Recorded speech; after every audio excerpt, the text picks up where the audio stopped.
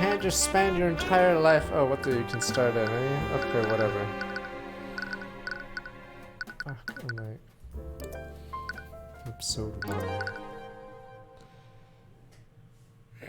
1. They only made 66% of the Kickstarter go. Oof.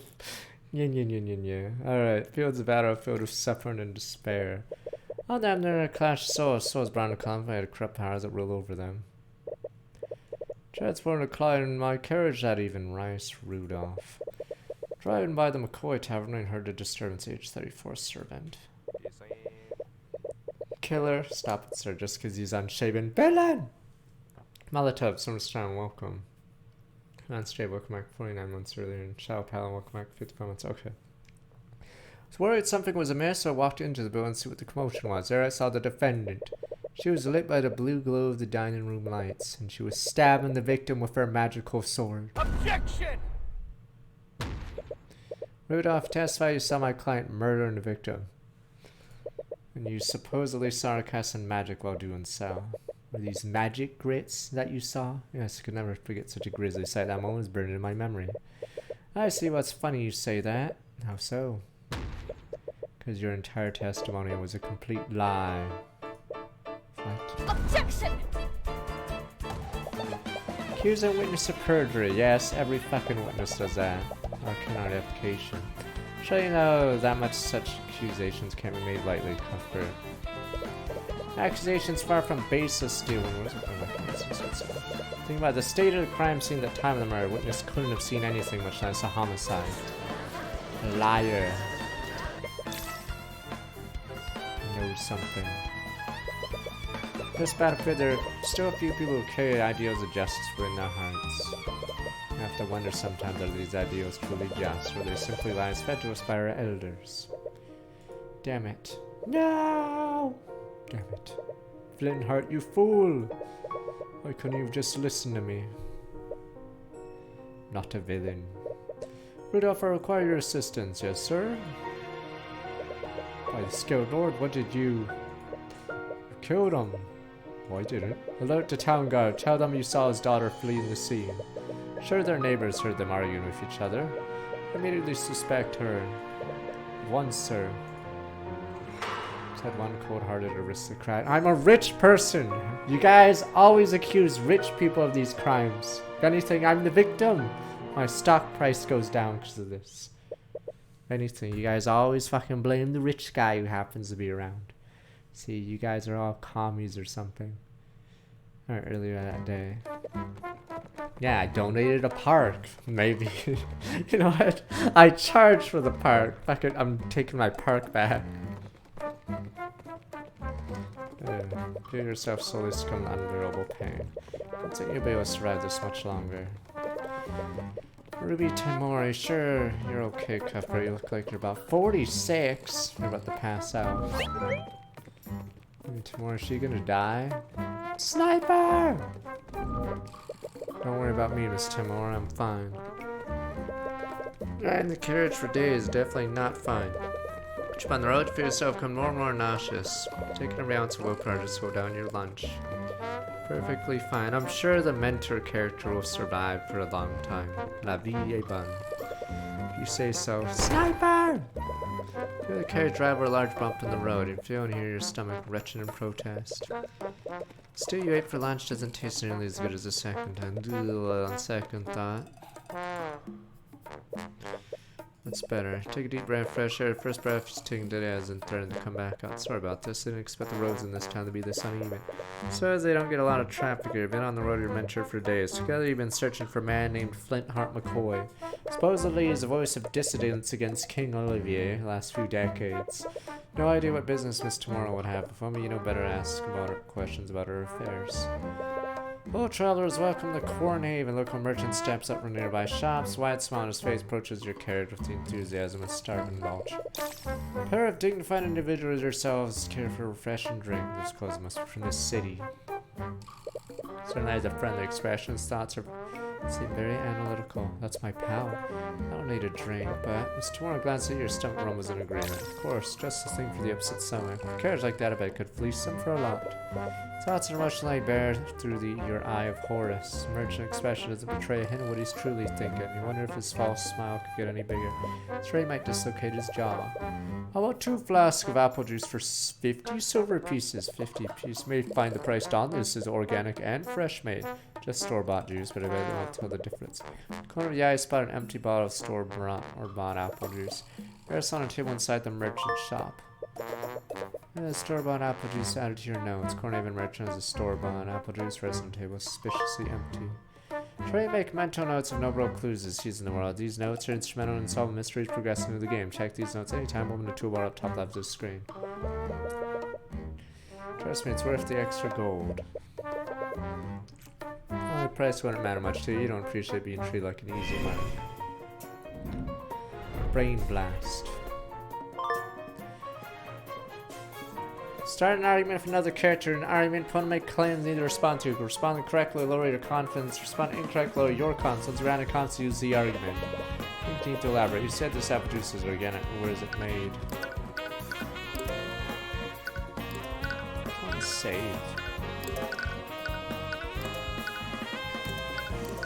Space. I think that's off. No.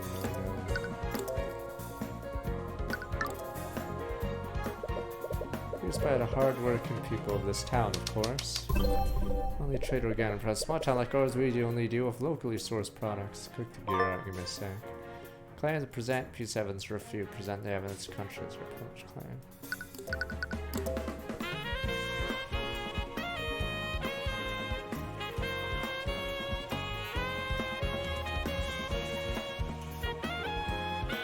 Yes.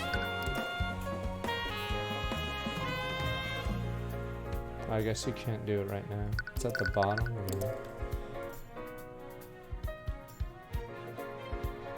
oh, that's the controller. Weird.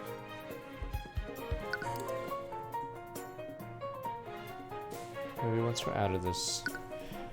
Present argument. Store-bought apple juice. Say that I see an empty bottle of store-bought juice inside your shop. Why do you have something like that? Only doing organic products. Oh, how did you that get here? Make no mistake, only at that because I wanted to see all my products compared out of the city. And let me tell you, mass-produced slop doesn't compare to my product. Obvious lies. Juice from my word from one author, and honestly, I'm offering a very good deal. Chirp and an argument. Certain clearly look at opponent's thoughts and emotions. Choose the correct response depending on the information seen. Logic. Choose this option if your opponent thought contradicts something in your notes. Tuition. Choose a thought contradicts your claim. Empathy. If the emotions contradict your claim.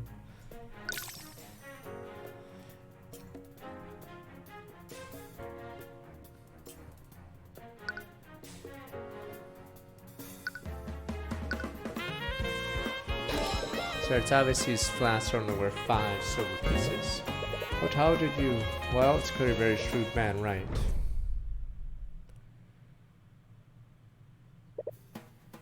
Child, brat. Oh, there we go, we can save now. Damn brat. Out of the corner I spot a child watching room fire. Her eyes are fixed on the flask of apple juice. How about 20 SP for 3 flasks? Of course, sir. Kingdom of Wyverngar. Staffed around 2,000 years by 7 archmages. It's so hard. It would be so hard to have like a statue like that. Not to mention the safety. 7-eye archmage. It would look impressive, but yes, I feel like it's a hazard. Kingdom is currently ruled by King Olivier the Wyverngar and the Maiden. This is of his nobility. I believe I will tell you our marvelous kingdom's land of prosperity and happiness. It is. La vie est bonne. How often did they ever do this? And also, I don't know if they put a wall to this side, right? Normally you don't do that, right? Because you just have your boats go there. Because it's like a waste of money, I guess, to wall off that side. Land where people share the wealth sucker provided by the kingdom's magic. But anything like this in years, thank you. They attack my boat. You have your boats. Damn you people. What if they have a banana boat? You have your own banana boats.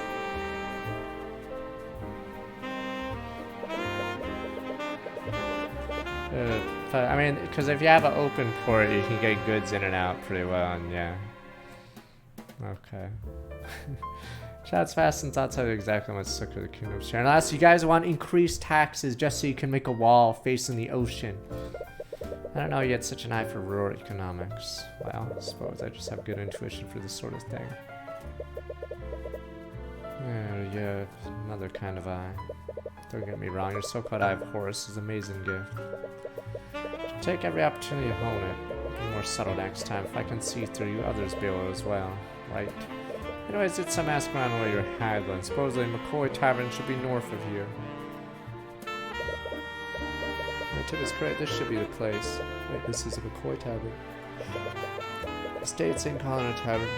It's pretty generous. Quite honored to believe this has a secret meeting place for dissidents. Now that you think about it, maybe that's the entire point. I've been shut down for years nowadays. Leonard uses those as rallies, though I do wonder how they've been keeping themselves afloat this long. Gruffman, he has eyes. Hey, you lot, McCoy Tavern's closed. Gruffman approaches the carriage as you step out of his eye. You, Miss Tamora, whatever. Clear look of contempt on his face. Take it, you're Flintheart McCoy. I am, what of it? Flintheart, unemployed, apprehensions. Serve not right ahead of time. Ruby Tamora, I want to speak with you. Ruby Tamora waits as all Ruby Tamora, any animosity initially apparently vanishes. Lets out a laugh as if we were meeting an old friend. Why didn't you say so? Come on, and didn't sound like him. Tamora, I suppose it makes sense. Both fight against the same enemy, I did in different ways. Enemies of the king, these two have to die now. Sorry about the mess, we haven't exactly been. Oh, anyways, what brings you here? 52. This is the guy that gets shot. Take it, you didn't journey at all this way to see my wrecked tavern. I'm here on behalf of a client. I have a proposition you might be interested in. Is there anywhere we could talk more privately? Sure, the kitchen is empty, wonderful Tyrion. Stay here while I speak with McCoy. What, don't you need my help? There's no need for that. There's no need for that. She's trying to make a deal with Flintheart. Easily read his thoughts, help her. Desperately want to object. She shoots you a stern look, causes you to freeze out. You slowly look away from her.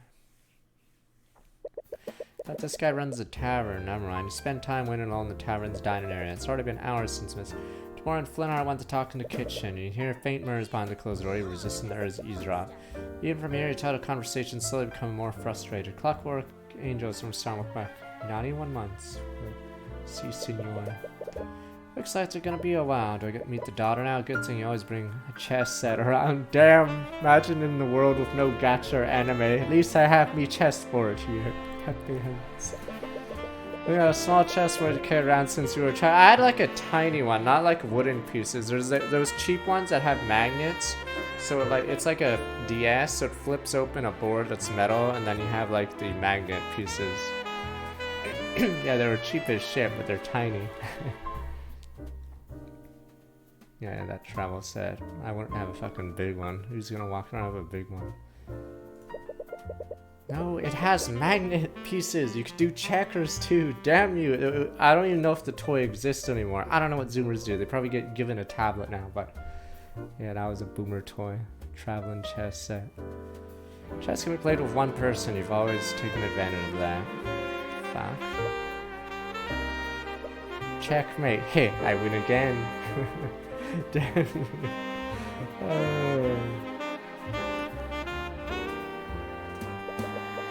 Went into yourself this time as black. Now it's cool what toys they have nowadays. They have the Oregon Trail little thing. It's like a little LED screen with it just mimics the game Oregon Trail, and then yeah.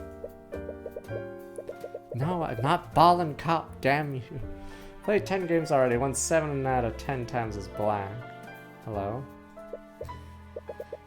Statistically, white's more likely to win. Unbeknownst to you, you're thinking out loud. Why am I feeling so much better when playing as black? Hello.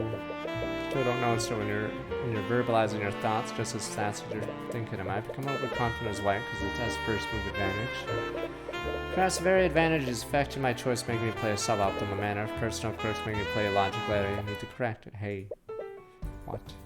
How long have you been standing there? About time you noticed me. I've been trying to get your attention for a while now. Oh, sorry. Do you know where my dad is? Dad, Bernard McCoy. I'm his daughter, Celeste, 19. What, transmutation's forbidden! It's forbidden! Witch. Merc. I'm not speaking of my mentor right now. I wanted to show them something. You know, when they'll be done. I don't know, I've been speaking in the kitchen for a while now. Your Flannar versus Miss Timora's voice getting louder, more frustrated. Celeste didn't seem to notice. Her eyes seemed to focus on your chessboard. This is chess already playing against someone. I'm playing against myself, actually. Oh, that's sad. At the hands feel a judgmental stare. Playing alone helps to do that new strategies.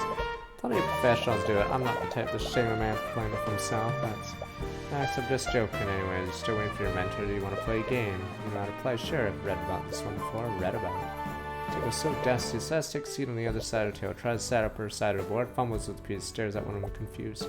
How to arrange these things again? Part of you regrets accepting her trying to be impolite back now. Here, I'll arrange it for you. Checkmate. Defeat her in 2 moves. Fools, mate. Perfect hands. Wait, what? Already? How did you do that? Decided against telling her what the name of the mate was. Rematch. I want a do-over. Sure, why not? It's not as if I have anything better to do.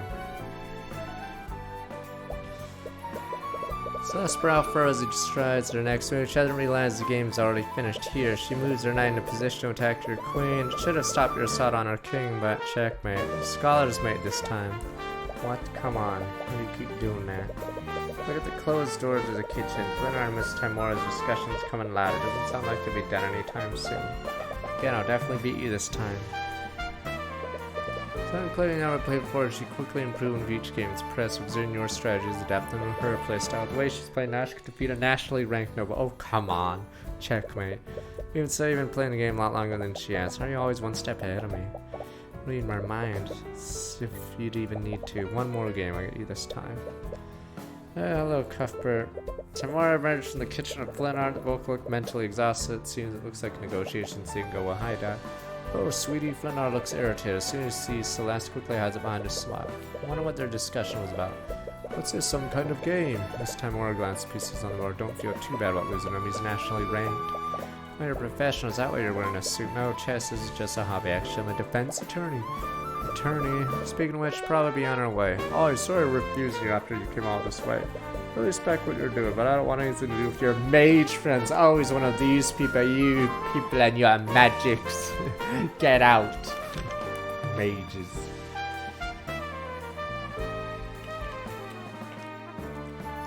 Yes, mages.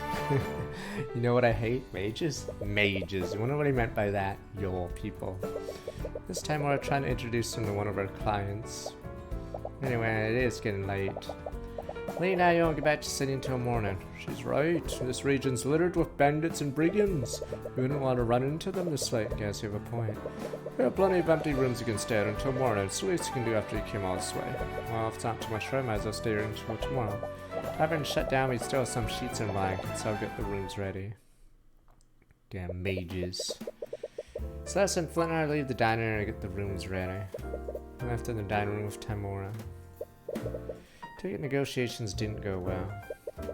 Didn't expect me so stubborn. I have no idea what that man has against mages. Get away from me! Mage. Well, there's one way to find out. Why are you being so secretive? This is a Flintheart's related to clients. It wasn't important. Your presence was not necessary. Such an obvious sight. I can't read a single thought from her mind. She said you to practice hiding her thoughts from the eye of horse. So as enthusiastically came back downstairs, she seemed to have noticed tension between you and Miss Timora. Yeah, sorted around. Your rooms are ready now, right? Thank you. Awkward silence hangs in the air and Miss Timora head upstairs. Reach up her hallway, see 2 rooms Celeste prepared for you. Timora stops before entering her room. You were playing chess with Flintheart's daughter earlier. Was she any good? Not at first. She got a lot better as we kept playing. Sorry for leaving you there, so I didn't expect our discussion to last that long. No, it's fine. It's better. We seem to enjoy playing against her. See, why I suppose you are at that age. No, it's not like that. It's just outside of tournaments, never get to play against another player. I only ever want to play shogi and smack. Shogi's clear spirits. Complete anarchy it is. It is. You bring fallen pieces back to life like some kind of necromancer. Adds depth, drop.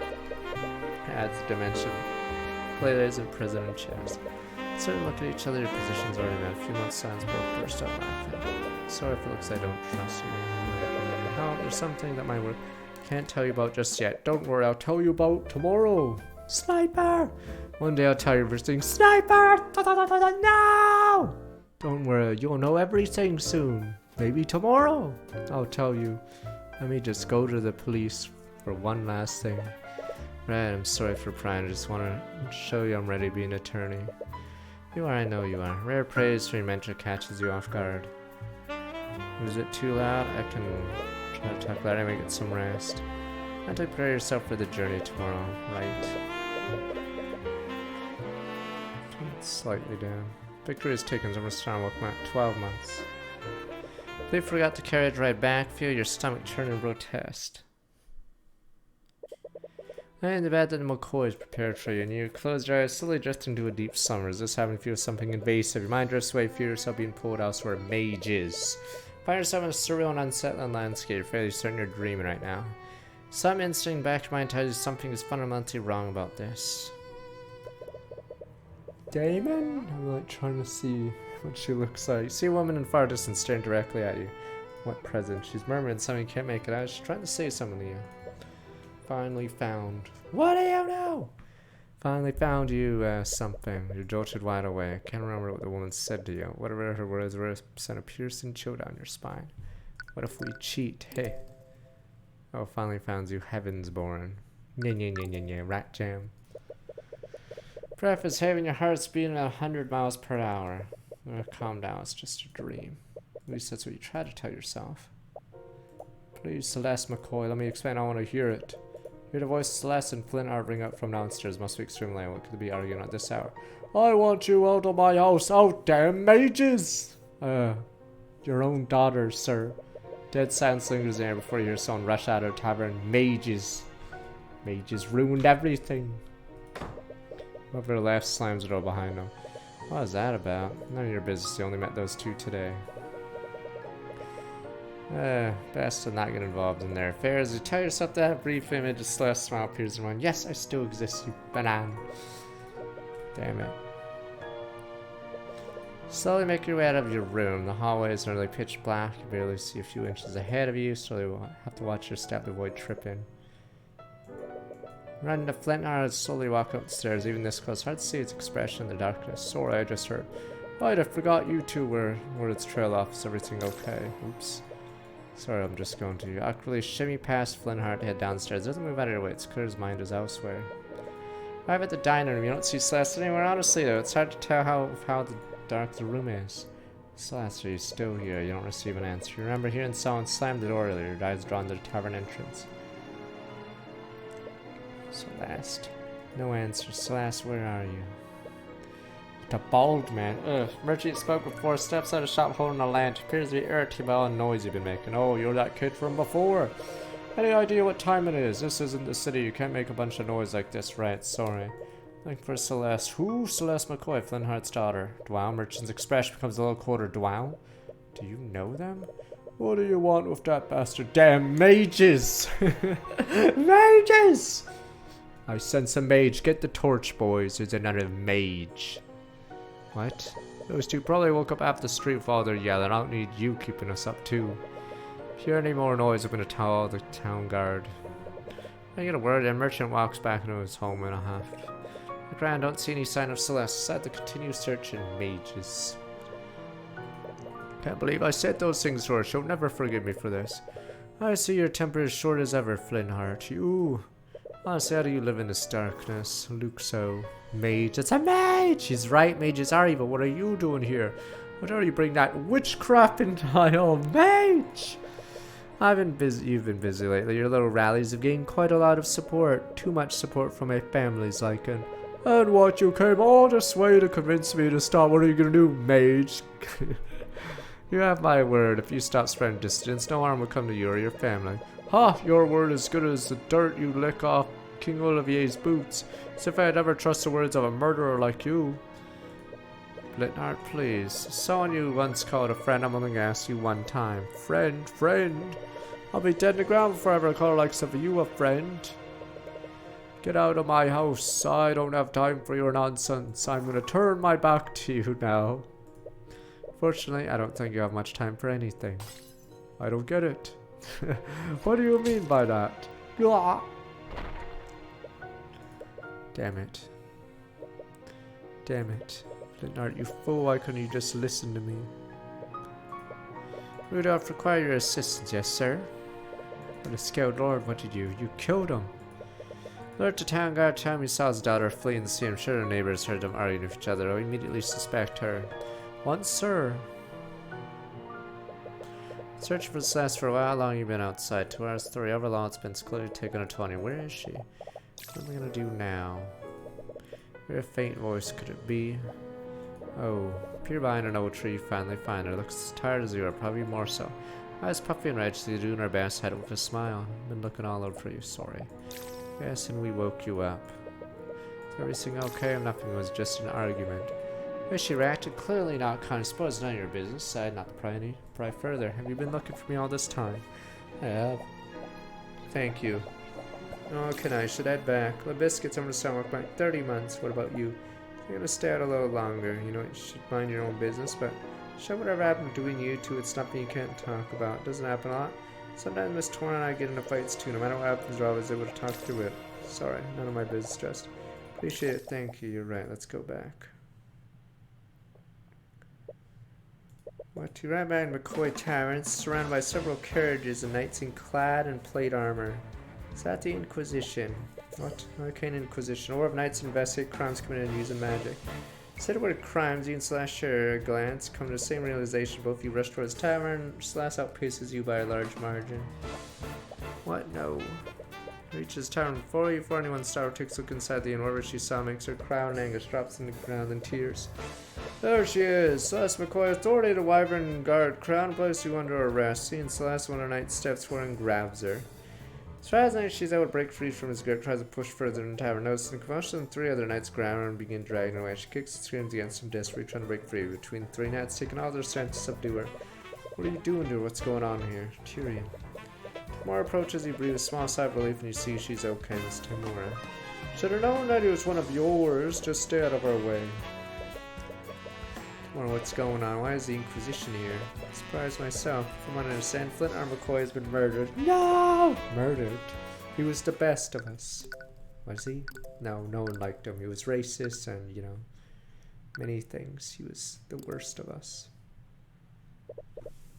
Following the Inquisition back to see where Celeste is being detained. According to Miss Timora, Celeste was prime suspect in Flintheart's murder. Suppose the nature of the crime or case would be pushed to trial immediately. Go, go, go, go, go! Go, go, go, go! Electric chair! Go, go, go! Many elements of the situation still don't make sense. The Inquisition only investigates crimes committed using magic. Why is Celeste their prime suspect? Could she be a mage? Mage! Damn mages. Ricker said, right to speak to an attorney. Anyways, find herself met with another hurdle, a very frustrating one. Yeah, well, we can't let you see her until she's been processed. Trial's in an hour. How has she not been processed yet? I don't know what to tell you, kid. I wish I could help as he eats this stupid banana. You don't need to use the I don't know what. That's a complete lie. I'm really planning on defending her. No, she can even afford a lawyer. I just can't stand here doing nothing. You saw them, didn't you? There's no way she'd murder her father like that. I know that look. I was saving this for a special occasion, but Attorney Runestone. As they take pictures of crime scenes and write notes telepathically, every attorney has one. It's like a badge for them. It says, Attorney's Runestone. If you're going to defend, you're going to need one. I begin to tear up. We wanted one of these ever since you were a child. Basically a badge of honor for attorneys. London. I cried, Cuthbert, sorry. Anyways, keep one thing in mind. You try to defend the Inquisition, is it going to fight you fairly? The court system only exists to create the illusion of justice. They hate people like us, do everything in their power to sabotage you. And you knew they'd try to get in your way. You didn't expect them to do this blatantly. Oh, what's all the noise? You're the knight from the tavern. That's Commander Orion White to you kids. 64. He's 1 year away from retirement. He's dead by the end of the game. Don't worry, I'll solve the case. One last time. I had a feeling tomorrow will be sniffing around this case. Didn't expect her to send the kid to do her dirty work. Commander, he says he wants to talk to the mage. And she's got a right to an attorney, doesn't she? Well, she hasn't been processed. Kind of why looks confused for a moment. Oh, what kind of bullshit you trying to pull? Let him through, you idiot. Yes, sir. Now he leads you through the halls of the dungeon. This isn't France. What's the retirement age in France now? Something about the cab looks extremely old and decrepit. Pick up negative emotions of the prisoners nearby. Angry, heavy, and almost crushing feeling. Always have to avoid crowded places because how sensitive you are to people's thoughts. Never felt this much concentrated despair before. My lawyer screwed me too. Why me too? It's you. Celeste is lying down in the cold 4-foot dungeon cells. Immediately gets up as soon as she sees you. What are you doing here? This time, Laura, tell me what happened to your father. I'm so sorry. I don't understand any of this. Why would someone do this? Why are they blaming me for it? Not sure about the details. Clearly there are elements of magic involved in what happens. Since they arrested you based on evidence, only conclude one thing. Celeste, you're a mage, aren't you? Oh, since hi anymore. Yes, I am. You have noble blood, damn nobles. Of course not. Why would you say that? Sorry, the ability to use magic is hereditary. Most mages tend to have some kind of noble blood, us nobles. Honestly, I don't like thinking about that. I'm the daughter of Jolene and Flintheart McCoy. That's all I need to know about myself. I'd best not to push matter for anyway. You're probably arrested because you're a mage. A lot of crimes committed using magic. You're the only mage around at the time. Is that seriously the only reason? I only know how to cast one spell. Our Arcane Inquisition doesn't care about the truth. They only care about closing their cases. So as the case is being pushed trial, you're going to be brought before a judge within the hour. What? No one told me anything. Damn, they weren't even planning on telling her. Have me, I'd like to be your defense counsel for the trial. I forgot you were an attorney. Would you really do that for me? With everything we've seen, I really can't stand by and do nothing. Part of the kingdom. Do we have a chance? It's hopeless. The last man, king, or guy won't let them do anything to you. What? Sorry, it's just something I have a habit of saying. Don't apologize. I appreciate you doing this. The entire situation is bittersweet for you. Because the Inquisition's delays, I haven't found any time to investigate the crime scene. You're confident before you begin the doubt whether or not you can really do this. Things happen so fast, feels unreal. I know you have to do this. The exact reason why you became a lawyer. No matter what happens, you'll acquit Celeste. It was a suicide. Case closed. Not guilty. Another suicide, sir. Courtroom, in a real courtroom. And the courtroom has taken a lot of wind out of your sails. You've never been here as an attorney before. You've only ever acted as this time or as assistant. On the prosecutor's bench is staring at you. Miss Tamora mentioned her before you went to see Celeste. What was her name again? You think it was Arya Steelwind.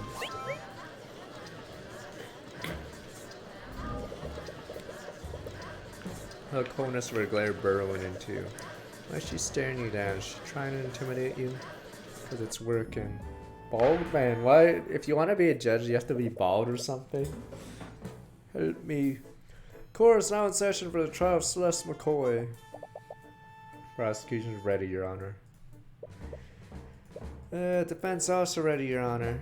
Doesn't necessarily sound very ready. Regardless, let's begin the proceedings. Prosecutor Steelwind, please. This is the charge. Defendant is Celeste with the magic? Magic! Defendant Celeste McCoy, mercenary for hire and registered mage. Did she just say mercenary? Yeah, I have to take up a job after my family's tavern was shut down. Oh, right. Not exactly the first occupation you choose. Charge of second-degree murder and negligent misuse of the arcane arts. Oh, I see. So there was magic involved. She's 80? Christ, he could be president. Let's see. A crime occurred within the McCoy Tavern local inn that was shut down years ago. Locals reported hearing a loud commotion coming from within the building. Hours later, a carriage driver was nearby, checked the disturbance. Oh, then he found the victim, defendant's sword still impaling his dead body. Inquisition provided an autopsy report and record of the sword. Died after being stabbed from behind with a magical blade. Fatal wound shows heavy traces of transmutation magic. Alleged murder weapon, sword, ornately designed sword, no magical properties. Yeah, dude is 80. What is the defendant's relationship with the victim? I see they share the same last name. Defendant's victim's daughter, but not by blood. Adopted in the family when she was an infant. Birth parents are currently unknown. I see. What an unfortunate turn of events. Begin. The prosecutors like to call Commander Orem White to the stand. State your name and occupation for the court. Name is Orem White, Commander of the Arcane Inquisition. Orem, could you please testify the details of the Inquisition's investigation? Yeah. We got a call late at night. Someone discovered a dead body inside the McCoy Tavern. When we arrived on the scene, found Flintheart McCoy dead on the floor. Defendant's sword was still inside of him. Case closed. It was a suicide. Seppuku is popular nowadays. Several witnesses who heard the victim and defendant a loud argument before the body was discovered. Their argument must have turned ugly because the defendant killed the victim using her magic sword. Isn't that really incriminating? One of her possessions, the murder weapon, is Cuthbert. May get into cross-examination. Open your mouth to respond. Nothing comes out. Can't think of anything to say. Everything's blank. Just Cuthbert? What are you doing? This is the part where you say something, right? I'm sorry, I don't. Anxiety's getting worse. Your breaths are becoming more and more desperate. You hyperventilating. What a disappointment. I'm gonna fight against the infamous Ruby Timora today. It's clear you don't even hold a candle to her. Your Honor, it's clear defense has nothing to say against prosecution's overwhelming evidence. Finn. Yep, case pretty open and shut. Let's go home by 5, gents. Oh wait. Game over. This is what's supposed to happen. Game over. Sorry, Tyrion, I couldn't acquit Frey. Not Frey, who? She was found guilty. Murder. No! What? But that means they're gonna execute her. Finn. No, not again. Game over. Seriously gonna let that happen again. Tyrion, sus, grab your shoulders, shake you out of your pen. I need to calm down, okay? It's calm, focus about the gravity situation. Look stern, not angry. Sorry for me for this. Just listen to me. You know what to do, right? Just do the same way you play chess. What? I don't know. You're just so calm and focused when we're playing before. No matter how close you got the beat in you, you always know how to stay calm and just channel that feeling, look in the pieces. Doesn't make sense. And yeah, Cream Scott's from Star Wars 25 months. Take one to focus, let everything else disappear in the world. Every statement he made, every word came out of his mouth, each of those possible weaknesses can attack. Every bullet movement can turn around. You need to consider every angle. Apologies, delay, Your Honor. Defense ready to begin. Cross-examine a witness. Very well. Here we go. Thank God that we're carefully examine every statement he made and find something that contradicts evidence in your notes once you find. To that, present the contradiction evidence, prove his testimony is false. Cross-examine. Examine each statement they find and contradict. Clue, spell, profile in your notes. Once you identify a false statement, click present. Present the contradicted evidence. Move forward. Oops. I don't know if I accidentally skipped it. Alright. Got a call late night, someone discovered a dead body. On the scene, found Flint, Hart, McCoy dead on the floor. Defendant sword still inside. A sort of witness who heard the victim and allowed argument for the body. Discovered press. How did he know it was my client, the victim, or Aryan? You were there, weren't you? Had to avert him too. Every witness we talked to knew it was them. Well. Your Honor, clear defense playing devil's advocate. Even he should have recognized their voices. Well, you got you there. Or he must have turned ugly. Defendant killed the victim using her magic sword. I'm assuming it's because he was hit from the back. That's conjecture. Weren't there plenty of people around who could have committed the crime? That tavern had been closed for years. Defendant, victim, Ruby Timora were the only ones there before body was discovered. Plus, the murder weapon definitely belonged to her. What's given Miss Timora didn't do? It's hard to prove that someone else was at the crime, so you cannot feel there's something off what you just said. Shouldn't have paid so much for our testimony straightforward and make this easier. Assume McCoy is innocent. There's a flaw in his logic. You need to compare every statement with your notes. Once you found present evidence. Alright, boom, boom, boom.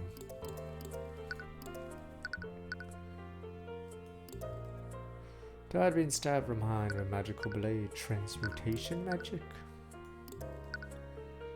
Objection! I'm gonna clear out oops, P7. Oops, that's failure. Proves anything, I guess. Right. What the? Wait, my oh, I don't lose power.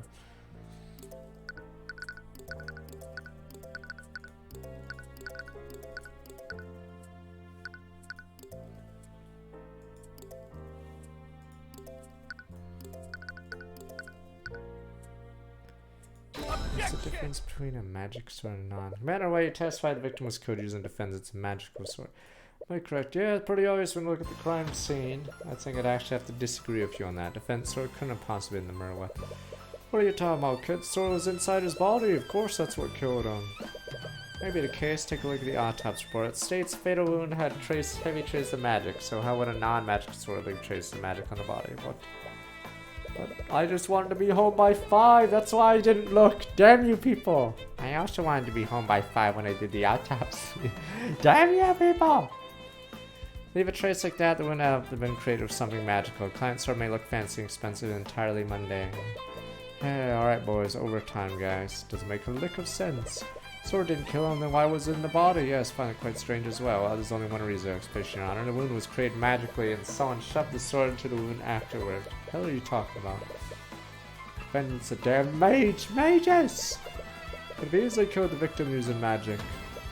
Maybe, Commander, why would she kill the victim using magic then stab with the sword? She would be incriminating herself. Mages lie a lot! Who knows what mages know? Many serious events proves one thing. Someone used magic to kill it. And they pushed my client's sword into the wound the framer. Don't get ahead of yourself. What?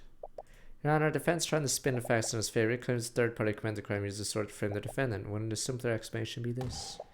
Magic was being channeled through the sword at the time of death. That is what left magical trace on the body. Commander, please start defense how the murder was committed using magic. What? Alright. I think I see where you're going with this. True, the sword itself isn't magical. Magic can still be channeled through it. Defendant over there, her spell compendium has a spell called Mage Blade. Must have used that on her sword before stabbing the victim. The spell is the reason why there were traces of transmutation magic on the wound, not spell magic. Spell compendium contains a spell called Mage Blade. Spell compendium magical device lists every spell a mage can cast. Luckily, Celeste compendium only contains one spell, means you can only cast one spell.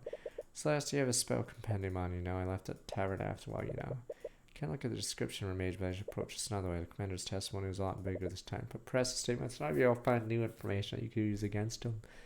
Not Mage Blade.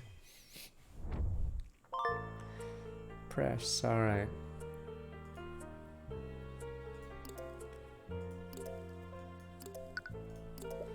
Mage Blade? It's a transmutation that sharpens my sword. Usually when I need to cut through an enemy's plate armor. More stress from stone back 59 months ago. You finished it. So you didn't realize she led such a lethal lifestyle. Anyway, it wouldn't be excessive for the defendant to use a spell like that on a victim. He wasn't wearing any kind of armor at the time of death. The victim and the defendant were in an intense argument. Perhaps she used the spell in a fit of rage. It was a crime of passion after all. That theory is a little far-fetched. You need hard evidence to disprove it. Press. She used a spell like that wouldn't have created traces of magic on the ground. How so? Well, let's say follow prosecution theory. I mean, the victim fell to the ground, the sword still inside him. At this point, Mage Blade would still be active, right? It would definitely have a magical trace on it after making physical contact with it. We're already way ahead of you. Our people scanned the crime scene. Found traces of transmutation magic right on the body, just like you said.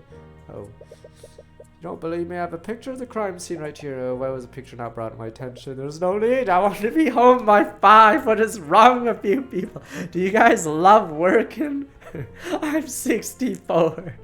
I just want to go home. You 20-something people. Damn you people, I just want to go home. Entire case is open and shut. Picture of Flint McCoy after he was murdered, alright. Seen pictures of death before. It feels different now. The body is so new. Traces of magic on the ground. Shape's a little weird, isn't it? What was that just now? I just wanted to go home. Damn you people. Damn young people and them wanted to look at the facts.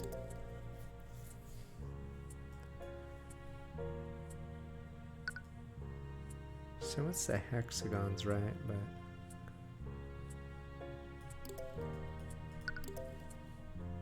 oh fuck.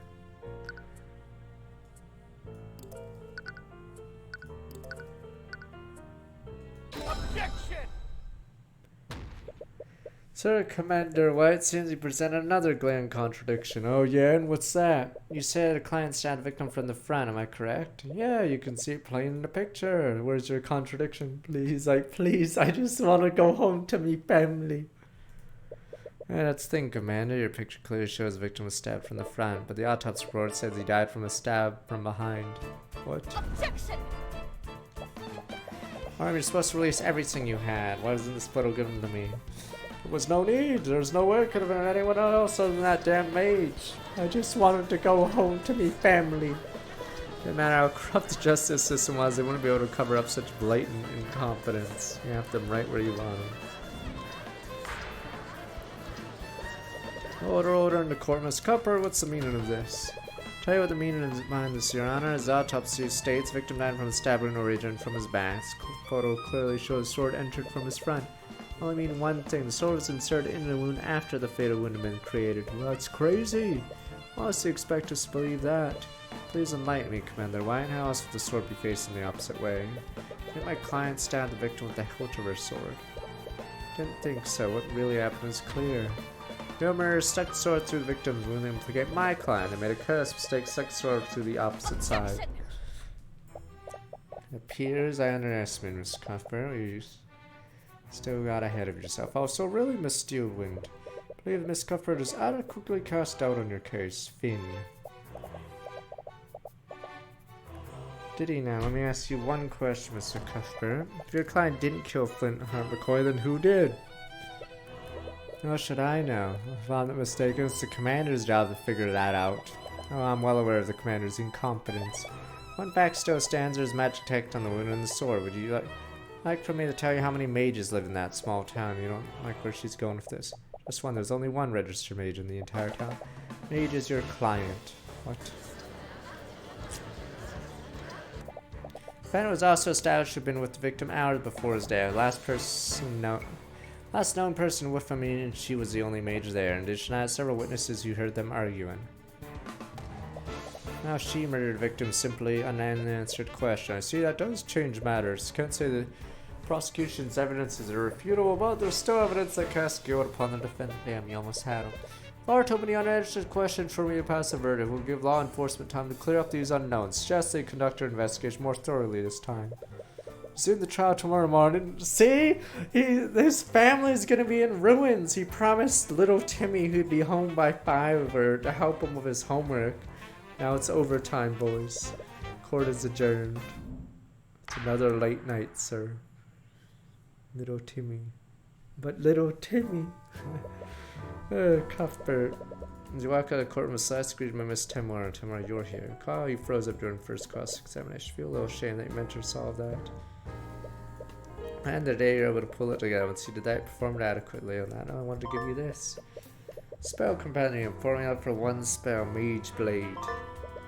Duration of spell: edges of the object, usually blade, can be unnaturally sharp, make it more effective at slashing through tough material. Under effects, the spell object emits a yellow radiant glow. Target object must be no larger than 5 feet cube, not a 5 feet cube. Citation Arcane. 1 minute duration, concentration. Damn Mage Blade. My spell companion was selected from the diner before the Inquisition ran. I thought it'd be best for you to have it. This is your spell companion. Only has one spell, Mage Blade. It means the prosecution has to prove Celeste to use that specific spell. Strict how they approach the case gives you his edge over them. Prosecutors really something else. I mean, prosecutors still win. Remember, ripping glare gives you chills just thinking about it. You wouldn't even know it. It was also her first trial, really. Thought her inexperience would make for a good first opponent. Girl, she's a natural in the courtroom. Makes me wonder why a steel wind would choose to become an attorney in the first place. What do you mean? Steel winds are a powerful noble house. As noble families are one of the few who answer directly to the king. Most members of the house take high-ranking positions in the kingdom's military. It's strange she chose to become a prosecutor despite that steel wind. I feel like I've heard it somewhere before. In any case, best you focus on the trial. After about a day until court resumes, right? Now I have time. I'd like to ask questions. So last night about that argument you had with your father. Oh. See the bailiff staring dagger at Celeste. Looks like they're waiting to take her back to her cell. Whatever questions if you have for her, we'll have to wait. Probably go. Celeste walks away while avoiding eye contact with you, bringing up her argument. Flint may have struck a nerve. I'll use this opportunity to investigate the crime scene. I wouldn't be surprised if Inquisition missed something. But I just wanted to go home early. Utterly embarrassing today. Don't expect to make the same mistake twice, right? Still a lot of things you don't know about. As much as I hate to admit, skills, addiction, far suppressed mind. Anyone figure out what really happened last night? It's you. But I just wanted to go home for dinner tonight. It's another late night, gents. Right back in the McCoy Tower, looking for the Inquisition set up a teleportation circuit for use. That circuit magically teleport between the capital and crime scene almost instantaneously. Definitely miles better than having to travel by carriage. It's you. What are you doing here? Commander White takes notice of you as they enter town. Looks like she's working with Team Knights to investigate the crime scene. Defense attorney in this case has much right to investigate the crime scene as you do. Yeah, whatever. Remember, I got my eye on you, kid. Alright, let me be right back real fast. Maybe he does. Alright. Alright, let me be right back. Is Gumshoe in the Miles Edgeworth investigations too? Because he doesn't show up in the DLC of number 5 or 6 or whatever it was. Alright, be right back.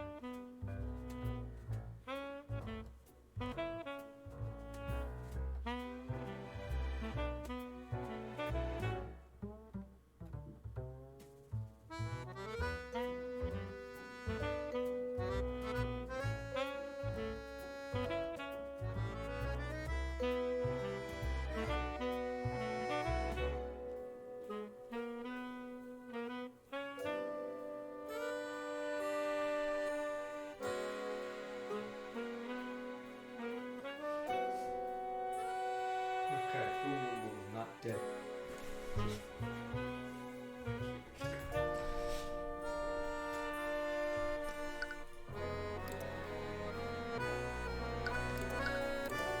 Questions. Why don't I ask a question about the case? As if I'd help the likes of you. Saw who your boss is, know what you're up to. That witch probably sent you to con me. I'm just looking for info. Likely started to cooperate before when we let you see Celeste. Why is he being stubborn now? Is he angry that you embarrassed him in court? In any case, won't get anywhere at the cert. Want us help? We need to persuade him to an argument. Helps prepare for a start an argument zone. Talk to Orem or present items, build a psychological profile for him. Successfully fill the profile gauge. See more information during any arguments against them. Present me badge. What do you think about this? Oh, I don't know what you're saying. Not what to say about that. You suck. Inquisition lit some candles. Magical lamp right there. Wonder why they're not using those instead. Baldur's Gate 3 will be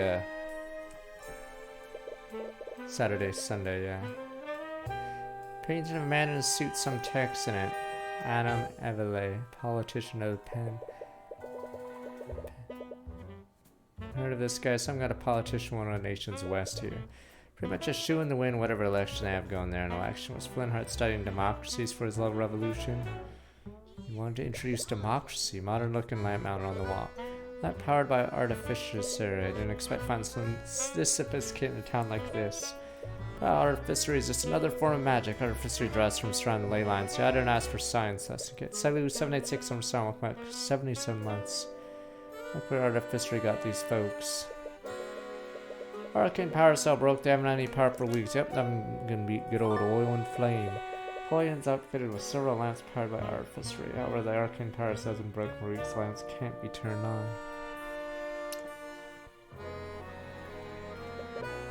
Painting of a mage, and there's some text to it. Samara Daglian, a legendary practitioner of the arcane arts, mysteriously disappeared one day. Remember, he was developing a formula for a new transmutation spell. However, he was reckless and cast a spell. Daglian quickly lost control of his magic. His body was never found. Many speculate that he didn't actually die during the accident. If it's true, where did he end up? Mages. Sounds like a cautionary tale against using magic. Explain why Flintheart keeps it in its tavern. It's forbidden. See, the council forbids. You guys would use magic. Broken bottom on the floor, shattered close to the chalk outline on the body. Label has the words of lotus juice on it. Never heard of the brand before, must be foreign. Shattered man's lotus juice. Chalk outline of a person on the ground of the tavern. Probably where Flintheart died. Outline matches the picture that the Inquisition took. Nothing seems out of place here.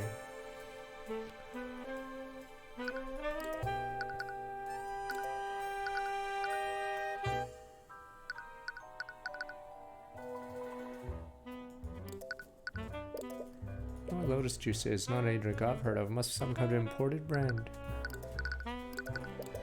Place without power for a week. Wonder if there's any information for using candles to keep place like why you can't rely on magic.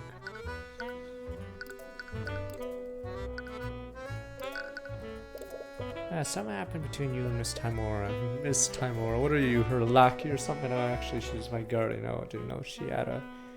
Okay, I don't know what to do between you two. Nothing good will come with associating for this. About rumors, isn't it?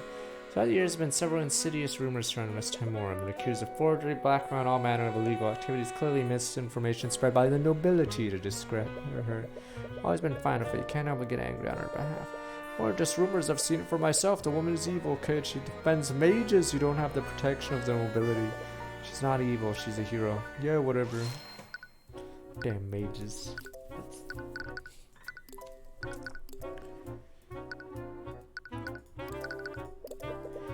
prosecutor Steele went's first trial. She must be pretty talented if that's true. Pain in my ass is what she is. Damn noble comes in here telling me how to do my job. Honestly, I have no idea what she's even doing in this line of work. She's a mage from a noble house, isn't she? Must be a pretty powerful mage. Ha, powerful is an understatement. I think one of the Steel Wents could turn this entire town into a glass crater. What? There's no way that's true, right? Mages. They're dangerous. What do you think about this? That was him. Me? Never knew Timur had a kid. Why I've never seen you before. I tend to stay inside a lot. Child, you couldn't control the eye of Horus that well. Hearing the myriad thoughts from a large crowd tend to be overwhelming for you. I've only ever seen her as a ruthless lord. It's hard to imagine a woman like that taking care of a kid.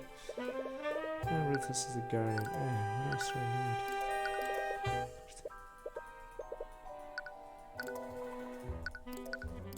Oh, there's other stuff, I guess.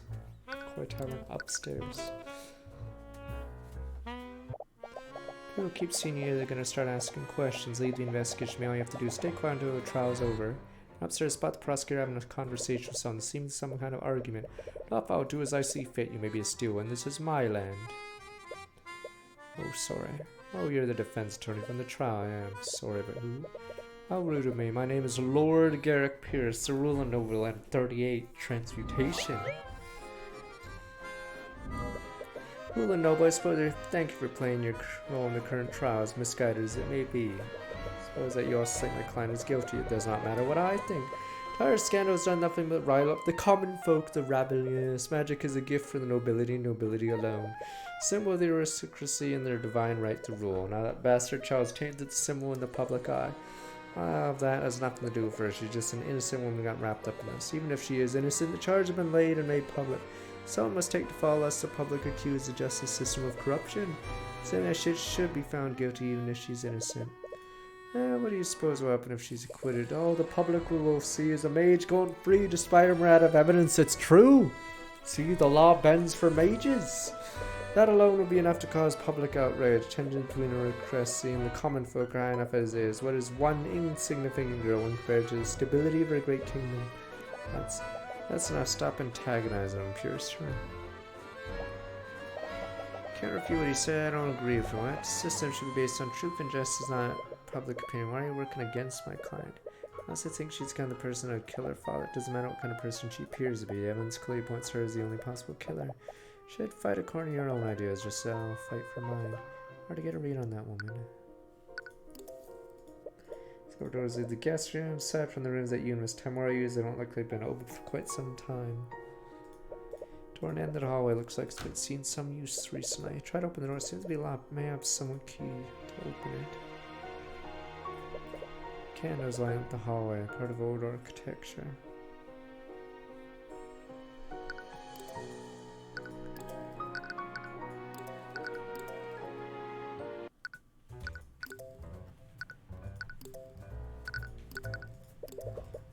Nope.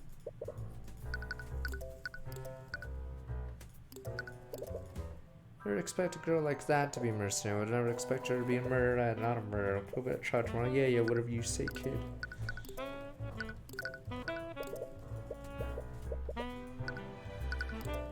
Oh. Mages, the Inquisition. So what does the Arcane Inquisition do exactly?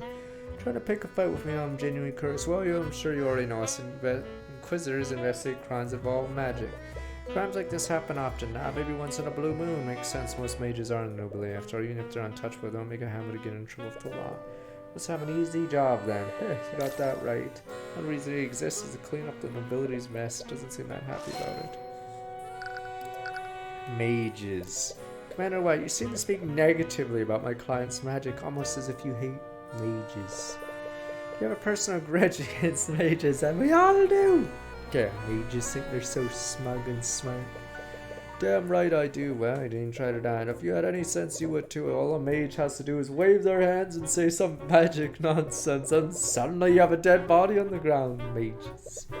Don't get me started on mage blight. If some noble uses their magic too much, they end up snapping and go on a rampage. This is going too far. Why join the Inquisition? We hate mages so much. It's trying the fact that my job to sweep nobility's crimes under the rug. Sorry, I didn't mean to insinuate. Hope you have the right of it. Anytime a noble's involved in the case, I'm ordered to look the other way. You don't seem very happy to do that. Why you stay in this line of work? Because every once in a while I'm allowed to put a criminal mage behind bars. Can't go after the nobles, but any other mage is fair. Go! The system works! Go! Damn non-nobility mages. At least they were before your boss showed up. I see, something against Mr. Moore. Psychological profile is complete. Is that a mage caused a crime, man? The mage isn't a rich person, sir. Go! It's a poor person! I have to ask, something happened to you, you and Miss Timor. Oh, Miss Timor, what are you like? I was like, oh, this is the same dialogue as that presenter. Okay.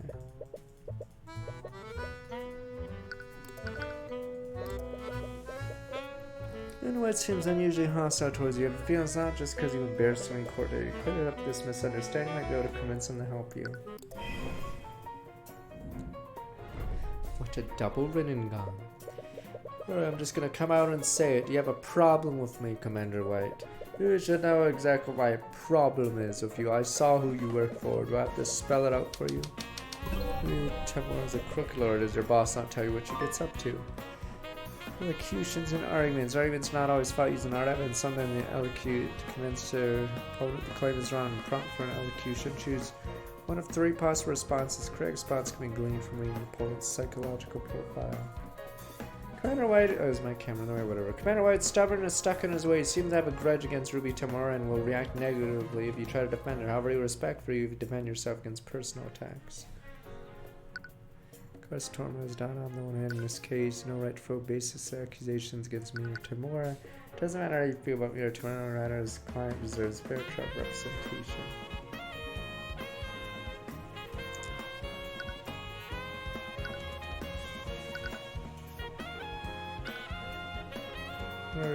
What Miss Timor has done on one hand in this case. Our problems after her, they have nothing to do with me. Doesn't change the fact that you work for. I've seen with that woman do all kinds of shady shit in the case of work. Forgery, bribery, blackmail, you name it. You're just another crook. But you're the same as success for the devil of defense attorneys.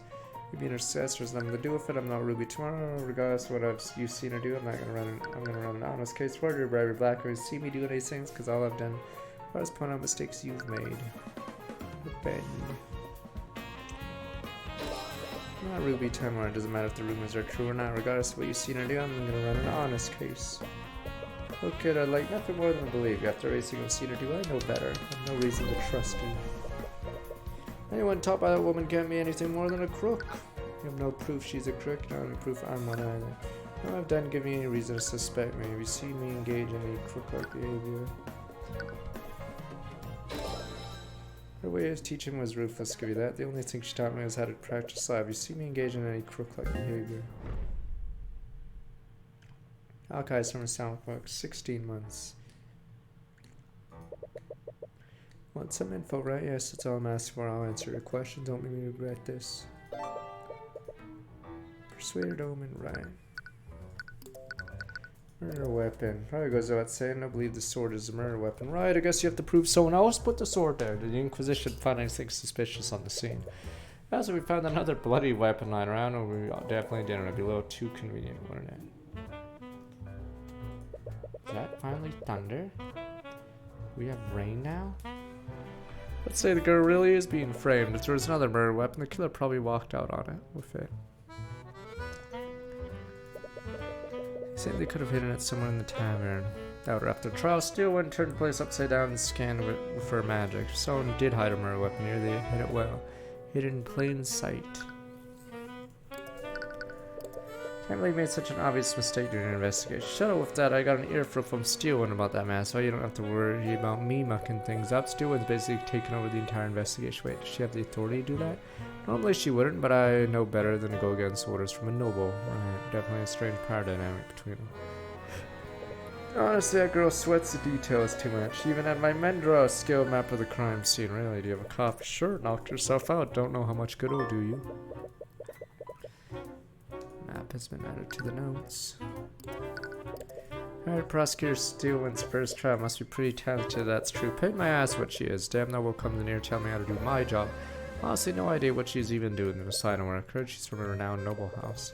She's a pretty powerful mage. Powerful is an understatement. Steel winds that came before her could turn this entire town into a glass crater. What? There's no way it's true, right? You found everything you can here, but what does that all mean? There's no murder weapon to be found. There's no obvious evidence of a person on the scene. Okay, you got quiet all of a sudden. Alright, just focus. Close your eyes, let everything else disappear from the world. What up, brain mouse? You listening? There's no clear evidence pointing to another killer. There is, however, evidence pointing out Flintheart moved before his death. What? Can we tell about how Flintheart died? No blood trail leading to or from the body. What does the implied location of Flintheart's death?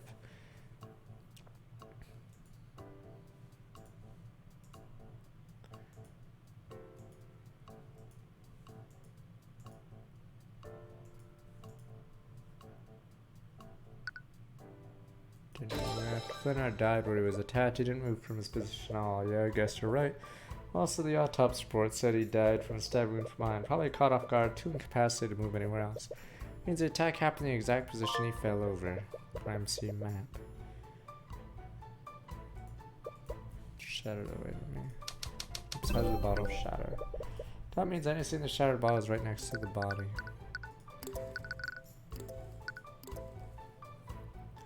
Doot.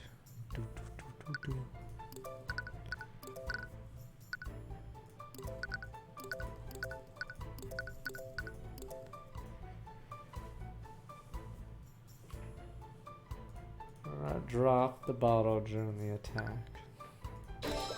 Leonard dropped the bottle when he was attacked. From that infer he was holding it before he was attacked. What's so strange about one bottle, though? It may seem like an insignificant detail, but that detail can help me infer other events what happened during the murder. Right? Also, the fact our artificial lights were out. Were these candles here when we arrived at the crime scene? Right? No, we had the lights on so we could see the crime scene properly. I thought it was weird too. The girl and her father must have had an argument in pitch black darkness. What can we infer about the state of the crime scene? Didn't light any candles make up for the broken lights. Crime scene had no lighting during the murder. Candles were lit by because the chance it can't investigate the murder. Oops, fuck, I meant during. Seems stranger, okay. There we go. Crime scene had no lighting during the murder. Coin, yada yada. Broken power cells updated. Argument in hat Celeste had with Flintheart must have been spontaneous. They weren't planning to have a conversation in this room. In this darkness, Flintheart wouldn't have a lot of visibility. Stab her mind probably didn't see. Clearly surprised, probably too much shock to run away. Also, the bottom may seem insignificant. He was holding it when he was attacked. Maybe he was pouring a drink for himself. Maybe it was for a visitor. Either way, the assailant must have been unseen by Flintheart kid.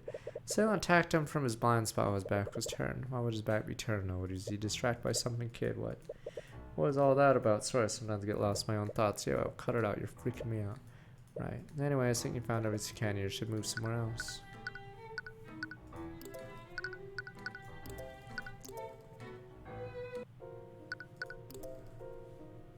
Nothing else here. Meme answers don't do anything, I think.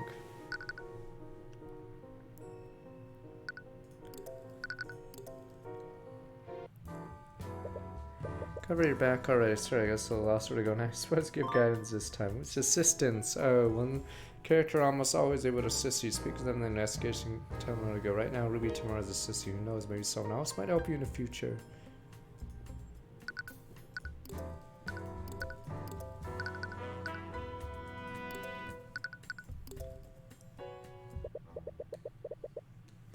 Turn itself Celeste kept in. Balsamic despair near fills your mind with a horrendous stench. Best to ignore the emotions of the other prisoners. You haven't had much practice blocking out this many people. As you arrive, see Celeste huddled in a corner. Sees her downward scenes left only for a moment. Oh, hi, Mr. Cuthbert. No need to address me so formally. Call me Tyrion. Alright. Oh, the music was like creeping me out from my left ear. Anyway, I came in and asked some questions about the case. Right. Good trial. Sorry for freezing up like that. I almost lost this trial. Now there's no need to apologize. You did great. It was only thanks to her. If she hadn't caught you down, who knows what might have happened. So I don't understand though. Why were there traces of magic on my dad's body? Right? Trace magic on the sword and body. Magical trace particles magic residue left behind when a mage casts a spell. They only linger around 48 hours because in the rough timeline land and where the spells count. So you cast Mage Blade on the sword that day. I did. Usually cast it when I train in the morning, so I thought it was tracing the sword at least. Trace on my sword leave magical trace on my dad's body. No magical trace can't be moved around physically. This power to leave a trace has to be active when the physical contact is made. Well, what does that mean then? Whatever code your father had to train the mutations by active at the time. Magical trace on your sword was an unlucky coincidence. Can't believe this. Tell me more about your father. Sorry, it must be difficult after tracing that's happened. No, it's okay. It helps. I'll try my best to answer your questions. Were you too close? I'm sure you noticed by now I was adopted by him and my mom. Even though I don't have their blood, they treated me as if I did. Loved me from all my heart until what? Does he have something to do with the argument they had? Sorry to say, I could hear your argument from my room that night. I could tell you what happened. As long as I remember, my dad has hated mages. I'm not sure why I even mentioned magic around him. He'd fly into a rage. Hid my magic from my family. Well, why even learn magic in the first place? If you really wanted to, you could have gone your whole life without using it. Ever since our tavern closed, my family's in a bit of a lot of debt. I decided to become a mercenary and use magic to enhance my ability to fight. Most mages are under nobility. People pay a lot for a cell sword you can use magic. That's why she's a mercenary. Learn magic, support her family as a mercenary. Apparently many people pay extra for a mercenary to use magic. But I know now learning magic was the biggest mistake I ever made. On that night, my dad found my spell compendium. When he confronted me about it, he finally came clean him. That's when he flew into another one of his rages. Shouted at me, told me I betrayed him and his family. So I can't imagine how much this felt. I searched every bit of it. I knew how much he hated magic and used it anyway. Showed me so much love and I threw it all away. Don't say it. I'm sure he loved me. See in his eyes, he hated me. I didn't feel a sharp pain in your chest. See that thought. It was weak. Locked door. Locked room in the tavern, very end of the hallway upstairs. The Inquisition probably searched already. I wanted to investigate to make sure. Locked room in the end of the hallway. I think that's my room. You think know how I could get in there? Only room in the tavern I haven't investigated. Feel suspicious case from Celeste. What's that look for? No, Laura, I'm not going to do anything weird. So you're right. Here, you can use this key to get inside. That was easy. So long, peace.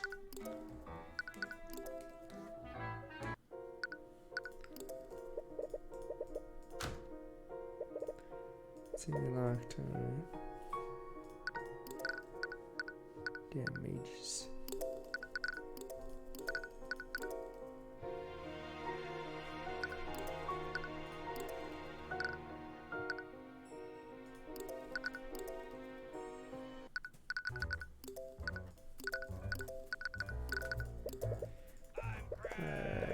Did I do something wrong? Oh, what the? Oh, I unlocked it and then you move like this. Salvation tea, someone's thrown back 2 months. Use the key to enter Celeste's room. You're startled when you know someone else already inside. What does a tavern wench? Already told you knights everything I know. Tavern wench! What more do you? Oh, aren't you Celeste's attorney? Who are you? Oh, voodoo me. Jolene McQuine, Celeste's mother, unemployed, 46. It's a trial this morning. Can't thank you enough for everything you've done for my daughters. Celeste's mother. I might be able to tell you more about Flynn Art. But Dad, do you mind if I ask you questions for my investigation? Of course I'll do anything I can help. We have Lonner, do not look. We have Lonner, Flynn Art McCoy. You tell me why your husband hated mages so much. I understand most people dislike nobility and associate magic with them. On that night he was a bit furious at Celeste, specifically because she was a mage. I must have talked to Celeste, who wasn't there when the argument happened. I only imagine what he said to her. This Gatsby, some star, 82 months. Lonner, damn you, Lonner. You know what happened to him? Why does he hate magic so much? Celeste doesn't know about this, but years ago, Flynn Hart had a sister named Effie. When they were all children, we were friends with a boy named Garrick Pierce. Sniper Mage! He was the son of the ruling noble at the time. Garrick Pierce and the nobleman, speaking of Steelwinder, and all inseparable at the time. He'd always sting in the town to play with us against his family's wishes. Probably weren't too happy about that. Quite rebellious back then. Different person now. Everything changed when Garrick began learning how to use magic. One day we were playing together and wanted to show off the spells he learned. He was told not to use his magic by the instructor. He was too excited. Began casting his spell, something went horribly wrong. Lost control of his magic and fatally wounded Effie. Tried bringing her back down, by that time it was too late. She was already gone. Sir must have been traumatized from all of you. Next day, the Arcane Inquisition came to investigate what happened. House Pierce used their connections to cover up what happened. He even threatened Glenart's family to keep him quiet. That official story is Effie had been mauled by a wolf. Not surprising. Nobility seldom take responsibility for actions, even for a mistake like that. Died during an accident, Garrick Pierce. Ever since then, he hated magic and mages who wielded it. Things have been changing, Flynn, after I began speaking out against nobility. Eventually, he started hosting rallies in this very tavern. Each night, more and more people began listening to his words, joining his cause. When did this happen? Like, what? How old were they? Has he been doing this for like 40 years? When people had gone under his banner, it was terrifying. He even talked about outright revolution against the kingdom. He spent was something good out of the way to kill him. He knew how much danger he's put himself in. No matter how hard I tried, couldn't convince him of. His attitude didn't even begin to change until we adopted Celeste. Celeste. Tell me more about Celeste. How did she become part of your family? Many years ago, when the McCoy Tavern was still open. Her closing one night, found the baby with white hair abandoned in the dining area. Waited weeks for her parents to come by. No one came by looking for her. The baby was Celeste. Yes, Flynn and I always wanted a child. Thought that Celeste might have been a gift from the skill board. One day I saw Celeste practice her magic. That's when I realized someone from the nobility must have abandoned her at her end. Didn't care though. I loved her all the time. I'm sure Flynn and I did too. I knew she was a maid all this time. I did. I haven't known her very long, but she's a terrible liar. Flinner must have noticed too. I think he didn't want to believe it. My fault should have forced him to see the truth. Celeste earlier, she thinks that her father hated her because she was a maid. There's no way she could ever feel that way. He loved her more than anything in the world. No matter what he said to her that night, nothing would change that. Seeing them together, I figured as much. Celeste was the world to him. When we adopted her, his first time in decades, seen him so genuinely happy. Must have been really close, more than anything. You want to hear his story. Celeste had returned from her trial. She wouldn't stop talking about this foreign drink she loved. I think it was called Lotus Juice or something strange like that. Well, Flynn did everything he could to have it shipped here. He called in a bunch of favors from his revolutionary friends. In the end, he was only gave a single bottle of it. Really that rare, yes. Wouldn't be surprised if the only bottle of Lotus Juice in the region. Lotus Juice, this is the bottle Flynn brought. Short picture of the shattered bottle he found next to the body. It is. Oh no, he's gonna surprise her with it. Found the broken pieces next to Flynn Hart's. Well, I found them in the diner. That's strange.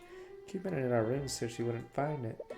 When was the last time you saw it? Right before I left for the house at night. It was right before their big argument. It wasn't just laying around at the bar. I decided to retrieve it after the argument. I think you investigated everything you can for now. One thing you need to do. Ready? Last conversation with Celeste. You evade the booba lady. Oops.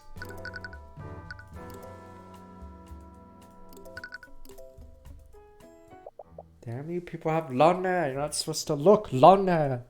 Damn you, long hair. How do you forget something? Actually, one last thing I wanted to talk about. Oh, earlier you said something I can't let go. You said your father died hating you. After everything I heard about it, I don't think that's true. Father loved you, Celeste, even in his final months, desperately wanted to reach her. Keeps believing he hated her, thought it would eat away the rest of her life. You know that better than anyone.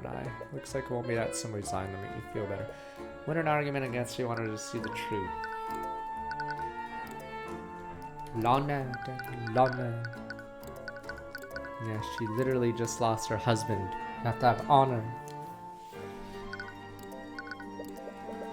Celeste believes her father died hating her. After seeing them together in money, you know it can't possibly be true. You convince her of that.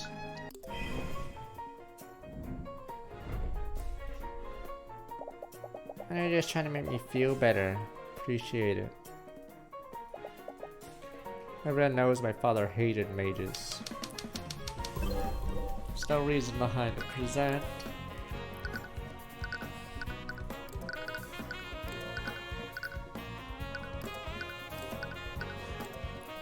Hated magic. Oh, that's my place. Say this reason your father hated magic so much. What? Flynn was child. He had a younger sister who was tragically killed by a mage decades ago, and he's been leading this revolution for decades. Why I had such immense hatred for magic? I never knew. Doesn't change anything. It's all more reason to have hated me. Selfish of me to learn magic. Knew how much he hated magic. Still learned to use it anyway. Magic killed its only love. No wonder he was furious. You didn't learn magic benefit yourself, did you? You learned it to save your family after your tavern was shut down. That's good for Celeste. Did everything you could to help your family. I'm sure your father recognized that. Shut up. But shut up, stop it. Yamaro. Boulder she has is breaking down. You weren't there, you didn't hear what he said during his final moments. You could think of how I betrayed him. Seeing his eyes, no way he'd ever forgive me. Take a look at this picture, Celeste. What a shattered bottle. Wait, is that a bottle of Lotus Juice? You know where I found this? On the floor in your family's inn. What? That can't be true. Tried to find it here. No one sells it in my regard. Your father knew how much you loved this drink. Called in quite a few favors just so you can import it for you. What? He did that. Father didn't hate you, Celeste. Loved you more than anything. That doesn't change anything. He did it all for me. It was before he knew about my secret. I'm sure you never would have done that even if he knew the truth. That's not true at all. What how do you know about him? Barely even knew him. How could you possibly know how he felt, man? Don't you think I want to believe he still loved me before he died? I know the truth. No way I could ever forget what I did.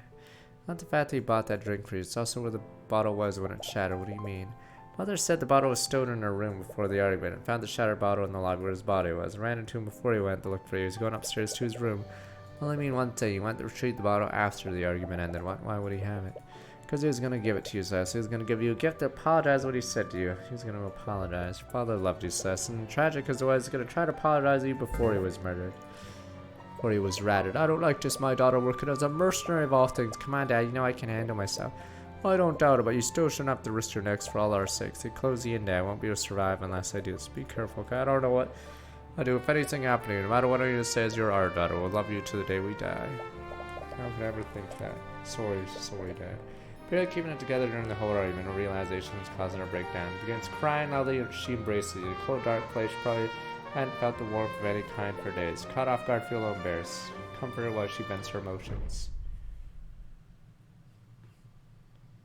They adopted her, damn you, because she was probably barren or something. Feeling better, I'm okay now. Thinking such horrible things this entire time. Looks like you gives you a warm smile. Probably the first time you've seen her gently smile since the whole ordeal started. Thank you.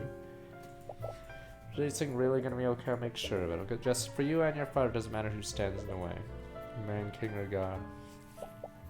Completely different now. What happened to the nervous wreck from before? Please forget about that. Anyway, time for rest. Trial's gonna resume soon. Not everything you can. For now, learn about what happened at her murder. That's enough. The investigation still don't know what the prosecution has planned. Fuck, my nose gets so itchy when I have to talk so much. Pierce told you all the details, Mr. Rudolph. We remember them. Yes, I pride myself on my eidetic memory. That's so Ramon misunderstands. Do not approve of this. You said it yourself, Lady Steelwind. There's no possible way I could have done the deed. Has to be the bastard child. We don't know what tricks Ruby tomorrow might pull tomorrow. See, there's a way of securing a just verdict. It's good business that someone poor gets blamed for it. It's time. I would blame the butler. I'd say the butler is a mage.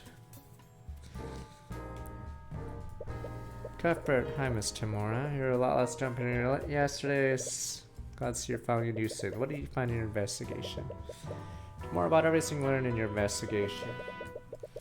A lot of clues point out what happened and a lot of details. The crime scene, nothing about the crime itself, means it relies solely on pointing out contradictions in a witness testimony. Being reacted to the prosecution moves is a valid strategy. Honestly, it's because America got the commander to cooperate with you at all.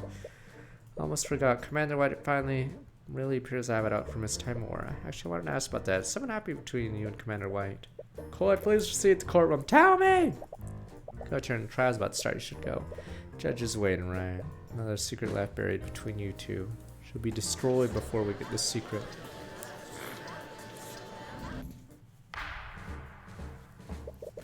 Court has now resumed the trial of Celeste McCoy. Let us review the proceedings from yesterday. Yesterday, the defense presented some shocking oversights made during the investigation. Yes. First, they saw to it the investigation was conducted properly this time. I see. So this puts my mind at ease. Yesterday's trial found an inconsistency between the crime scene photo and the autopsy report. Because of this, defense tried to push the following narrative. A third party must have interfered with the crime scene to frame the defendant. However, the prosecution has discovered another explanation. Because of that, the individual who discovered the body would like to testify on what he saw that night. His eyewitness account will clear up what actually happened. Interesting. My understanding, the individual in question wanted to remain anonymous. Supposedly, a witness was within the gallery of the trial yesterday. After yesterday's proceedings, found he couldn't stay silent any longer. That's her plan. But why would a witness change his mind like that? Still one persuaded with something else happening. Let's hear from this witness. Witness, please state your name and occupation for the court. Name's Rice Reginald Rudolph, Triple R. Chauffeur to the equine variety. Rice Rudolph, servant. Sorry, sir, I'm unfamiliar with that profession. It means to say he's a carriage driver. Oh, I see. And in case my understanding, you found the body. Am I correct, Mr. Rudolph? Rudolph appears to be writing something in the notebook. He writes with incredible speed. His pen only touched paper for me a second. He's filled an entire page, Mr. Rudolph. Ah, forgive me. Really taking notes on the people in this room. Taking notes. Witnesses certain compulsion to keep a record of every of any witnesses. Oh. Soon we'll receive an accurate testimony of how you found the body. Actually, I witnessed much more than that. I saw the crime as it was being committed. I wrote down everything I saw. What? Quite a claim. If that's true, why do you choose to remain silent till now? We had initially concluded evidence alone was decisive, and therefore we saw no need. Time for his testimony. These circumstances easily changed during yesterday's trial. No way the prosecution wouldn't leverage eyewitness testimony from the start. Something else is happening. Very well, Rudolph. Testify to the court what you saw that night. Just because he's a servant doesn't make him evil. He's just an average Joe. I was transporting a client in my carriage that evening. We're driving by the McCoy Tower when I heard a disturbance occurred at 1:28 a.m. Worried that something was amiss, I walked into the establishment to see what the commotion was about. When I saw the defendant, she was lit by the blue glow of the dining room light. Stabbed Flint on McCoy was channeling magic into her sword. Removed her sword Flint out its chest, slowly turned to face her, stabbed him again from the front. Soon realized I'd witnessed her heinous crime, let the body fall to the ground, fled the scene. Case closed. Incredible everything occurred, a witness described. See no room for debate. Of course, evidence always irrefutable. You remember seeing him when you left to look for Celeste.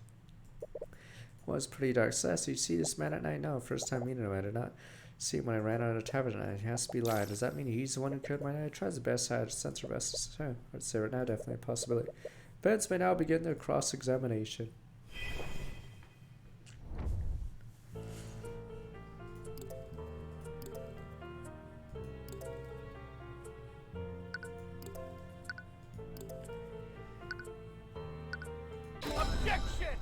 Okay, lights were off.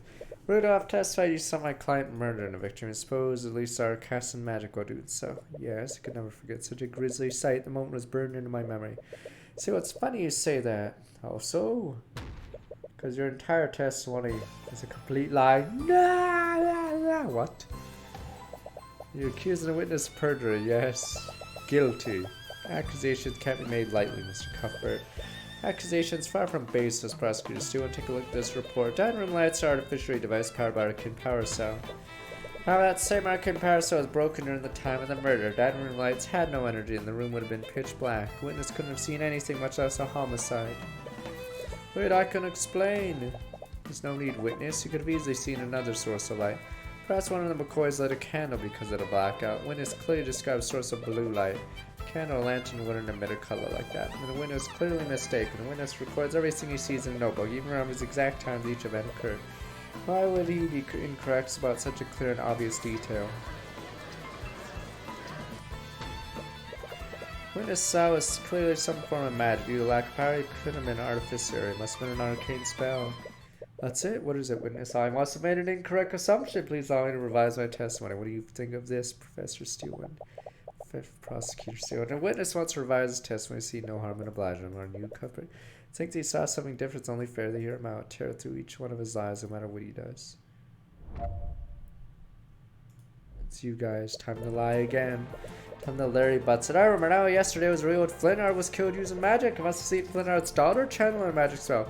The spell was called Mage Blade. Am I correct? That's it. The blue glow must have been created by Mage Blade. What is it?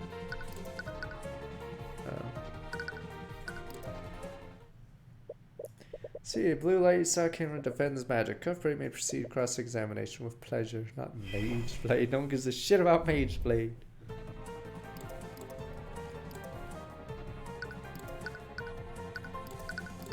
Objection! Rudolph, you don't know much about magic, do you? Of course not. Are you trying to say I should have recognized this as Mage Blade? Damn mages. Though I admit you probably wouldn't know about Mage Blade.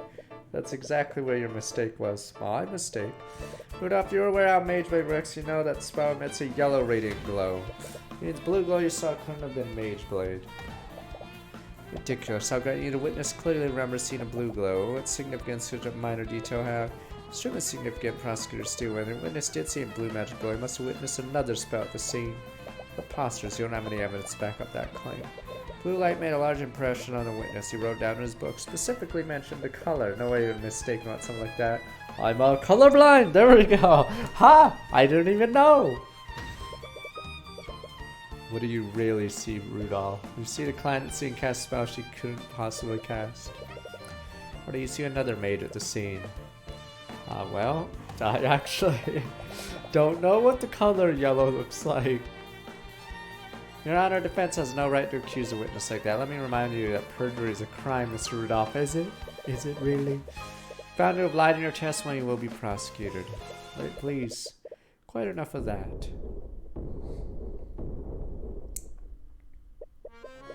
Everybody suddenly steps on the galley and walks to the witness stands, breaking every possible rule in the book. No one in the room moves to stop them. Damn nobles. Bailiff looks at the judge nervously. The judge narrows his eyes, carefully watches Pierce. Pierce, meanwhile, shoves the still flustered Rudolph off the stand, begins addressing the courtroom. What is he even doing here? I will not stand by while you harass my servant. Pierce, we discussed this. There's no need for you to take the stand. What, pray tell, did they discuss? Nonsense, I have nothing to hide. If you had done your job properly, I wouldn't have needed to intervene. First time, Steelwind does have control of the situation. What is the meaning of this, Miss Steelwind? Who is this man? This is Garrett Pierce, Your Honor. Lord Garrett Pierce to you, Steelwind. I'm the honorable heir of the Pierce noble house. In any case, must apologize. Afraid these misunderstandings are my fault. What do you mean? See, Rudolph wasn't the one who witnessed the crime and fateful night. Christ, he's really jumping in front of a train. It was I was the one who witnessed the crime. I had my driver report the body so I could remain anonymous. What? Saying that you had Rudolph lie for you. I simply dictated him what I saw and repeat that to law enforcement. Simply wouldn't do for a member of the nobility to appear publicly in court. Lord Pierce, regardless of your intention, this is a very clear act of perjury. The look at the judge's face easily tell you won't face any actual consequences. I understand, accept the consequences of that. Being remiss if Rudolph's shoddy testimony allowed the girl to escape her crimes. Allow me to testify what I saw that night. Very well. This is highly irregular. I believe the court will benefit from hearing your testimony. However, know that this misconduct has hurt your credibility very well. Damn nobility. The night of the murder, I found myself unable to sleep. Went on a leisurely carriage ride around Cornhaven. I happened to be passing by the McCoy Tavern and heard a loud commotion from within the building. Curious, stopped. Carriage took a single step inside the establishment. Then I saw the scene inside. I saw a defendant stab the poor man twice with her sword. Garrett Pierce is a member of nobility. That means he's probably the mage, right? It's the only other mage that was there that night. Does that mean? There's no doubt about it. He's the only person left. Could have left a trace of transmutation on the body. He has to be a mage we're looking for. Sir must feel a lot for you right now. Don't worry about me. Focus on taking him down. And I was asleep, la la la. Going to tavern, stepped inside. Assume you're gonna say she stabbed him from opposite sides each time. Of course, mind you, I have no idea why she would act like that. Can you prove that she didn't do what I described? Suppose not, at least not yet anyways. There's definitely a real murder. I mean, there has to be a lie in his testimony. He keeps saying he stood at the entrance to the town. Killed my father, he would have been further and right. Anyway, you prove he was further inside the building.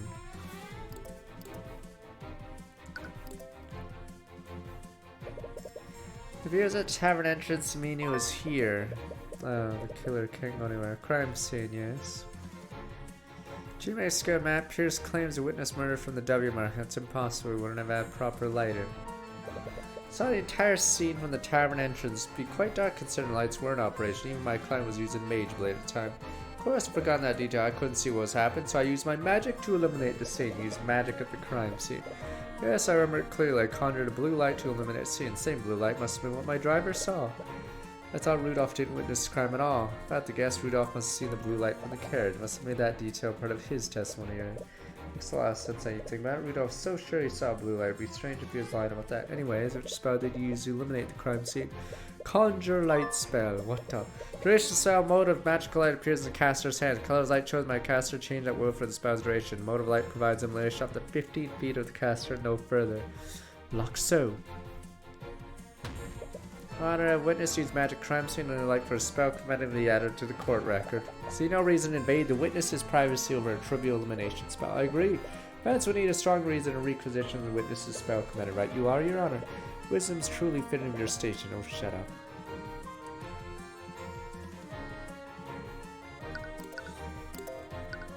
Damn, light magic.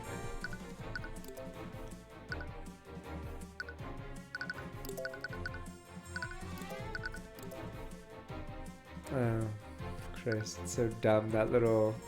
Is my thing in the way? It's like a little square 5x5 or whatever. Each square is 5 feet.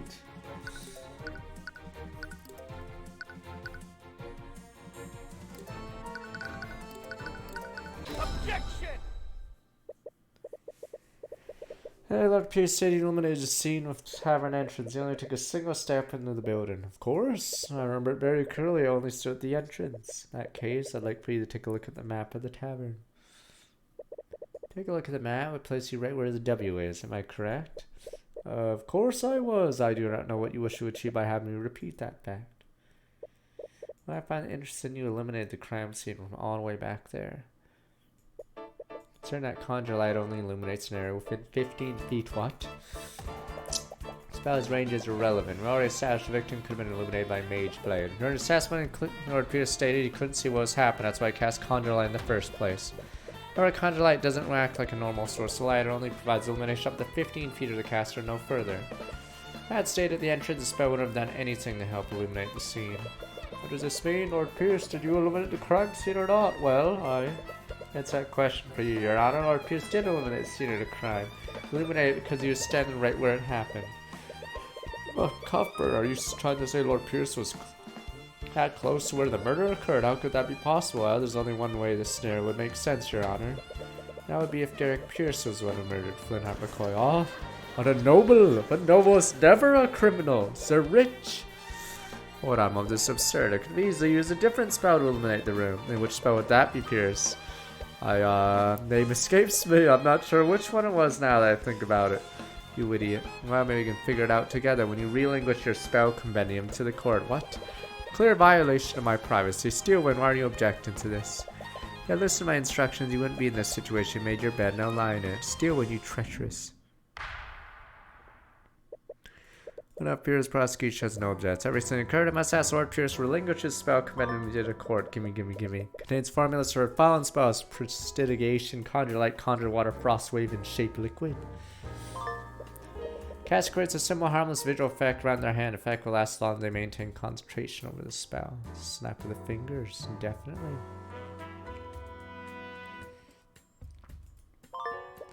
Conjure water magic flows out of caster's hand. Water will flow so long as the caster maintains concentration. Accio. Frost wave. Anything caught in the range is hit with blast. Extremely cold air. Liquids will hit will be immediately frozen. Organic life immediately enters stage of hyperthermia. Shade liquid. Concentrate the spell. The caster can magically manipulate up to 10 liters of liquid form in complex shapes. Anytime the caster can choose to freeze liquid, solidify its current shape while frozen, the caster can choose to make the liquid instantaneously melt. Aqua. Good job, Tyrion. We got a spell compendium with that. Case as good as ours. Or is it? She didn't even try to stop you from taking the spell compendium. She wanted to let it that happen just despite Lord Pierce. Definitely still has something up her sleeve. Damn mages. Hey, Honor looked at spells in Lord Pierce's compendium. Conjure light's the only spell that could shed a blue light. This renders his testimony many of his statements false. Practically here, Lord Pierce grinded his teeth. Honor Lord Pierce could very well be a suspect in the murder of Flintheart McCoy. Defense argues this presents enough reasonable doubt to acquit the defendant. Case closed. Knowledge, Lord Pierce's actions quite suspect. However, not past the verdict just yet. Much more we need to learn. What? That's not how it works. To prove that there's reasonable doubt. That should be enough to acquit me, right? Boom, boom, boom. Normal case made this different for this trial. Public won't accept an unsolved homicide involving magic. That's what unequivocally prove your innocence. The court will keep drawing out this case. Well, that's not fair. That's how the system works. Court system doesn't exist to exact justice. It exists so the kingdom can save face. No, the court will be suspended trial Celeste McCoy until further notice, until Lord Pierce can be investigated as a possible suspect. Objection! Long tail.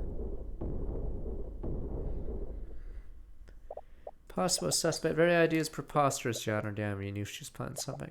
Revisit basic facts of the case. Flintheart McCoy is murdered with using a blade with transmutation spell on it. Cuthbert, why don't you tell me the spells Lord Pierce knows? Alright.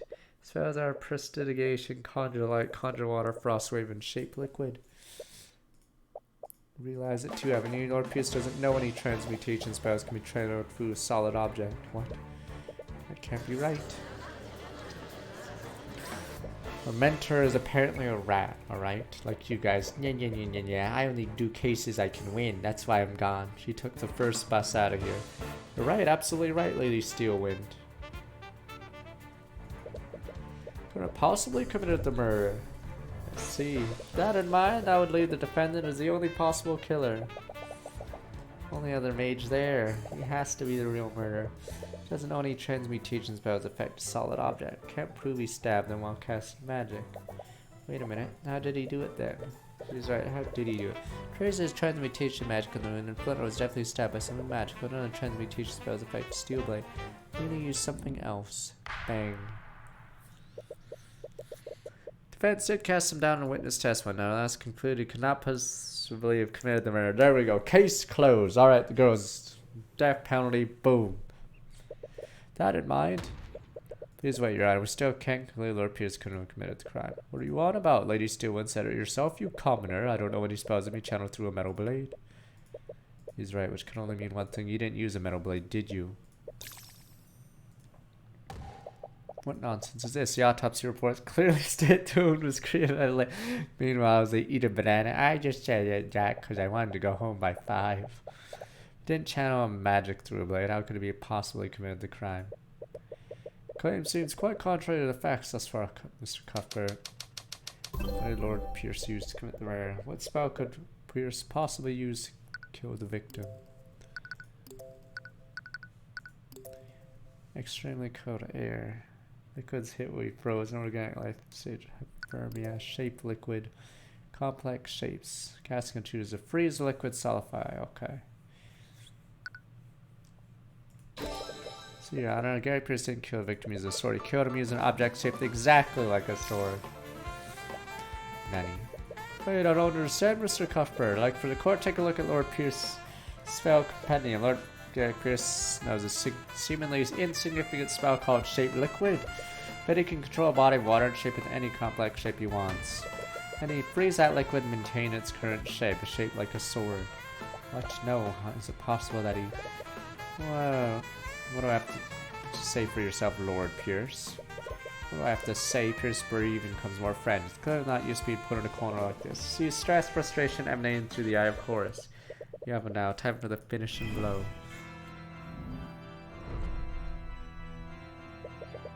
Tell you exactly what I have to say, you commoner. I'm not the one on trial here. We're on here because that bastard child didn't know her place.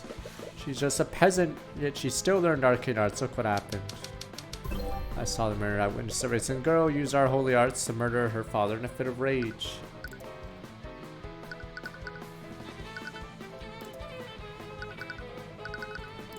What do we just present?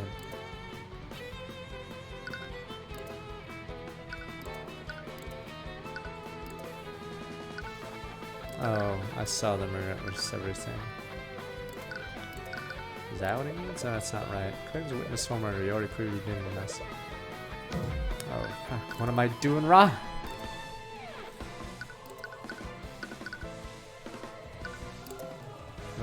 Okay.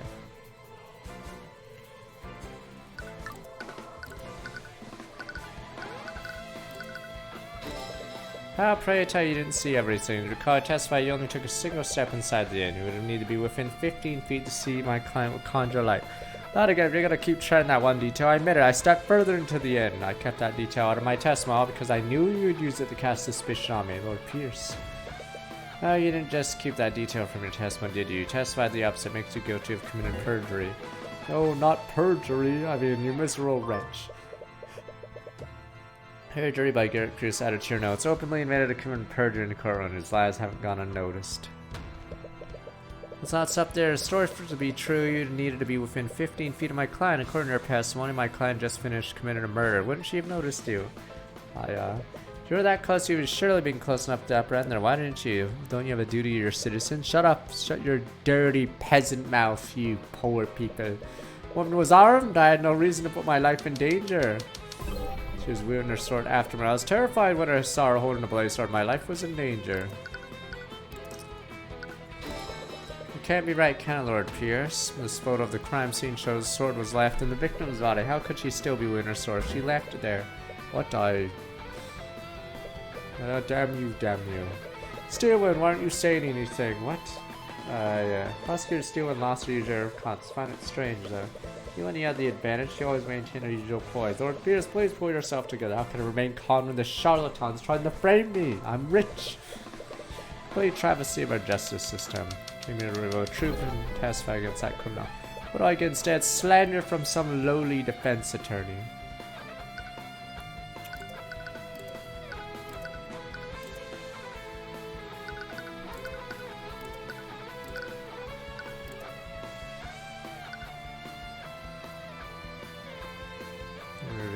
test eggs. Come on.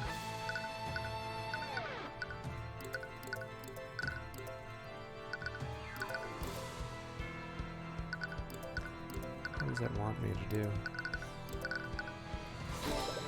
How about Justice committed several acts of perjury to twist the outcome of the trial? You're clearly not acting in good faith. You don't care about justice, you want to further your agenda. Who made it Pierce create a makeshift sword using shaped liquid used in pale flint? You shoved my client's sword in the wound while the remnants of the real murder weapon evaporated. It was perfect crime, wasn't it? What? I'm rich, damn you. I'm rich! I'll donate another park, or a park bench for you rabble. Poor Pierce. My apologies, Your Honor. It's just that I realized something absolutely hilarious. What? Has he finally lost his mind? Fans put forward an interesting theory, but there's one problem with it. What's that? I think you said it yourself. Shoved Celeste's sword into the wound while the remnants of the real murder weapon evaporated. It was perfect crime, wasn't it?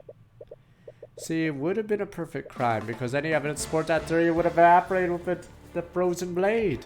What? No, he's right. If you use ice blade to kill Flinar, it would evaporate by now. That means there'll be nothing left of the murder weapon. You spun quite the tale here today. In the end, you don't have a shred of evidence to support, do you? You have nothing on me. Is there anything we can do? You come quiet. CTK ready. Some strong with next 71 months. Tyrion, why isn't you saying anything? Is it really that hopeless? Takes one look expression on your face. Anywhere she has instantly disappears because you realize the expression on your face is the same expression made every time you defeated her. What is this? You can glare at me all you want. It won't change the fact you've lost. I despise people like you. Twist the system to serve your own ends. Tremble on the lives of innocent people. As long as I'm here, I'll never let that happen again. Naught can remain concealed. Sharon gone. What did I just do? Head feels like it's about the rarest pains unbearable overwhelm. At the same time, feel an extreme sense of clarity. See more than you could before. Can't believe the peasant pushed me this far once again. See Pierce's thoughts through the eye of Horus. This stage feels different from how it usually is. More intense, potent this time. It's almost as if you do more than just read his surface thoughts. Empowered Eye, back to Empowered Eye. With it, you'll do more than see the witness's thoughts. You ability to affect what they think about. Project items into Pierce's mind to evoke thoughts from you. Want to project items and make them think about the murder. Evoking the right thoughts will raise your insight. Once the insight gauge is filled, you have everything you need to implicate him. What? We're gonna inception him, but what about Lana? Lana! Does he have this? Why am I thinking of such a thing? So, let's see, related to the murder.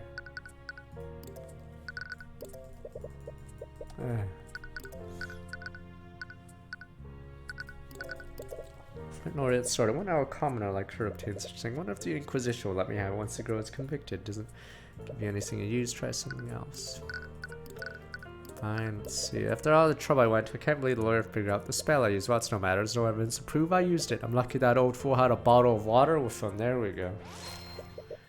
Water from a bottle. Wait, a bottle. Well then, as riveting as this has been, I believe it's time for you to take my leave. Doesn't dissolve, does it? What is it now, you wretch?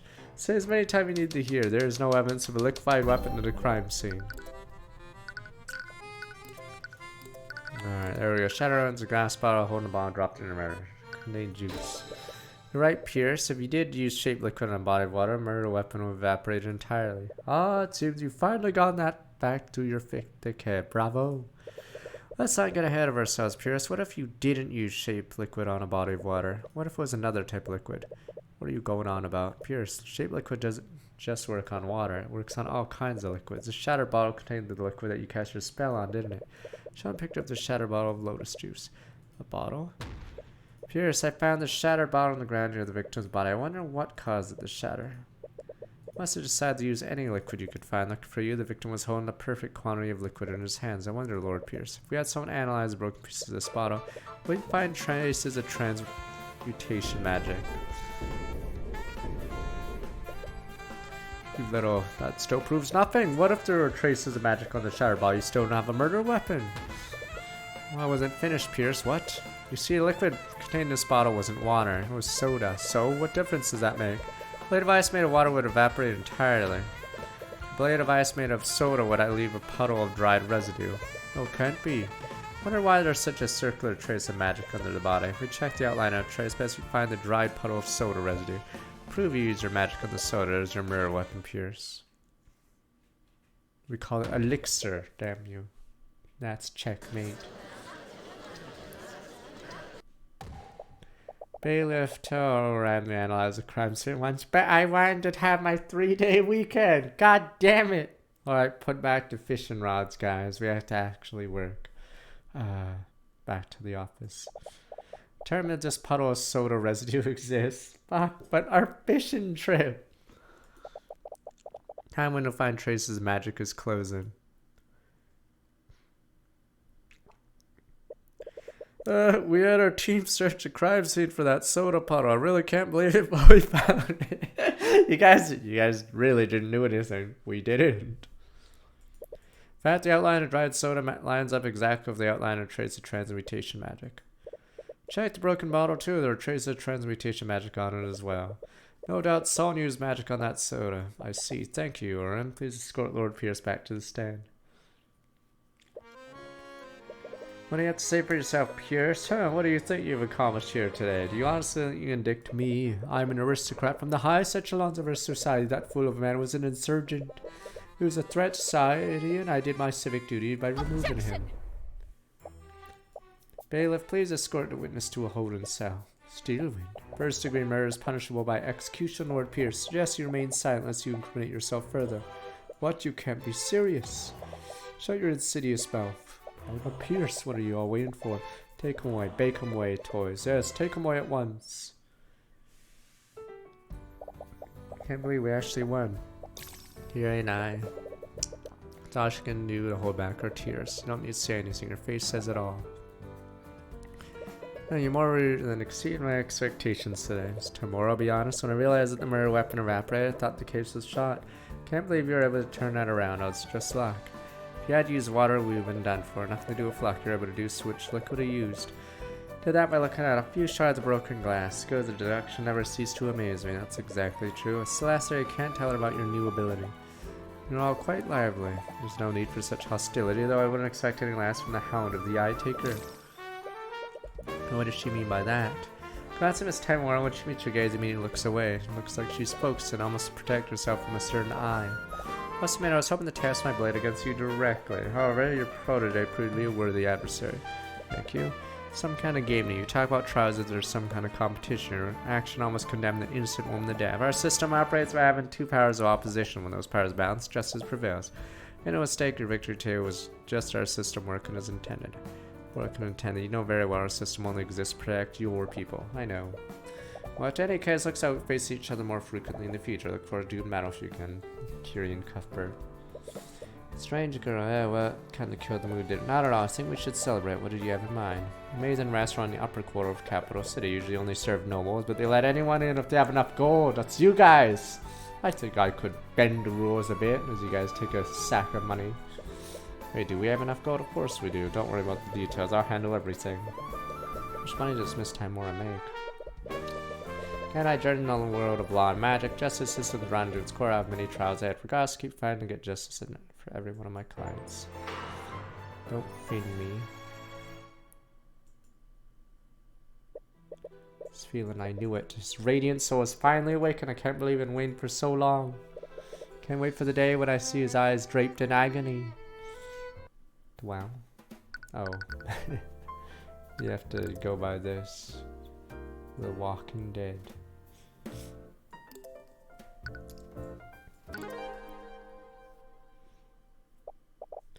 Wallace Nightgrave, let me go! I'm not going anywhere until I see her. I'm sorry, Wallace, she's already passed. No! There was nothing more they could have done. How? This academy teaches the best mages in the kingdom. Are you telling me they couldn't do anything? Condition was much worse than we thought. The kingdom's magic isn't advanced enough to treat something like this.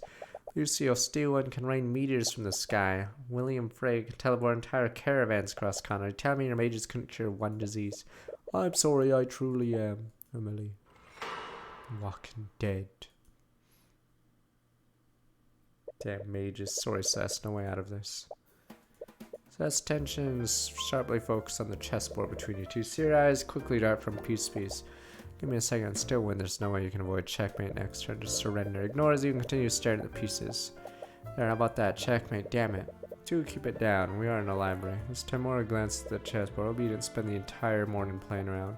Working hard, Ruby. I already learned 2 spell formulas since we got here. Well, at least there's that. How about you, Cuthbert? Well, flustered stammering tells you exactly how much progress you made.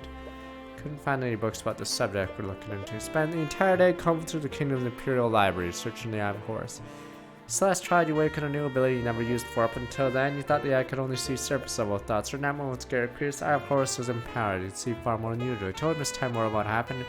Made you both wonder what other hidden abilities the eye might have. You both decided it's time to find out more about the eye and its origin. Library supposedly had the kingdom's entire knowledge of magic and the arcane arts. Couldn't find a single mention of ability like the eye. Kingdom seriously lack knowledge about it, or do we need to look elsewhere? You sure you can't tell me what your research? I've traveled around the world. I might have seen something like that. I'm trading thought from what you haven't known her very long. Eye of Horus' supernatural ability can't be detected by spell compendium. You've always been wary about what the kingdom might do if they ever found out about it. Sorry, not something I can talk about. Fine. I have to guess, let's say they're looking into supernatural phenomena. Huh? It's that's when they jump out of the chairs. What? That's crazy, girl. Look over to where the voice came from. Appears to be a student at the academy. How long was she there? You didn't notice her president at all. You also feel like she looks oddly familiar. Taylor's where it started. I couldn't help overhear her conversation. Go approaches your two. We see another student frankly running after her. Eris, you can't. I'm so sorry. It's fine, Wallace. Sorry, but who are you two? Sorry, it's incredibly rude to me. My name is Eris. It doesn't matter. Illusion magic. Damn you, demons. This is Wallace Nightgrave. Both students here.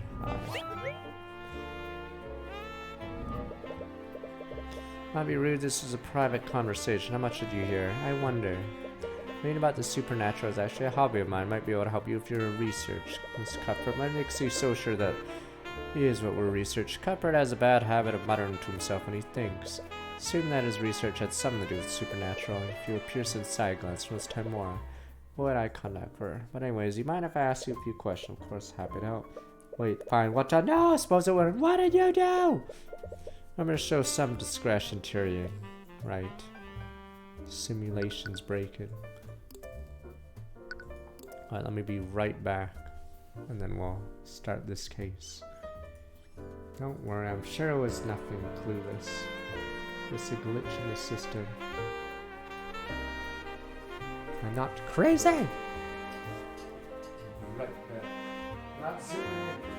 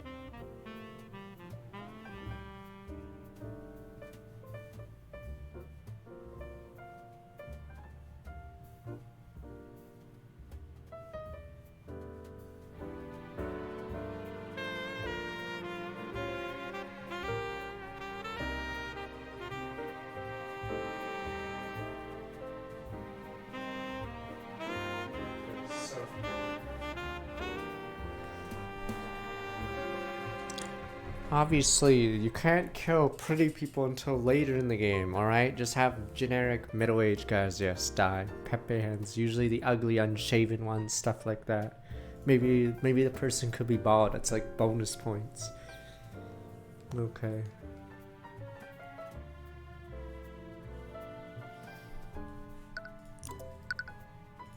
Person lost 2 students of the Imperial Academy. Yes, currently studying illusion magic. Illusion kind of magic lets you turn invisible, right? Technically, yes. Few mages ever reach a high level high enough for that. Bit embarrassed to admit I'm not able to cast invisibility. It's still pretty cool. But you, Wallace, Wallace has his own unique field to study. Necromancy. Demon! Oh, you're not placed to pry. And Celeste. Everyone's talking about you two, really. Rare for the school let any outsiders in. Makes sense, this library isn't exactly open to the public. Only would access to it because of Miss Timore's connections. Only ever get occasional visits from noble houses. Curious as to who was able to break this dome autonomy. Whatever, fuck. Mercenary, I now work as Tyrion's bodyguard. Mercenary.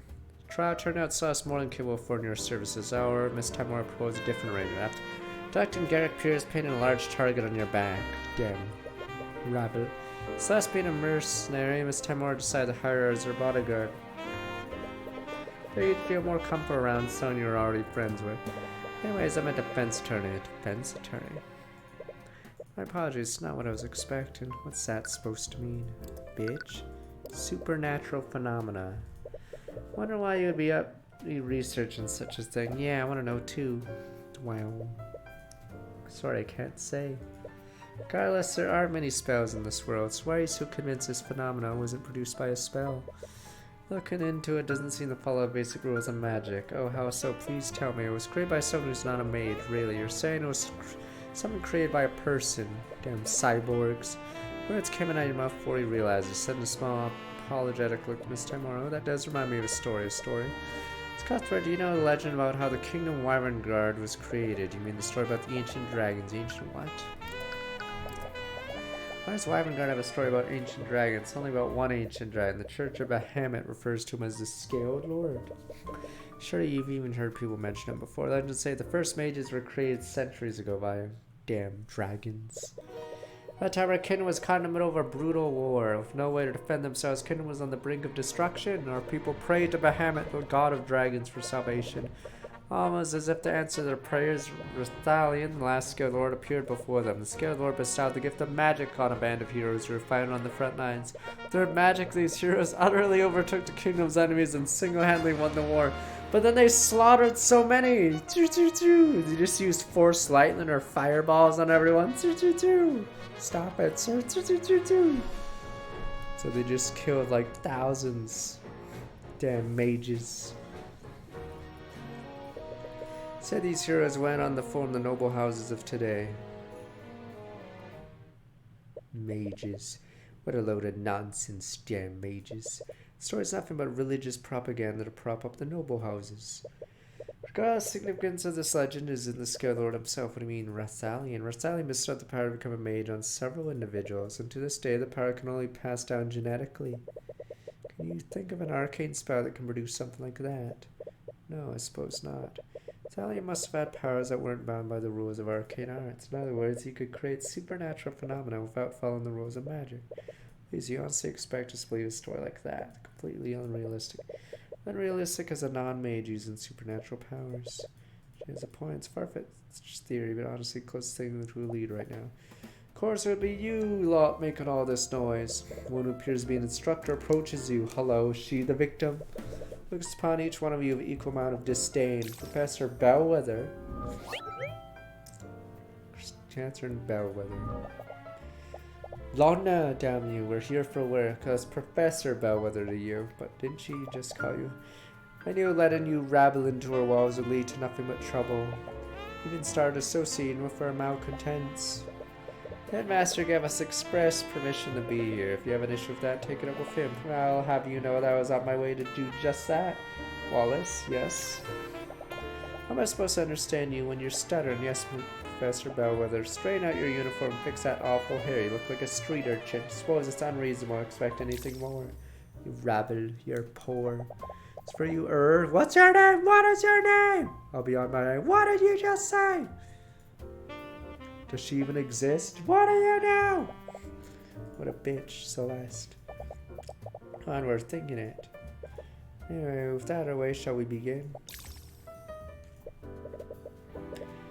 It's illusion magic, illusion magic! Well, you keep detecting fear from Celeste. Well, you finished this week's assignment, haven't you? Might help in Celeste for research, I don't know. Now you mentioned it could really use help find a specific spell formula. We're around here, White Moss. I could just look at the text. Okay. What? It's not even in the text.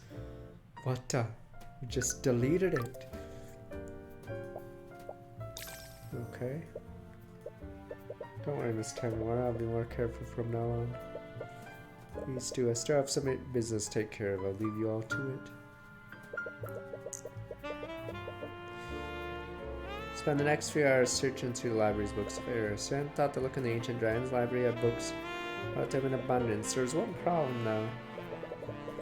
There's a lot of myths and stories about the Ancient Dragons. It's pretty difficult to tell fact from fiction from these accounts. Can't be helped. The Church of Bahamut's the dominant religion of our kingdom. We have the bones of dragons displayed in museums, though bones are the only widely known evidence of dragons' existence, except for Rathalion, possibly. I wonder if he's still alive, like you said. Wouldn't be surprised. Despite everything, our kingdom's constitution still includes him in our government. Wait, really? The savior of our kingdom, Ian is given an honorary position on our political hierarchy. Ancient Dragon's authority technically rivals that of King Olivier. I had no idea. Oh, I've never heard of this before. To be honest, that law is just a way to revere and appease the church. Italian couldn't have possibly get any worse than the nobility, right? You're so stuck in your own thoughts, accidentally bump into a bookshelf. Shelf begins to tip over, you catch it before it fully falls over. Not before several books fall out of the shelves. Hit the ground with cackling, letting your tired students glance in your direction. Be quiet, Sorry. Be quiet. Eris begins giggling. Seems amused by what's happened. Hey, are you okay? Heard a loud whoa. Celeste stares at the pile of file books. What did you do? Forget it. Help me clean it up. No need for that. Construct. I require assistance. What, robot? Acknowledged. What, Here's his command. What a nearby suits of armor suddenly springs life, begins to walk towards you. Voice coming out of it sounds even lacks emotion. Why does it sound familiar? Dwow? Wait, what? Dwow? What did you... Wait, did you do that, Eris? Yes, arcane construct. Suit of armor animated using artificery. They're designed to carry out various tasks for the students. Ones speak using the voice of... Oh, Catherine Bellwether. These voice lines... Oh, this is for the murder. Dun dun. Voice lines only change adjusted by the Academy Headmaster. Every command given to a construct is stored in the command log. However, this command log must be cleaned regularly. Alright, well, here's the murder weapon. I didn't know anything like that existed. Still experimental and available to the public. If that being said, construct, please place these books back where they belong. Acknowledged. As command to construct begins quickly picking up books. Moves with inhuman efficiency. After a few seconds, all the books are back on the shelves. Well, they do whatever you tell them to do. Well, there's some limits too. Construct, tell me I'm the fairest maiden you've ever seen. Command you rejected. Oh, what? Guess you're not allowed to lie. Feel a sharp pain in your side as Celeste quickly jabs you. Construct's voice just a series of pre-recorded messages. I'm not sure if you noticed, they use the voice of Professor Bellwether. Fortunately, you can't make them say anything other than what's recorded. Only the headmaster can change those settings. Artificery that can record audio. I've never seen anything like it. You just said they're experimental, right? Maybe I keep asking and I'll just give up and do it. Advise against that. Even the commands are rejected. Still stored in the construct's command logs. Anyway, you should probably get back to work. Fine. Read more about ancient dragons. Those stories read more like fables and historical accounts. I don't feel like I'm making progress. Suddenly, assassin! Hear a thunderous, low-pitched sound blare across the room. Sounds like a high-pitched horn of its volume turned up to unnatural levels. What? Celeste, did you hear that? How can I not? What is that? You didn't touch anything when it's supposed to, right? What? Of course not. Finally stopped. Wasn't that the lockdown system? Yes, I believe so. Lockdown. The Academy is outfitted with a large artificery system. In state of emergency, erect magical barriers throughout the building. State of emergency? Should we be worried? Don't worry. Lockdown is designed to keep everyone safe. Clueless. Safe as long as the barriers are up. Miss Timora said it was going to do something on campus. No!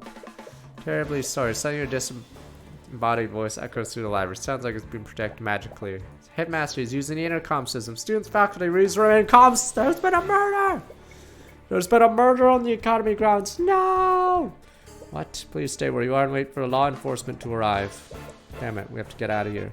Hey, it's not possible. Lockdown system protects and locks each room. We can't leave this room until it's deactivated. Well, won't know until we try. Run to the entrance, begin frantically pulling the doors handed. Try to pull all your strength, probably no one doesn't even budge. She can stop, Miss Tamora. No, you're worried about her. There's always been a murder. We don't know where the attack is or if it's still our mess. Thing we can do is stay here and wait. She's right. Damn it.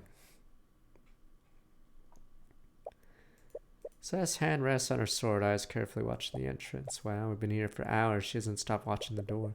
Able to calm me down earlier. Easy to forget that. Sometimes she's always reliable when it really counts. What? Students, faculty, thank you for your patience. Law enforcement secured the building and has deemed it a suicide. We can all go back to work. Lockdown has been lifted. Please remain in the building until headmaster's barely finished with his match before you're out the door. Tyrion, wait, don't go off your own. So as to run through the academy hallways. No, Miss Tamora. Miss Tamora, where are you? I have no idea where you're going anymore. You can feel fear and anxiety rise with each past moment. Where is she? Cuthbert. What's wrong? Why are you shouting, Miss Tamora? Calm down, you're hyperventilating. I heard there was murder and I've been looking all over for you. You're worried about me. I just hug Miss Tamora tightly, overcome with emotion. Usually not receptive to affection, but you don't care. You believe she's safe. Tyrion, there you are, and you're crying. Sorry to mean to worry you so much. Heard the announcement. Do you know what happened, Ruby? Do what? You see Miss Tamora glance at Wallace for a brief moment. No, I think we should head to the foyer. Wow. No, not glasses, girl, but we barely got to see her. Right before I see the room swarmed with legions of familiar knights. Is that the Inquisition? Don't tell me. Headmaster mentioned there's a murder on campus. Someone used magic. You there, as you enter the foyer, Commander White notices you and began marching in your direction. His attention isn't focused on you, huh? You Wallace Nightgrave, yes, but by the authority of Iron Guard, Crown placing you under arrest. Hey, what are you doing? How are you doing here? You said he was under arrest. On what charges? This could charge the murder of Catherine Bell with a no! What? When that professor came in the library, we saw her sprite for like 2 seconds. She's dead, sir. You're right. Like how you're arresting me. He was with us in the library the entire morning. There's no way he could have murdered her. Move aside, Celeste, but Tamora's right. If Wallace is suspect, we can't stop the Inquisition from arresting him. Don't worry, Wallace. We'll get to the bottom. What happened? Not a word. Wallace allows the Inquisition to drag him. My apologies. I'm gonna go and check on him. Damn, illusion. Wait, maybe she's not dead. Illusion jutsu. It's terrible. Still don't understand. Why would they suspect Wallace of all people? I'm not sure myself. Unlike most magical homicides, school is filled with plenty of mages. Has to be a long list of suspects. Anything we can do. Investigate what happened, Cuthbert, yes? He doesn't accept you as his attorney. You don't even know if you'll be working this case. I know that he's innocent. Can't sit here and do nothing. No, clear consent. Please remember being an attorney is your job, not charity work. Don't come cry to me if you run out of gold, right? Anyway, I still have business to take care of in the city. Will you two be okay handling this? Yes. Take care of this. Good. I'll leave everything to you then. Let's go, Celeste. Right. She's dead, sir. You are since Wallace was arrested. You and Celeste were with him during lockdown. Inquisition had to take your statements. More than questioning, more than could tell they had doubts about your testimony. You'd do more if you want to establish an alibi for Wallace. That took longer than expected. We already lost a lot of time talking to Inquisition. Free to roam now. Where should we go first? Crime scene sounds like a good start, so we need to figure out what happened. We said the body was found in Lecture Hall 2B, west wing of the school. Alright, seems a good place to start. Dead. Stop right there. It's trying to end the class someone Inquisition acts. I'm defense attorney for the accused. You're right to investigate the crime scene. Yeah, from what I've heard, the kid doesn't have an attorney yet.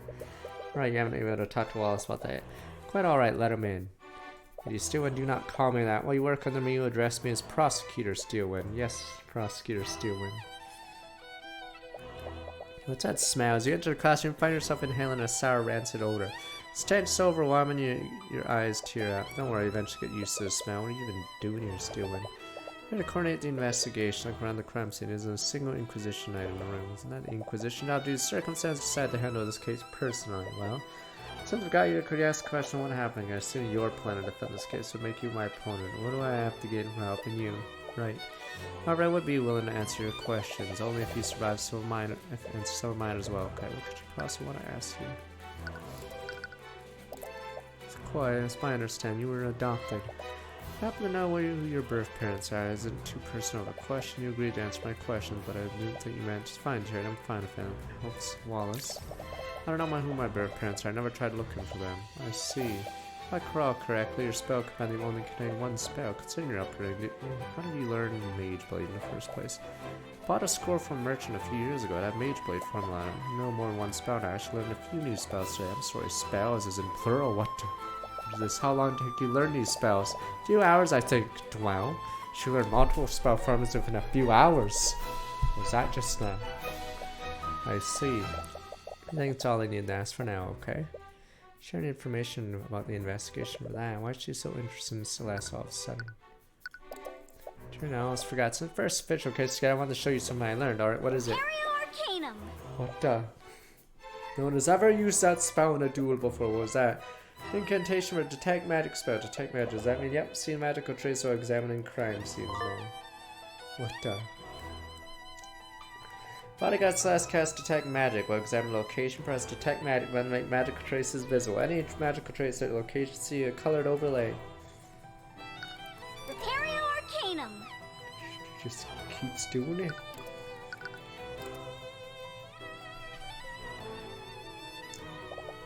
The way Professor is there, we just saw her this morning. There was a chalk outline where her body was. Appears most blood came from her abdomen. Is that where the fatal wound was? A lot of blood has put an old trail into it. There aren't any magical traces elsewhere in the room. But thought the murderer used magic claims. Does it mean the murderer attacked her in this room? Maybe. Not to say for certain. Pool of blood where Catherine Bellwether's body was. The kitchen. Plus, she bled from the abdominal area. Arcanum. Trace of illusion magic next spot. I believe the suspect donned an illusory disguise immediately after murdering the victim. Using his disguise, he discreetly made his way back to the library unnoticed. Soon Wallace isn't murdered. Real must have used a similar disguise. It means no one would have seen him leave the classroom. Hard to find any witnesses saw the perpetrator. What's wrong? There's a trace of necromancy in the body. Necromancy? Isn't necromancy type of magic that creates undead? She's not going to get up and walk away, right? Honestly, not sure. That's part of the reason why I've stationed myself here. What does that have to do with Wallace? Oh, you didn't know? Wallace Nightgrave is a necromancer. He's a what? We believe they drain your life force completely using a necromancy spell. That's why there are no visible wounds.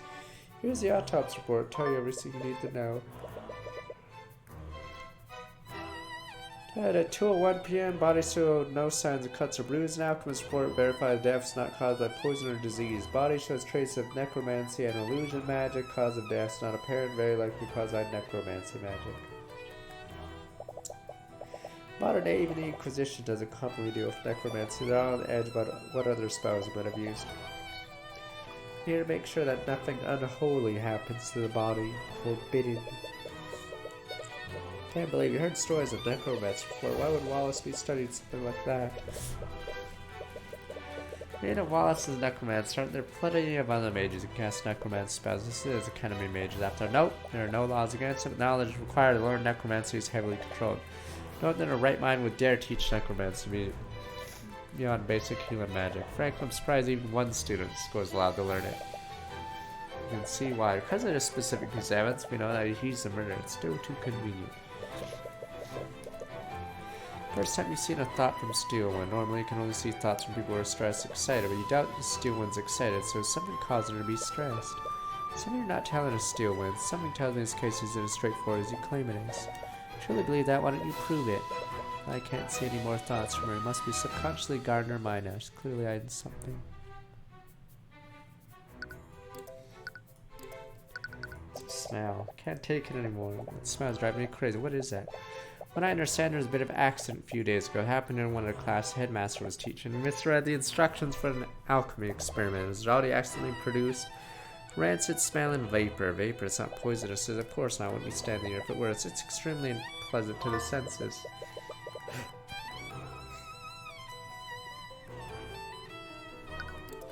The murder. You know what happened here, Stu? Well, it began when City Watch received a call from the Academy. Supposedly there was an attack on campus grounds and the entire building was put on lockdown. City Watch set a perimeter around the building while they waited for the system to deactivate. Couldn't the Academy let them in once the area was secure? Not sure about the specifics. Supposedly the lockdown can't be shut down manually. You have to ask one of the Academy's admins if you want to know more. Anyway, you two were present in the lockdown, am I correct? How have you seen anything suspicious? No, we actually met the professor that morning. She was still alive then. See, it does match with the accounts from the other witnesses. Do you have any idea where she went after she left the library? The master gave us express permission to be here. If you have an issue with that, take up with him. Ah, you know. On my way to do just that. Not Booba professor. She's dead, sir. as one of her 2 sprites. She said she was going to meet the headmaster. I also mentioned that when I questioned him, he attended the meeting as planned. The headmaster met with Bell, and they probably want to speak with him next. I also found our way into this classroom afterward. You happen to have a map of the academy? I do. X copies have one. What is it? There's one direct path from the headmaster's office to this lecture hall. I wonder if she took any detours.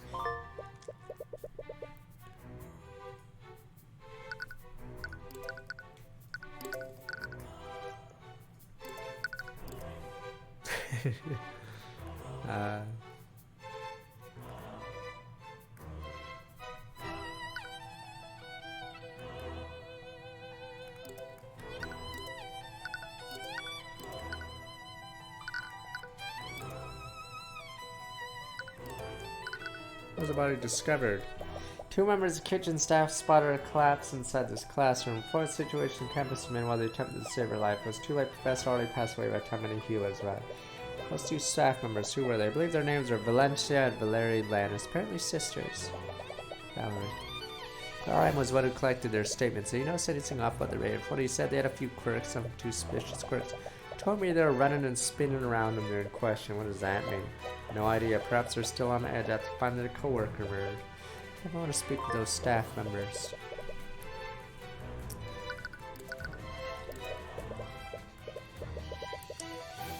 I told the Inquisition this, but Wallace was with us the entire time and couldn't have committed the murder. Yeah, he was a perfect ally. Strong, maybe. Alibi's far from perfect. Miss Chloe herself told us that. There's a small time period where she wasn't with them. What? Right, it's when I came to check on you after you knocked over the shelf. That? Got a little lost on my way back to Wallace. Still, we only lost each other for a few minutes. Maybe, unless his alibi's airtight. Evidence in this room proves it was him. What do you mean? Easy to explain once you examine it yourself.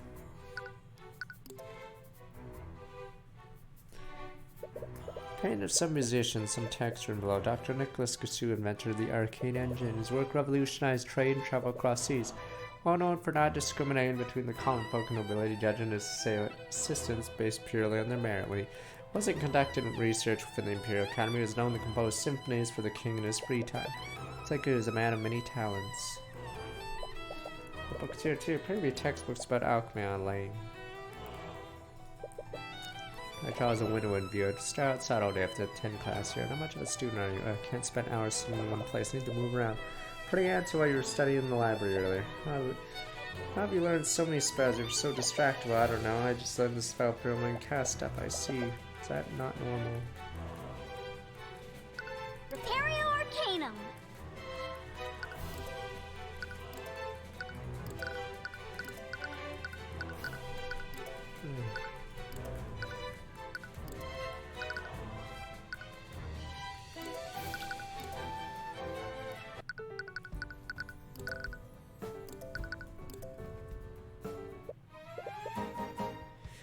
Anyone there? Looks like there's no one here now. Maybe we should check somewhere else. Well, map Steelwind gave you. Arrive at the headmaster's office. Hello there. I wasn't expecting guests today. Sort of coming out now. It must be. My name is Theodore Redmond, a headmaster of Wyvern Guard Imperial Academy. I'm old now. 88. Judging from your appearance, you must be a protege of Ruby Tamora. What do I owe the pleasure? Must be here to investigate the murder. Wait there. I thought you went to see Wallace. Fortunately, the Inquisition's questioning him right now. We aren't allowing visitors. Must be so scared right now. Hope he's okay. Alright, you had the same experience not too long ago. Anything I do to help, please let me know. The murder. Terrible! To think one of my prize students will be accused of murder. We heard your voice on the intercom when the lockdown happened. Are you one who triggered it? Yes, I activated it when I received a call from one of the staff. The report Professor Bellwether had been attacked. Look here notes. How's the lockdown system running? Artificial network covers the entire academy. In the event of emergency, I'll activate it using the stone. Headmaster pulls out a glowing stone from his desk. Here they'll hum the magical energy emanating from it. Once activated, the system creates magical barriers throughout the buildings, designed to contain and protect each room in the building. Could powerful mage breach any of these barriers? I doubt it. The barriers can withstand a great deal amount of force, even block mages from teleporting through them. Once activated, even I can't turn it off for an hour.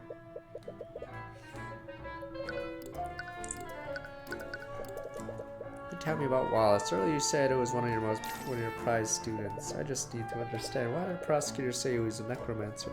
Because technically he is one. What? Why would he be studying something like that? Necromancy is probably one of the most dangerous, most scrutinized schools of magic. Image has been long tainted by stories of dark wizards raising armies of the undead. However, it doesn't just control the forces of death, it controls the forces of life. Truth is, healing magic is classified as necromancy. Most healers don't care to admit it because of the stigma it has. That's why Wallace is studying. He wants to become a doctor. Plenty of mages know heal magic. Why is Wallace being singled out? For years, he's been studying necromancy beyond basic healing magic. Believes high-level necromancy could revolutionize modern medicine. Unfortunately, many among the faculty don't see it that way. It's forbidden. Wallace doesn't hail from a noble house. He's a mage that was born among the common folk, the rabble. Exactly. It's like me. Many of the faculty fear he'll use this knowledge to raise armies of undead, just like necromancers old. The Imperial Academy has even permitted to teach its students beyond basic healing magic. How do you allow him to study? After everything that's happened to him, I made an exception. Everything that's happened to him. Well, I'm not at liberty to say anymore. You have to ask him if you wish to know more. Fireplace burning wood looks pretty cozy. Painter of Sun looks some sort of professor. Professor Lucas Gilbert, instructor here many decades ago. Well beloved by his students here, quite accomplished scholar, and this was despite him lacking the ability to use magic. He studied magic without being able to use it. Yes, quite remarkable. Unfortunately, we lost him to illness very early in his life. He was weak.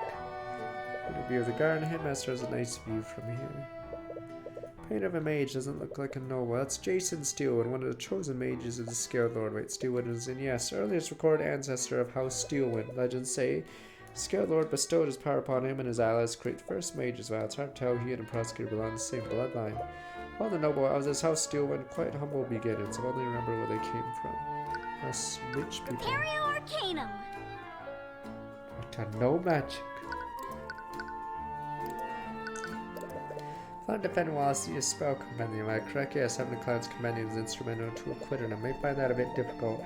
So after a certain incident, he destroyed his compendium. Why would he do that? Does he need to use magic? Spell compendium is a device mages use to keep track of what spells they can cast. Really convenient for remembering the formulas and connotations of your spells. Not actually required to use magic. I thought it destroyed mine a long time ago. They're really expensive. Luckily, I have an unattuned spell compendium right here. I'd be more than happy to give it to you if it helps Wallace. Thanks. Wallace just needs to maintain physical contact with it for 10 minutes. After that, the compendium will attune to his magic. Make sure you don't let another mage like Celeste hold it. Once it attunes to a mage, no one else can use it. Unattuned. Mage keeps it on their person 10 minutes, attune to their magic, displays what they can cast. Wait, but then how did you... You fool, she's cheating! Wonderful, I hope you can persuade Wallace to attune to it. She's cheating!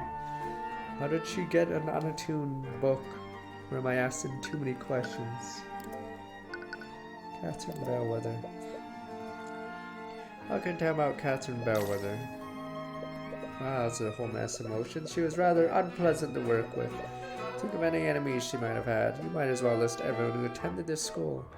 It's best to be blunt with these sort of things. I saw yesterday she had a pretty abrasive attitude towards the students. Many people in the school did not care for her. Maybe she wasn't the nicest person who really motivates someone to murder her. Often target and harass students, especially those who were born from the common folk, even made a habit of expelling those students for minor infractions. Commoner's magic can be our ticket out of poverty. Can't imagine how I would feel to have that opportunity unfairly taken from me. Put so much pressure on those students. Someone even left the academy of their own volition. They couldn't handle her constant verbal abuse. Even then, would that really be enough motive to commit murder? Human psyche is a fragile thing. Astounding what someone might do when they're pushed far enough. What about a relationship with the faculty? In some cases, it was worse than it was with the students. Often treat the staff like her personal servants. Received many complaints about her behavior. Sorry if it sounds rude, but why didn't you just fire her if she's such a big problem? She used her position to curry favor with the noble houses over the years. As you can imagine, the academy's board is controlled by the nobility. If I ever tried to remove her, they'd happily support her over me. Its relation with everyone in the academy, history of bullying students from the Commonwealth, mistreating the academy staff. Several years used her position to curry favor with the noble houses. Heard you had a meeting scheduled with Professor Bellwether this morning. What time was this? When did the meeting end? Our meeting was scheduled for noon. She arrived on time and our meeting lasted until 1 p.m. I was thinking off about her to you. She seemed to be her usual self. Like the trace of fear. Was it nervousness? Don't mind me asking. What was the purpose of the meeting? I had to discuss routine administrative matters. Despite our personal disagreements, we needed to stay civil in discussion personal matters, professional matters. Perfectly. I always did feel like I was treading on eggshells when speaking to her.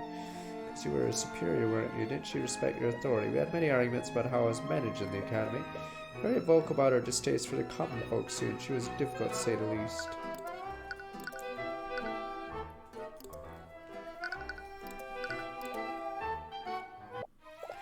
Anyone here? Be right there. Here we go. The spin moves. Sorry, cafeteria's closed right now. Actually, we're investigating the murder. There are 2 members of the kitchen staff discovered about it. Oh, that would be me. I'm Valencia Yanis. Well, the other person know where they are right now. That'd be my sister Valerie. I think she's somewhere else on campus right now. If those nights, we already told them everything we need to know. We're investigating them separately from them. I want to ask you some question about what you saw. I have to remember those details again. How did you see it? Charlotte, can you tell how you and your sister discovered about it? Right, my sister and I were walking the hallway from the kitchen to the west exit, spotted the professor near my classroom, lying on the floor and bleeding. His emergency communication device caught her out. While I was doing that, my sister tried to wake her up. I implied Valerie thought she could be resuscitated. She knew if the professor was still alive or not. Not sure she wasn't responding at all, wasn't breathing, didn't have a pulse. What do you know about the suspect in this case? Name's Wallace Nightgrave, student here. He's a scary kid, right? The one that raises undead. Those are rumors. He would never do something like that. Studies necromancer, right? Have you actually met him? No, I've heard the rumors. Always hanging around the cemetery. I'm sure he's just biding his time, waiting for his chance to raise an army. Can't be out people think of him that way. Can't out be alone annoyed on his behalf.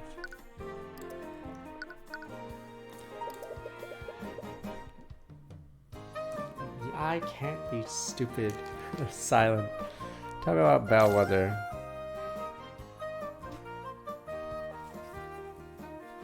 I don't know. I don't know what it is, alright? ENS, whatever. Just say Valencia. I just had a complicated emotion. Well, I guess no point in hiding anymore. She was a horrible person. Terrible to all of us. By all of us, I mean academy staff. Yeah, always treated us like her personal servants. She'd make messes on purpose just so we could order us to clean it up. Probably sounds terrible. Sure, a lot of people are glad she's gone. Interesting. Why would she be worried about that? Keeping your jobs. Do you ever feel like your job was at risk because of Bellwether? Yes, actually. She was actually planning to fire all of the staff. All of the staff.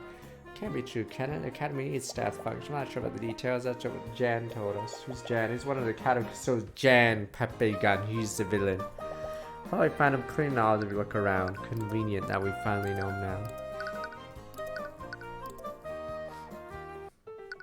I'm not a villain, I just walk around. Really, it's storage closet. Let's see there be any note inside. Repario Arcanum.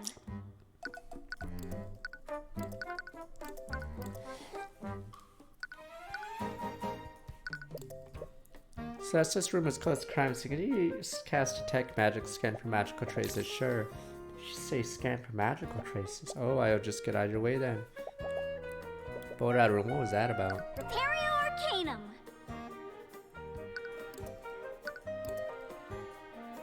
What? There's nothing here.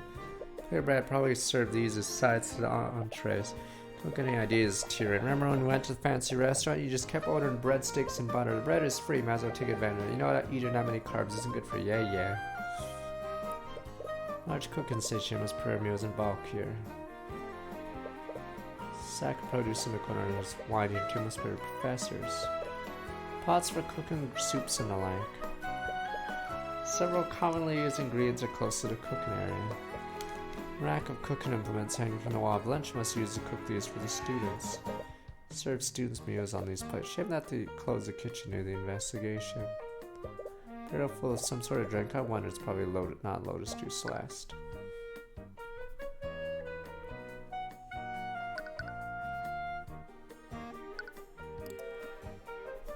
I'll go to Olive Garden, damn you.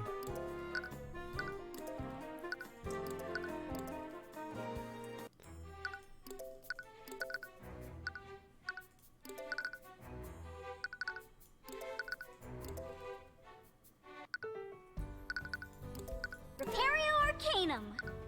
What the?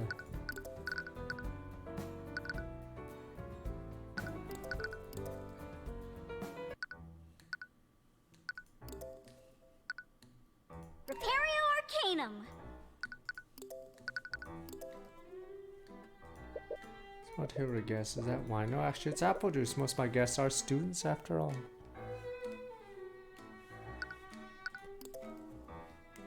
We recorded objection.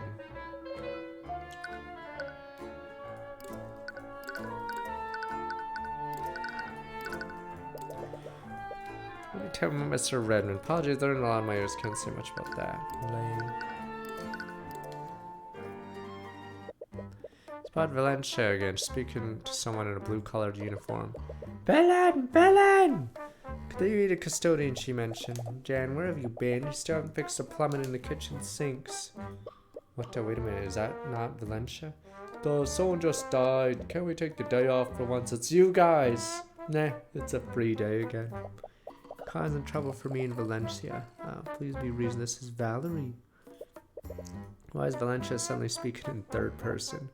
Hello, and she's the evil one! She's the evil one of the town! Wait a minute, do they even exist? Was it the same person? I apologize, see why you're confused. I'm not. I'm her sister Valerie. Damn clone mages. Trying to trick us or something? You look exactly the same. I remember reading about something like this before.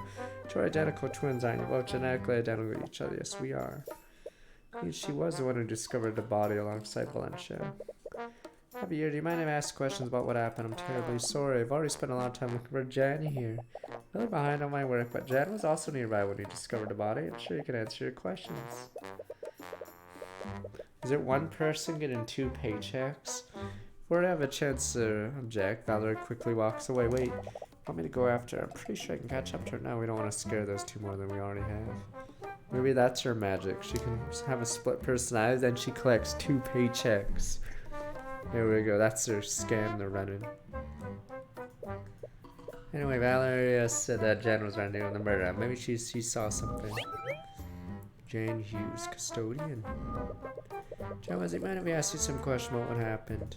Really? Well, whatever. At least I have an excuse to take a break now. Jan, are you part of the staff here? Yep, I'm a janitor. I clean, do odd jobs here and there. Well, apparently it's all he has to say about that. Valerie mentioned you were close to lecture all 2B before they found Bellwether. What were you doing when the twins discovered about it? Oh, I was cleaning the halls. Bellwether knocked over a vase, and there were shards and dirt everywhere. Wait, you saw the professor before the twins arrived? Yeah, like I said, she broke the vase right in this hallway. Probably 20-30 minutes before the twins found the body. Might have been the last person to see her alive. Do you see where she went after breaking the vase? Yeah, I think she went in the room over there. Points to the lecture hall. Bellwether's found. And do you see anyone else enter the lecture hall? I'm honestly not sure. We're worried about cleaning up the mess she made. Notice anything about her. She was in a pretty bad mood. Honestly, it's pretty normal for her. She was walking real slow. Didn't notice her at first. Basically shoved me out of her way. After that, she knocked over that vase. Didn't say anything after that. Still yelled to me, be quiet. See where she went after that. Not really. Only thing in the directions lecture hall 2B. Can't imagine her going anywhere else. 30 minutes before the twins found the body, Bellwether walked past Jan, who was in her path, shoved her out of the way. Said be quiet. After this interaction, she walked. Oh, it's probably the stupid knight or guard or whatever that said be quiet.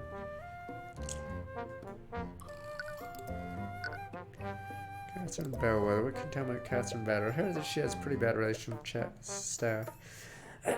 She had a bad relationship with just about everyone. Students, the other teachers. Can't think of many people actually did get along with her. I'm sure you had your own share of bad experience with her. Yeah, she'd always yell at me when I was taking too long to get a job done. I hate to say it, things are a lot more peaceful around here without her. But to say least, can't exactly blame them for thinking that. Once she mentioned something interesting. Did you tell her about whether was going to fire the academy staff? Yeah, I remember that. What made you think she was going to do something like that? You know those arcane constructs in the library? Bellwether was one who ordered them. Yeah, they're so cool. Well, a few weeks ago over at a meeting she was at with the headmaster, when I heard she was planning to order more constructs to entirely replace the staff. Oh, well, I'm sure the headmaster rejected her proposal. I don't know. The way she was talking sounded like he didn't have a say in the matter. Only a headmaster would have authority to fire staff. Why would she be that confident? I don't know. All I know is she hated having common folk in the schools, even among the staff. She's really miffed that he was hiring common folk from the community center. Damn robots. Imperio Arcanum.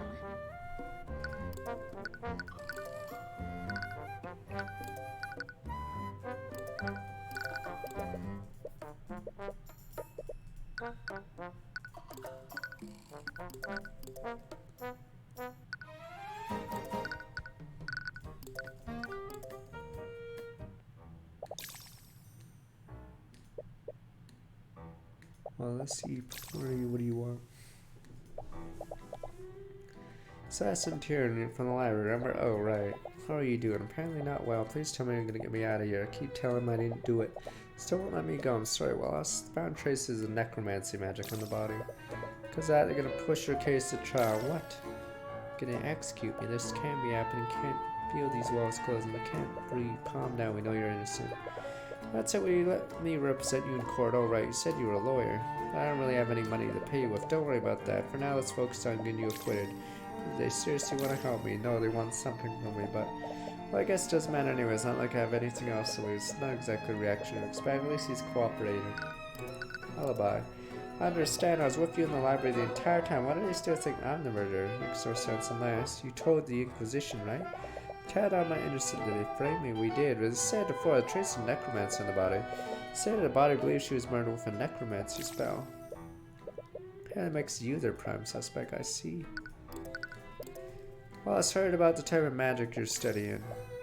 Don't worry, the headmaster explained it to us already. You just want to use necromancy to become a doctor, right?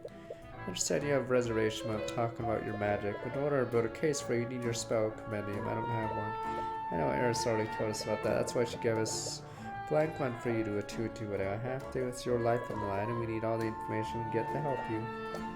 Sorry, right? I can attune to it. Formulas for the fallen spells: prestidigitation, mend wounds, illusory disguise, revive, animate corpse, and necrotic blight, demon magic. Harmless, yada yada. Heals wounds of the target over cast time. Wounds on target are magically healed without leaving scars or bruises. The spell can't restore missing limbs or revive someone who's already died. Oh, he tried to heal her. Illusory disguise. Place an illusion on a target, completely change their visual appearance. Disguise moves with the target for the duration. You sound so OP. Disguise made target will look 1 feet larger. Smaller elements hidden by the spell more visible. Elements created by the spell are purely visual. You cannot make physical contact with it.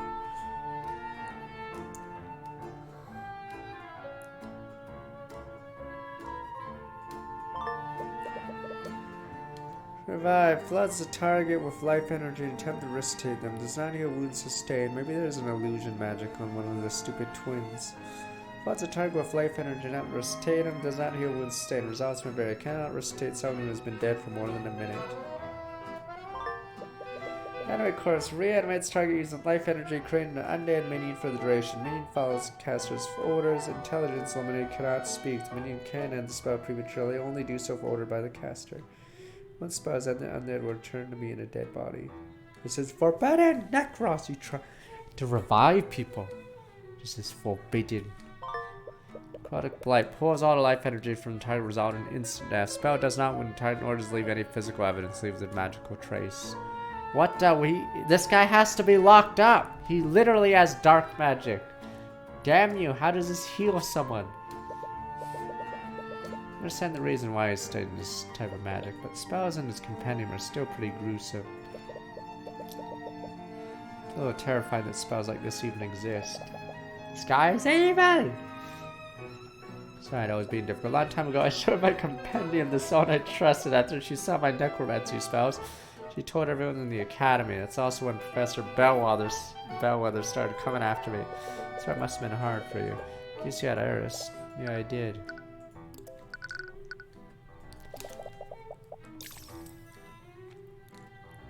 How did you and Eris become friends anyway? Another hint of fear from her. Fear's related to Eris Noel. Strange story. Sometimes the other students steal the ID number off of my locker. And they'd switch it with one on another locker. Thought it was funny whenever the owner got angry with me. Eris had a bit of reputation around her school. Not sure why everyone was scared of her, even the students from the nobility. Probably due to baseless rumors. One day someone switched my nameplate with hers. I was so scared when she approached me, I couldn't even say anything. Didn't get angry like the others. She apologized, gave back my nameplate. After that, she randomly started talking to me whenever she saw me. We became friends after that. It's nice, good she was there. Because I would have found a friend in a place like that. Have to ask. Caused you so much trouble. Why are you still studying necromancy? I wanted to use it to become a doctor. A headmaster told us the same thing. You could have just stopped that for the healing spells. Why are you learning spells that can steal people's life force and raise undead? Life and death are two sides of the same coin. It's a key principle behind necromancy. First Sunday was actually a failed attempt to resurrect a human using magic. Wow, I never knew that. I know basic necromancy can only heal injuries and wounds. Can't do anything for disease and deformities. Could keep studying. I know I could create a new type of necromancy. One that can cure diseases and save lives. Specifically wants to cure diseases. Something happened to him to motivate him that much. I think I already guessed the answer to this question. How is your relationship with Catherine Bellwether? Exactly as you expect. After word got out what I was studying, Professor Bellwether would always target me. She'd start yelling at me for the smallest mistakes. Do that to some of the other students too. She'd focus on the ones that were poor like me. It's terrible. Look up each day, dreading a possibility she'd notice me in the hallways. Knew how to avoid her or stay out of her way. Sometimes she'd just come looking for me. I can't believe everything she did, she's just gone. I just have mixed emotions about what happened. I honestly don't know how I feel about it. Honestly, I always wish she would just disappear. Now it's finally happened, I feel even more afraid. She's gonna come back to the grave to haunt me. But with her gone, trauma will probably linger. I'm starting to put things together now. You figure something out, yeah. You take time to think through everything. Prosecution wants to implicate Wallace despite his alibi. Wouldn't have a reason to do unless the evidence heavily implicated him. How does the evidence implicate Wallace? Well, Wallace is a necromancer. He's the only person in the academy is capable of high-level necromancy.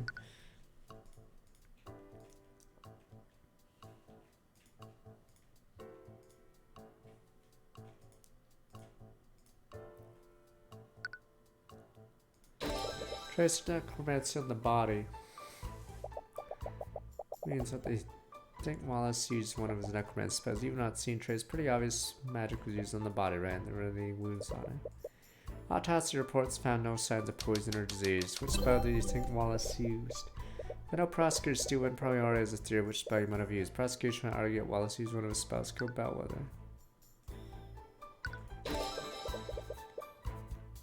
Both say use necrotic blight makes sense. Necrotic blight would have drained life force from her body. That's saying in the body's updated notes. That's where the contradiction lies. I suppose Wallace did kill Bellwether using necrotic blight. Sometimes the crime scene should be there if that was true. What is wrong with the crime scene? Wait.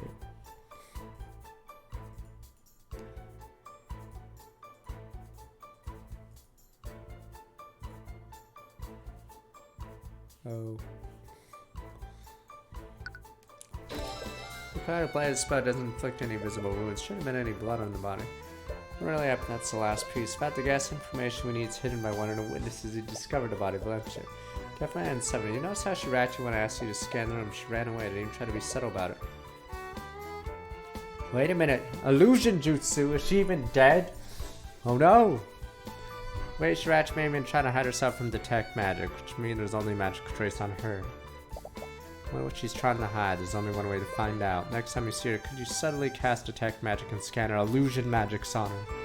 Just forbidden. Been a while since we talked to her. Valerie mentioned they still have the work to do today. Might be back at the academy now. Alright, time to use the forbidden magic. As to her finally gone, you can finally get some cleaning done. Okay, there she is. You detect magic scanner, right? Just don't shout the incantation like you always do. I know that. Here it goes. Power Arcanum. What is it? There's a trace of magic on it. I knew it. It's illusion. Let's go magic. It's necromancy. What the? Forbidden! She was revived. Forbidden! There's a trace of necromancy on her. What? Forbidden. And then she has a trace of... After a trace of necromancy on her, someone cast necromancy spell on her within the last 48 hours. It's forbidden. What do we do now? You're still not sure if it fits or anything. Talk to her so you get more information out of her. Wallace fails to confront her with the evidence we have. Okay, never mind. She was probably healed. You two again, they're back. Relax, all I have to do is repeat what I told them last. Unfortunately for her, it won't work this time. Miss Anus. Yanis, whatever. Miss Anus. Do you know there's a trace of necromancy on Bellwether's body? That's what he used to kill the professor. I had a necromancy spell. That's the thing. If that were true, a lot of the evidence we found doesn't make sense. I think someone else cast a spell on the body. Possibly you saw someone use magic on Bellwether. No, definitely not. Come, there's no way they'd know. Thoughts are an open boy. You beat her in an argument. The thoughts might show what she's hiding. Valencia Anus's psychological profile is complete.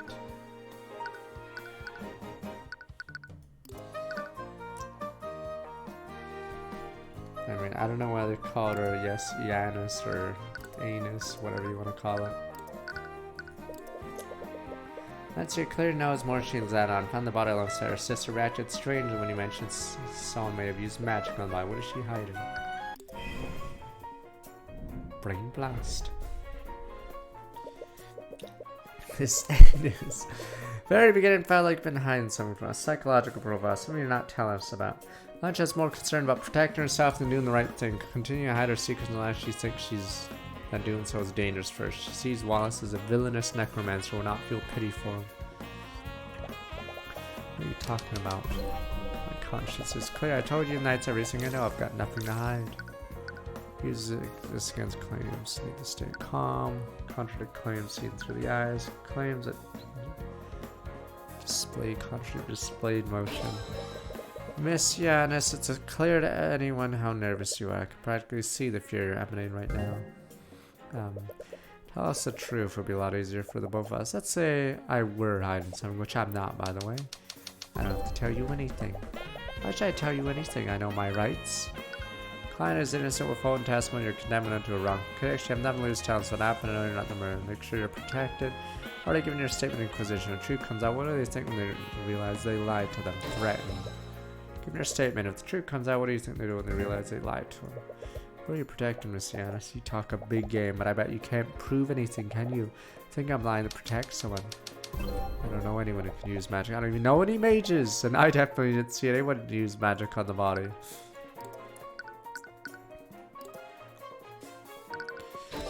Can't hide the truth from us, Miss Yanis. What? You said you'd never seen a necromancy spell before. That were true. Why is there a trace of necromancy on you? Wait, what? Is a trace of necromancy on me? They must have cast something on me. How do I know? I can't recall. Did you see any mages? I can't recall. Just use the I forgot defense. It works. Don't recall. I know. Did she not know about the spell that was cast on her? No, it doesn't make any sense. She didn't know about the trace. She wouldn't have avoided the last back. There must be an explanation for this. Success already against food. Then she had yes. This is crazy. Why is there a trace of necromancy? Am I gonna die and become a zombie? Strange, is she unaware a spell was cast on her? Is she playing dumb? Why doesn't Valencia know a spell? There's necromancy. She knows someone used magic on her, doesn't know what spell is necromancy.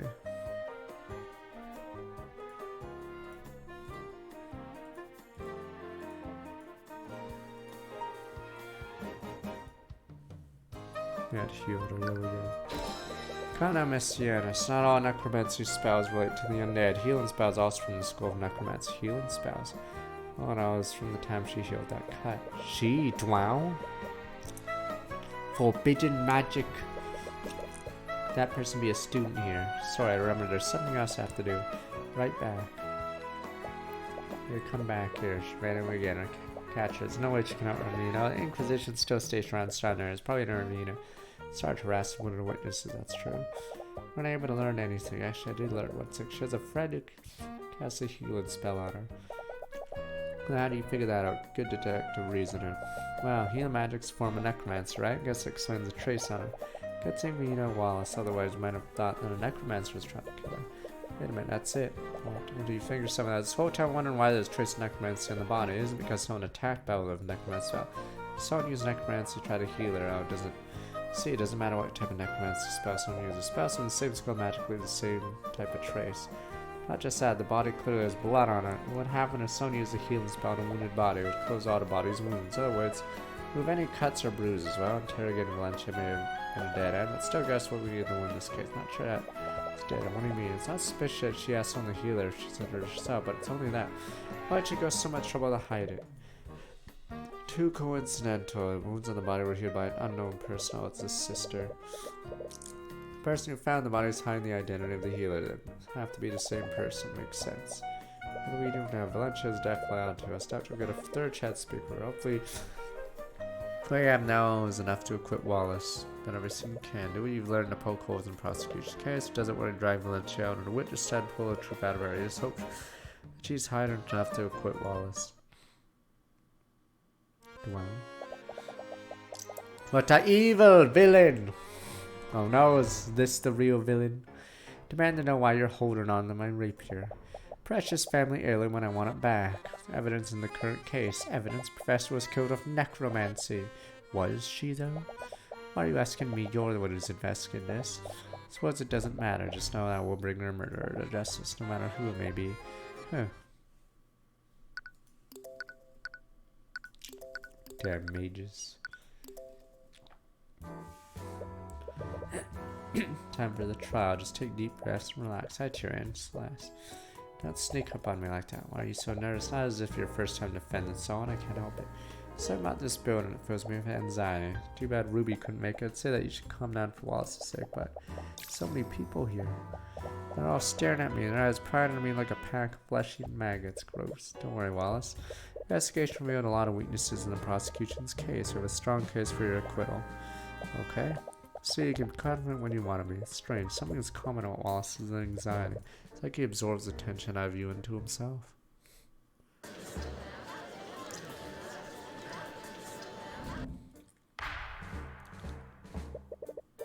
Court is now in session in the trial of Wallace Nightgrave.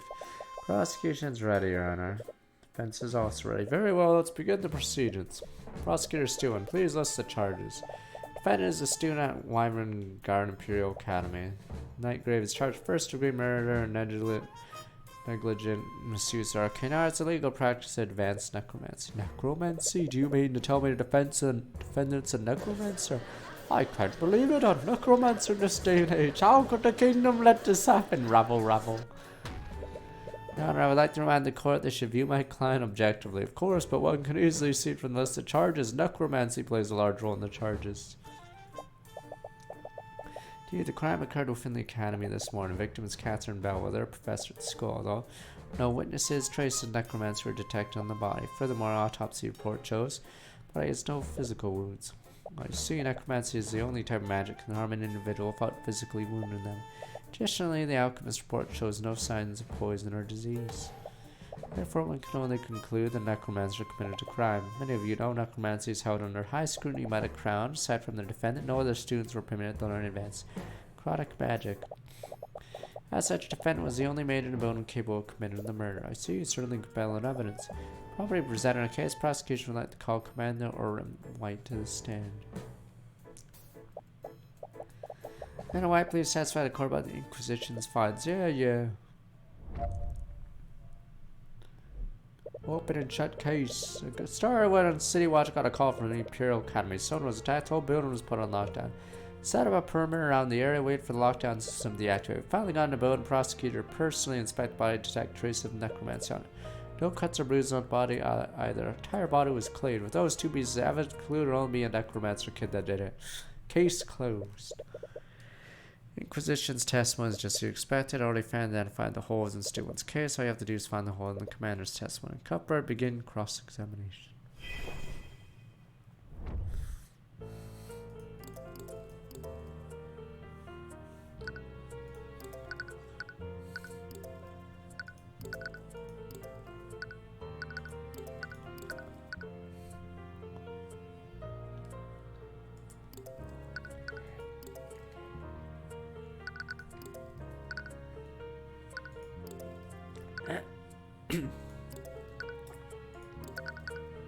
Oh, there we go. Objection! Commander White appears to even neglect to mention one key detail of the crime scene. Yeah, what's that? During your testimony, you said the entire body was clean. I meant there weren't any wounds on the body. However, the body was certainly not clean. Seeing a crime, there's a large pool of blood located where the body was. Blood came from the victim's body, definitely not clean, like the commander testified. Sorry, Mr. Cuthbert, I failed to see the significance of this. I'd like to remind the court prosecution's case against my client. They're accused of murdering the victim using necrotic blight or spell, which certainly not have wounded the victim. Why was there any blood at all? I want to go home by 5, damn you. Let's not get ahead of ourselves. Fact still stands, no wounds on body, nor were any reports of poison disease on the autopsy. Clearly magical elements in this case. Catherine Bellwether was bleeding profusely at some point. How should there be a blood stain on the body? I have an explanation for that, Miss Steelwind. No, I meant the prosecution doesn't have an explanation for that. While I do find circumstances questionable, all the evidence points to the defendant. This spell would leave a trace of necromancy. But it wasn't killed of necromancy. Why was there a trace of it on the body? I'm glad you asked. Present a spell that could have left a trace of necromancy on the body.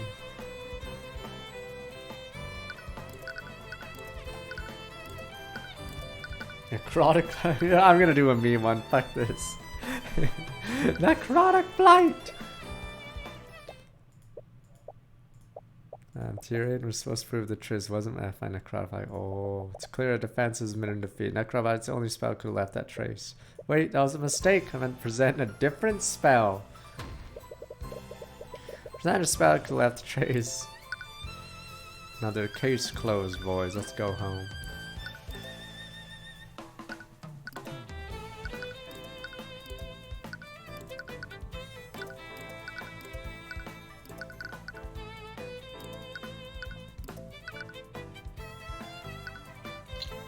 What does this one do? Oh, it does not heal wounds. Mend wounds. Correct me if I'm wrong, is an added healing spell. Correct, Your Honor. Spells in the school of necromancy control forces of death and life. Mend wounds, in fact, a necromancy spell. Really, no, I wasn't aware of this. I'd like the court to consider the following. What would happen if Bellwether was wounded? Someone attempted to heal her using mend wounds. All of her wounds would disappear from Raleigh, I'd see. Objection! What did I think I'm that incompetent, Mr. Cuthbert. Frankly, I'm a little insulted. What?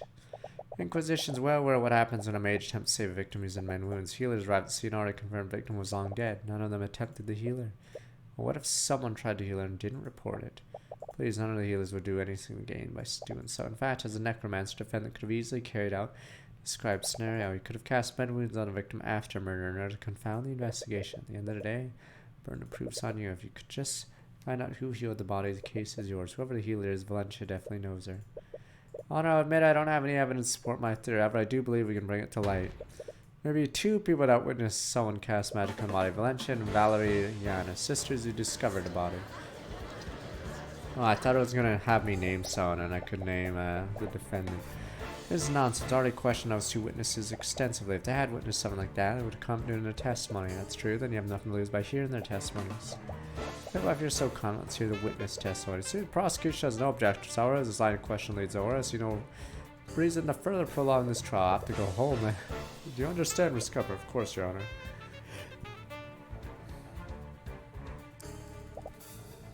Oh crap, this guy from before is using necromancer's order. I just got to understand she's already stressed out. Could work in her favor. Witness, please state your name and occupation for the court. My name? Witness, there's no need to be so nervous. Merely want to hear what you saw the day of the murder. Right, it's just the guy over there. I mean Cuthbert. Did this man harass you, witness? Wait a minute. Yeah, he's like super harassed me. How shameful. I would expect a member of our justice system to behave more professionally. Oh, shut up. Anyway, please state your name and occupation for the court, Miss Enos. Calm down, I can't prove anything. My name is Valencia. Member of the kitchen staff at Wyvern Guard Imperial Academy. Just call your one of witnesses who discovered the body. Apparently, the defense finds your involvement suspect. Rest assured, Miss Yanis. This courtroom you to protect from Cuthbert's harassment. Please testify to the court what happened that day. Yeah. Walking with my sister in the west wing when we noticed something in the nearby classroom. Looked over to see what it was. That's when we saw Miss Bellwether bleeding on the ground. Sister tried best to help her, but Professor had already lost a lot of blood. Sister did that to use an emergency communication device to call for help, and it was too late. By the time her bleeding stopped, she had already lost too much blood. Your theory is true. She just lied. Her testimony, she definitely owned something bad. Definitely saw more than she said, and I need to prove that somehow. Cuthbert may begin your cross-examination.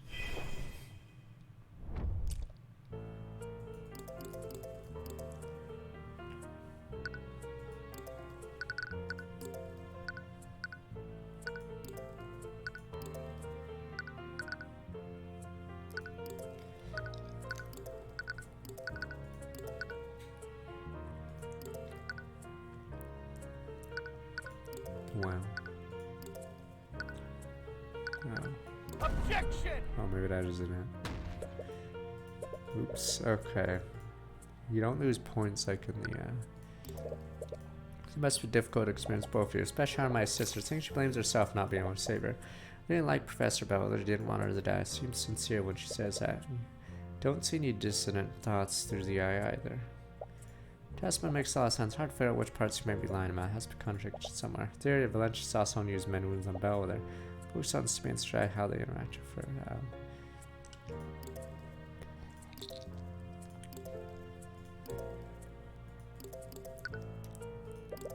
Tried to help her. Miss I don't why didn't they pick a different name? Miss Anus Yanis. How exactly did your sister try to out Miss Bellwether? What? My sister used first aid to try to stop the bleeding. I see. Could you please add that detail to your testimony? Yeah, sure. Used first aid, apply pressure to wound, stop the bleeding. Objection!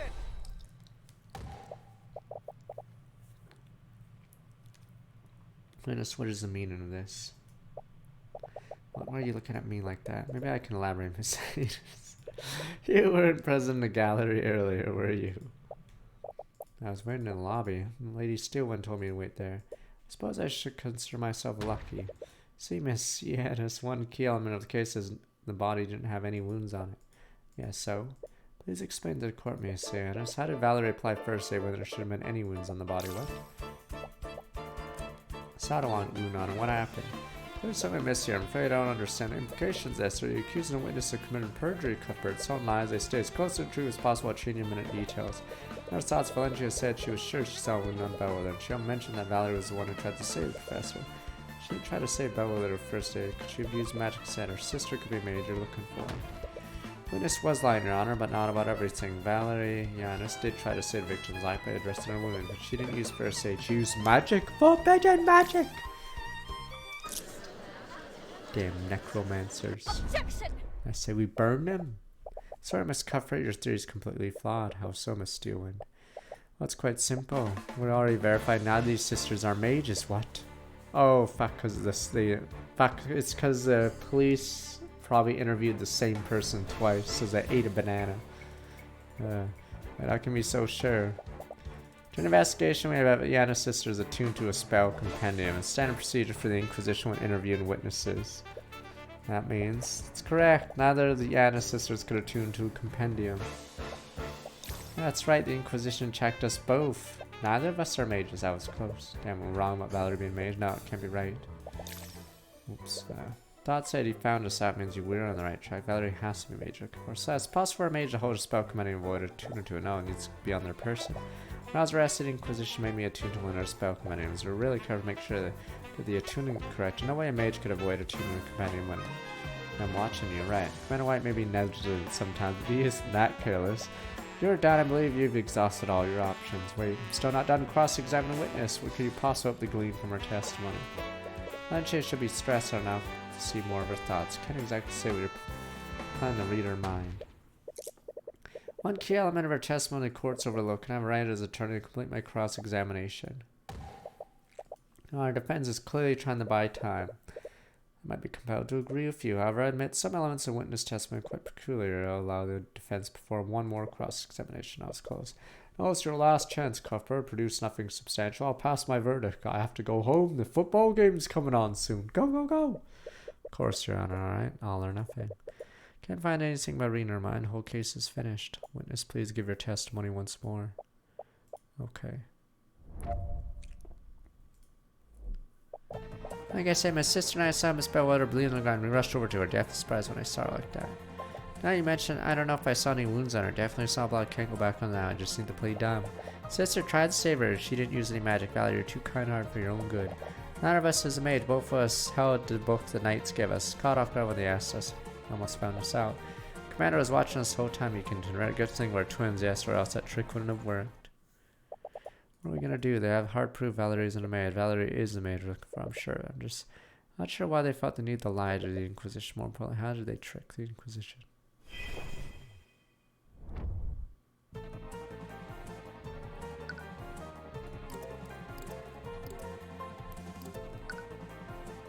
Objection! Miss Anus, your thoughts betray you. Stop calling me that. What? Found the truth. Found the thought. They must have done something, but what? Must have when Commander White was interrogating them. Oh, they were spinning around. Orm has one who collected their stimulants. Did he not notice anything off about their behavior? Funny, he said they had a few quirks, something too suspicious. Quirks told me that they were running and spinning around him during question. What does that mean? No idea. Perhaps they were still on edge after finding their co-worker murdered. And spinning. I thought so. It's a good thing we're twins. How did the twins trick the Inquisition?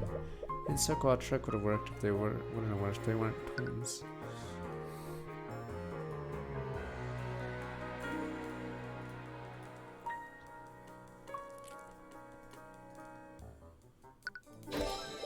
What does they switch places? Valencia attuned to the first spell compendium, then she pretended to be validated tuned to the second when Commander White couldn't tell the difference between them. Miss Sainer, something I want to confirm during an investigation. Both you and Valerie attuned to a spell compendium. Am I correct? Yeah, that night watched us do it. How did he have you do this? Did you both attune those compendiums at the same time, or did you attune one after the other? Does he know what we did? I don't see how it makes any difference. Cuthbert. Yes, I agree. Spell compendiums would work regardless what order they went and may not be aware of this, Your Honor. Valencia and Valerianus are identical twins, which means their physical appearance is nearly identical to each other. Commander White didn't have them attuned at the same time. What would stop the twins from switching in place of each other? Objection! I think nothing but basis conjecture wouldn't fail at such a basic task. Really, Prosecutor Stu, when you find hard to believe Commander White would fail at a task like this. Wait a minute, this is crazy. Oh no! We didn't trick the Inquisition. My sister and I are not mages. Prove it, Miss Giannis. Bring in your sister. Have you attuned the two spell compendiums at the same time? No way.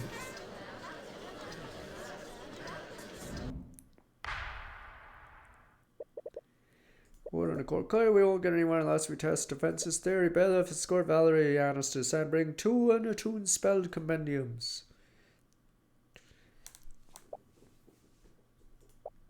Both had in our hands as spoke on those compendiums for the last 10 minutes. There's no way they can fake it in front of this many people. Alright, moment of truth. You can only hope your theory is correct. No, did she seriously? What is it, Prosecutor Stewin? What do you see? What I see is Commander White seeking new employment in the near future. Don't fire him. He's 64. Just let him have one more year. Appears the defense was correct. Valencia Giannis isn't a mage, but Valerie Giannis is. So one of Valerie Giannis' compendium contains Men Wound spell, which makes defense theory entirely plausible. Please allow me to explain. Should you explain what exactly? You're an unregistered mage. Alright, get the torches, men. Damn mages. They're everywhere, sir. If they're unregistered, they could be any of us. You and your sister made fools out of all of us with your perjury. Damn mages. Apostates.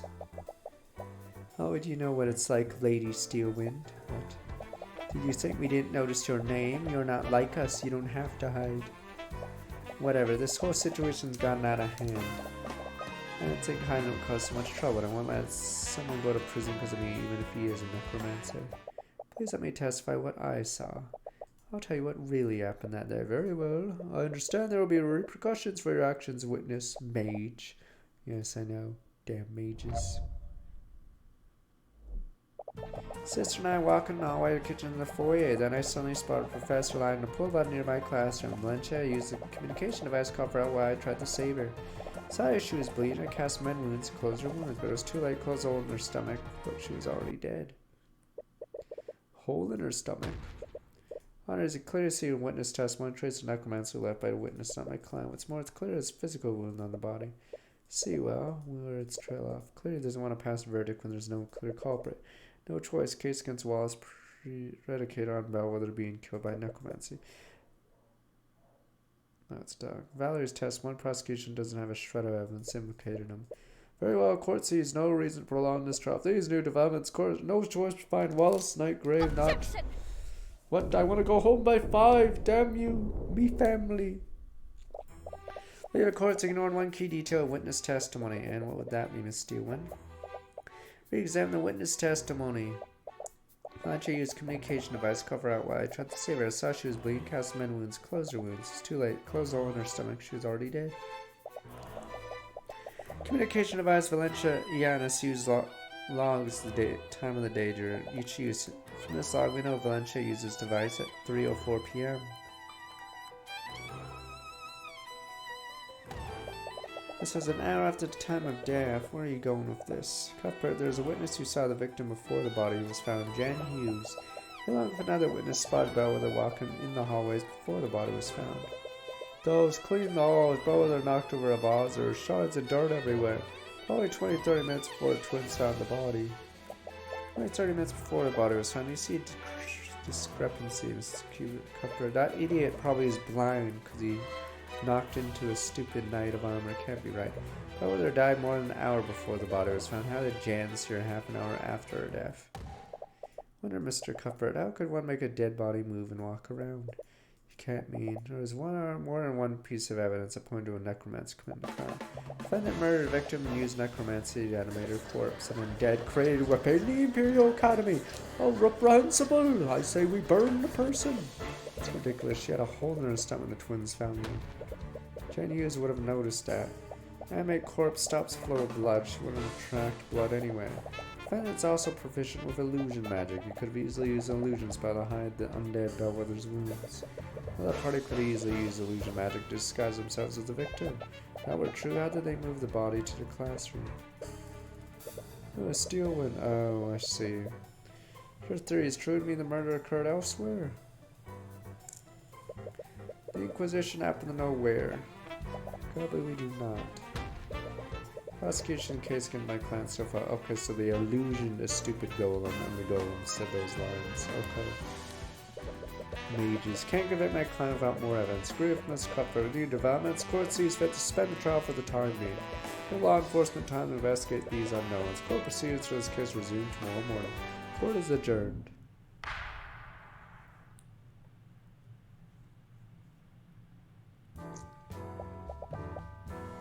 Okay, a body is seen moving around an hour after death. Clearly wasn't Bellwether, at least very least wasn't alive when it happened. What was it? Tyrion. There's still illusion magic involved, has to be. Which spell was it? Could have been illusory disguise. Tyrion, what? Quiet since the trial, then you're making me worried. So I assume about what Steelwind said. About her theory. It's a little creepy when you think about it. Do you really think someone turned Professor into an undead? I don't think so. Prosecution's case is unhinged on one clear fact. Wallace was the only high-level necromancer nearby. I have to assume he's the only person capable of using that kind of magic. How will she walk around? I don't know. It doesn't make sense. Given Wallace didn't touch the body, discount the use of high-level necromancy. No matter what, someone used an illusion. There aren't any spells that create freestanding illusion, not just disguises. Honestly, don't know the stupid robots. Need to talk to someone who knows about that type of magic. Wait, didn't Iris say she was studying illusion magic? She might be able to tell us something like that is possible. Really good idea. What do you mean, Dwyer? What if she's the one who created the illusion? Primarily, someone's trying to work my 93 months. What, you're detecting fear from her again? Celeste, are you scared of Eris? What, no. Saw it this morning too. You always get scared when she's around. Oh, I thought doing a better job of hiding it. Sorry, it's not based on anything real, but for years of working as a mercenary. Do that kind of work, you build up an instinct to sense danger. Kinda have to have it if you want to stay alive. Sorry, I never knew. Tyrion, I fought little monsters barely escaped with my life. When I'm near Eris, none of those creatures come even close to wow. Get this feeling like I'm in front of a predator I couldn't hope to beat. What the? Her aura. Every instinct I have tells me to run whenever she's close by. Really, it doesn't seem that dangerous. I know, maybe I'm just anxious or something. I should know better than anyone not to judge people by their appearance. Sorry, forget I said anything. If you think we should talk to her, we should do that. I don't want to discount Celeste's instinct. She's always reliable. If Eris is making her scared, it must be in something. This really is that dangerous. All more reason to talk to her. Aside from that, also something else, the prosecutor said. Cuthbert, witness saw the victim before the body was found. Jan Hughes, he along to another witness, spotted Bellwether walking in the hallways before the body was found. Said along with another witness means there's another witness saw Bellwether walking around, right? Jan's probably isn't the most reliable witness. Talking to the other person might help us figure out what happened. I think Steelwind let us know who the witness was. At that point, we'll lose anything by trying. In any case, looks like you have your work cut out for you. Where should you start first? Are we executing the kitchen staff now? Wait, well. Tyrion, what are we doing here? I'm not sure. For some reason I felt drawn to this place. Wait, is that Eris? Celeste points further in the cemetery. Oh, she's going to use her aura. See her standing in front of a gravestone. Placing flowers on it appears to be chanting a short prayer while we found her. Probably talk to her later. It'd be rude to disturb her now. As about to leave, Eris suddenly turns to face you. Oh wait, you can see her back. You over. Damon! Damon! Where's my cross? It's the only thing that can stop this demon magic. There, were you two looking for me, sir? We were looking for you. We're on it. On the stair if you'd rather talk later. Finishing up here. Do you have something you wanted to talk to me about? I wanted to ask you questions about the case, so. First time watching a courtyard, truly remarkable. Thank you, in the gallery. I've always enjoyed watching physical battles in the theater. See now, battles of wits can be just as entertaining to watch. Entertaining, yeah, I know what you mean. See, the odds are stacked against him, and then he suddenly pulls out crazy deduction and steers the trial in his favor. I've never thought of it like that. Sure, it's far more entertaining than to be the one making deductions. I'm sure what you mean. I practice law so I can help. I was persecuted by the justice system. I don't really do it to entertain myself, but is that really true? Don't you find the experience even the least bit entertaining, Tyrion? Some assuming I'm actually Tyrion. Wouldn't put it that way. Far too modest to save people from the clutches of death. Clients, he might as well be a knight in shining armor. Grave for injury, don't know best, leave it undisturbed. Grave heiress was at her. Their name on the stone says Emily Grant. Her lifetime appears to be awfully short. Must have been 12 years old when she died. Ontario Arcanum. Stay back, demon. I know your magic.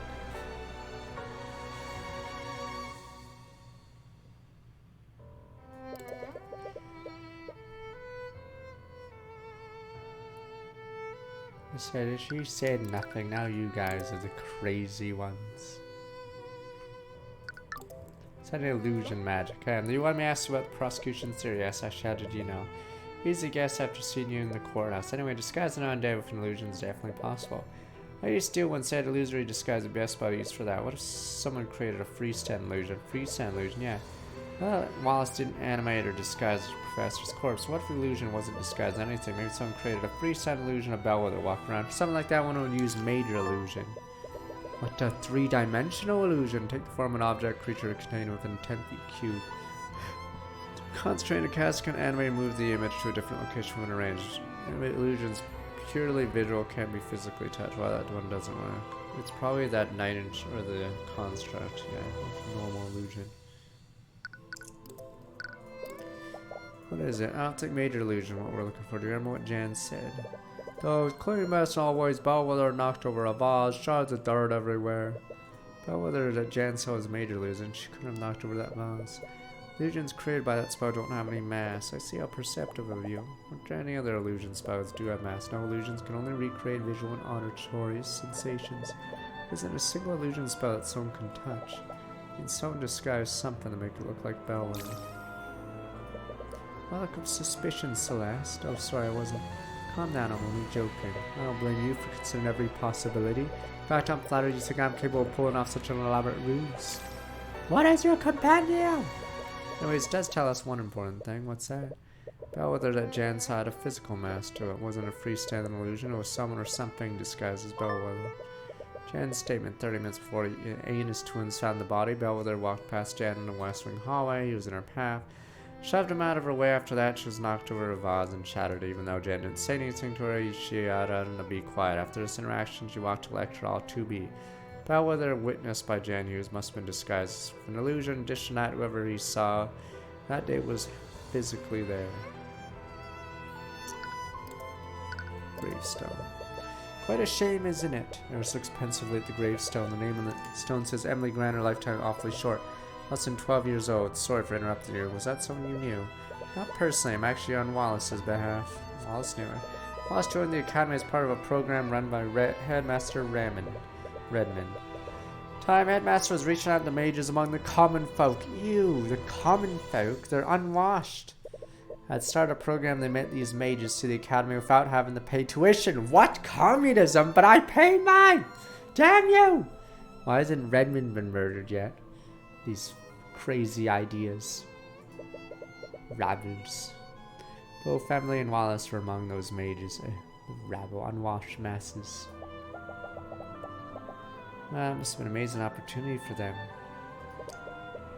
Truth is, neither of them actually cared about learning magic. The real problem is that Emily had a terminal illness. She and Wallace were poor orphans. They have even less money. Obviously didn't have the resource to treat it. They enrolled in the academy. The academy were obligated to give her medical treatment. Hero Academy teaches the best mages in the kingdom. They thought curing illness would be an easy task for the Academy healers. You're mistaken, I'm afraid. I'm sure you know this by now, but healing spells can only treat wounds, can't cure illnesses. Emily's condition only got worse over the years. Eventually, she succumbed to her illness. Wallace was furious. Didn't understand why the kingdom was outlawing magic could save lives. That's why he decided to learn himself. Yes, Headmaster was inspired by Wallace's resolve. Give him access to the Academy's forbidden tomes of necromancy. It's forbidden! Wallace taught himself the spells he knows today, that's why. It's supposed to stay a secret between him and the Headmaster. I'm sure you know how that turned out. What do you know?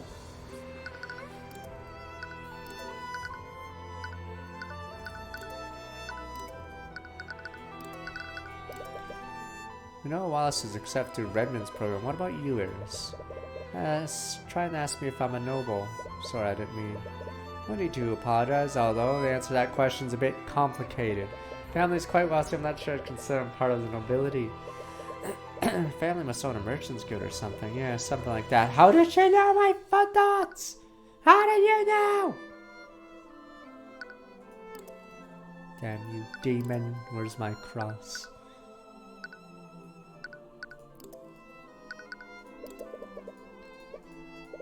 Can't tell you everything you need to get through the case would be funny mad.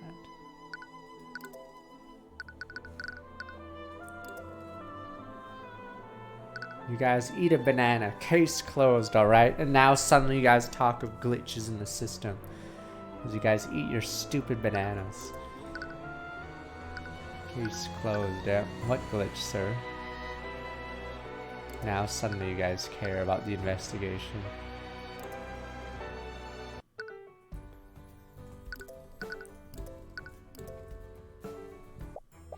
See you, Mr. Cuthbert. Steele, what are you doing here? After what happened in the trial today, I decided best to start my investigation here. Wallace was in the library the entire morning. The extent should start a search here. Since I have you here, have you seen Eris Illmatter anywhere? It's my understanding you're both acquainted with each other. Eris, what do you want for her? Not for anything serious, mind you. It's an oath of a commander lost her spell compendium. Oh, we need to produce another one for our records. Wow. See her, please. I don't know. We'd like to speak to her. Saw her earlier in the cemetery nearby. I have no idea where she is now. Once again, I have to compensate for that idiot's mistakes. Maybe I could ask you a question about the case, Ray. I suppose you need to honor a deal from earlier. Leads. Any luck finding the scene of the crime? Fortunately, I have. From the witness testimony, a rough idea of what route Bellwether took. A lot of rooms we've checked have any sign of a struggle. Why are you so sure a struggle happened? Only based it on Yanis' sister's testimony. Neither particularly noticed the bleeding came from a wound in her stomach. Gradually, the body's wounds have been mended. It can't determine what kind of weapon the murderer used. Other witness. Mentioned another witness saw Bellwether walking around yesterday. Would you let them tell who that person is? Sorry, I can't tell you that. Caught a little off guard. Pretty transparent in the investigation so far. What's changed? I have no obligation to just myself to you. Nor do I have an obligation to help the opposition. Can we have a deal? Hiding information doesn't seem fair to us. I believe I've given you plenty of information already. Regardless of what I said before. Answer still, our family's dangerous. Damn nobility. I, of course, catch a stray thought from her. Family's dangerous? What does that mean? Something about this witness's family you're worried about. Christ, why do I just give away my power while I'm at it? No, this could be a feint. Sorry, we have to try harder than that if you want to bluff me. Refer to witness as her. Furthermore, she said her family is dangerous. Why would she go to such lengths to hide witness's identity? In any case, looks like she's not willing to share more at the moment. Maybe you should try looking somewhere else.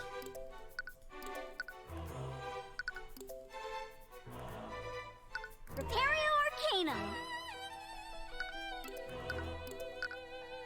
Locker room arc? What are we gonna see dudes or is it chicks? Wandering through the academy and overhear a conversation from a nearby room. I understand Miss Steelwind already moved the investigation elsewhere. How long must I wait before I can retrieve my things? Sorry, old timer, orders are orders. Nothing comes in or out until this case is over and done with. Commander White and the headmaster too. Oh, hello, Cuthbert. Hey, kid. In any case, other matters I must attend to. Please inform me when I can reclaim my things. Sure. Nah, the objection spoken is voiced. So the prosecutor and the defense attorney say objection. Commander White standing guard in front of this locker room. Doesn't look like he's conducting any sort of investigation. Is here on Steelwind's order. Might be able to tell you who the secret witness is. What's the headmaster talking about? Suppose they had some items stored in one of the faculty locks. Problem is, Stillwin said no one gets in or out of this room except for her and you two, apparently.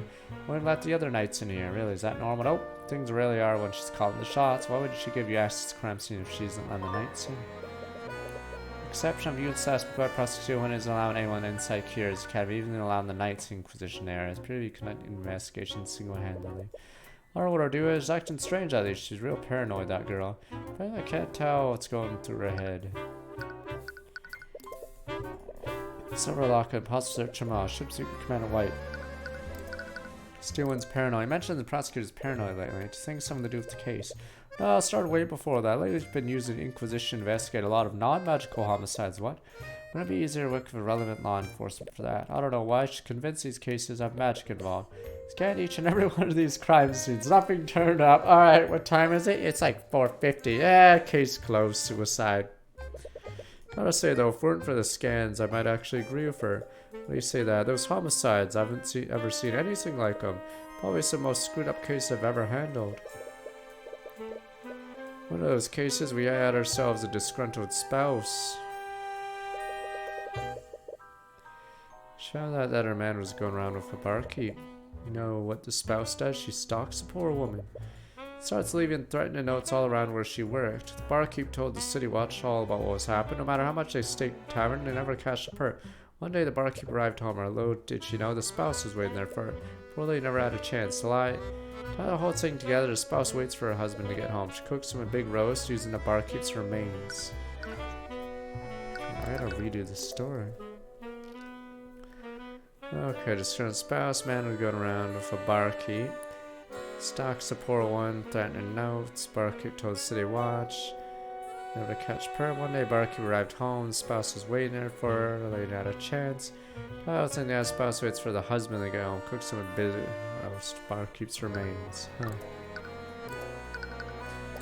Wow, that story's pretty. I know. Steelwin thinks someone developed a new type of magic can control people's minds. And these homicides, some kind of sick test run. Magic control people's minds, monks.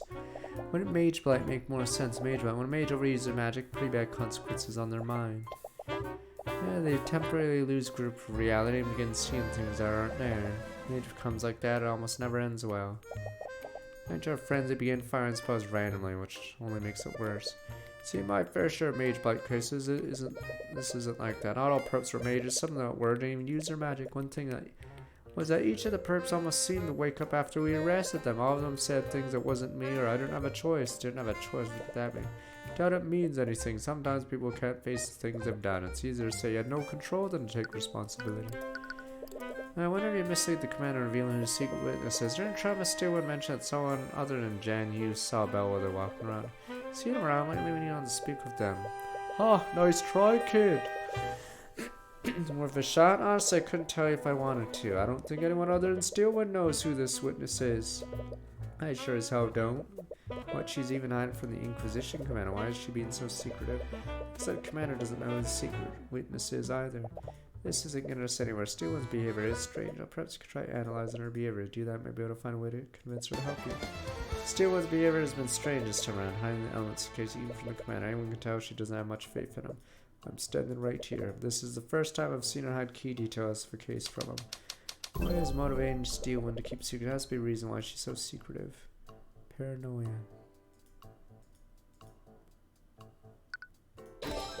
Action driven by paranoia. I've been hoarding information about the case. Only one reason why she wouldn't utilize the Inquisition like she usually does, because she doesn't trust the world. I'm gonna do meme answers. Fuck this. I hate to say it doesn't surprise me. Always been standoffish with us. There is one exception. Let's do untrusted for this case. And eventually she's trusted more than the Inquisition during this case. Wallace. No, she's personally investigating the crime herself. She wouldn't know. Okay. She wouldn't let anyone in the crime scene on the Inquisition. There have been individuals trusted under the crime scene. Fine. She let us investigate crime scenes without restrictions. Yeah, I never thought about that. Does she trust us that much? I don't think personal trust is the reason. Why does Steelwood trust us this time? Don't usually interact with her. She worked the Inquisition on plenty of cases we weren't involved in. Steelwood.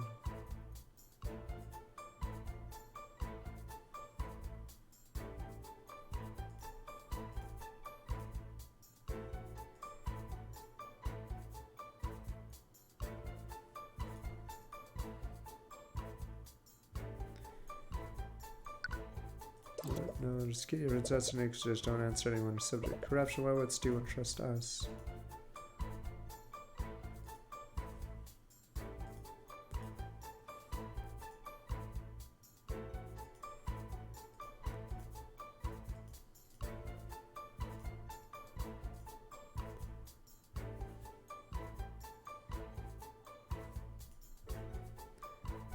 What the?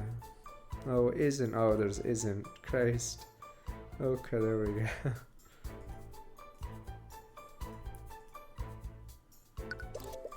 Oh my god.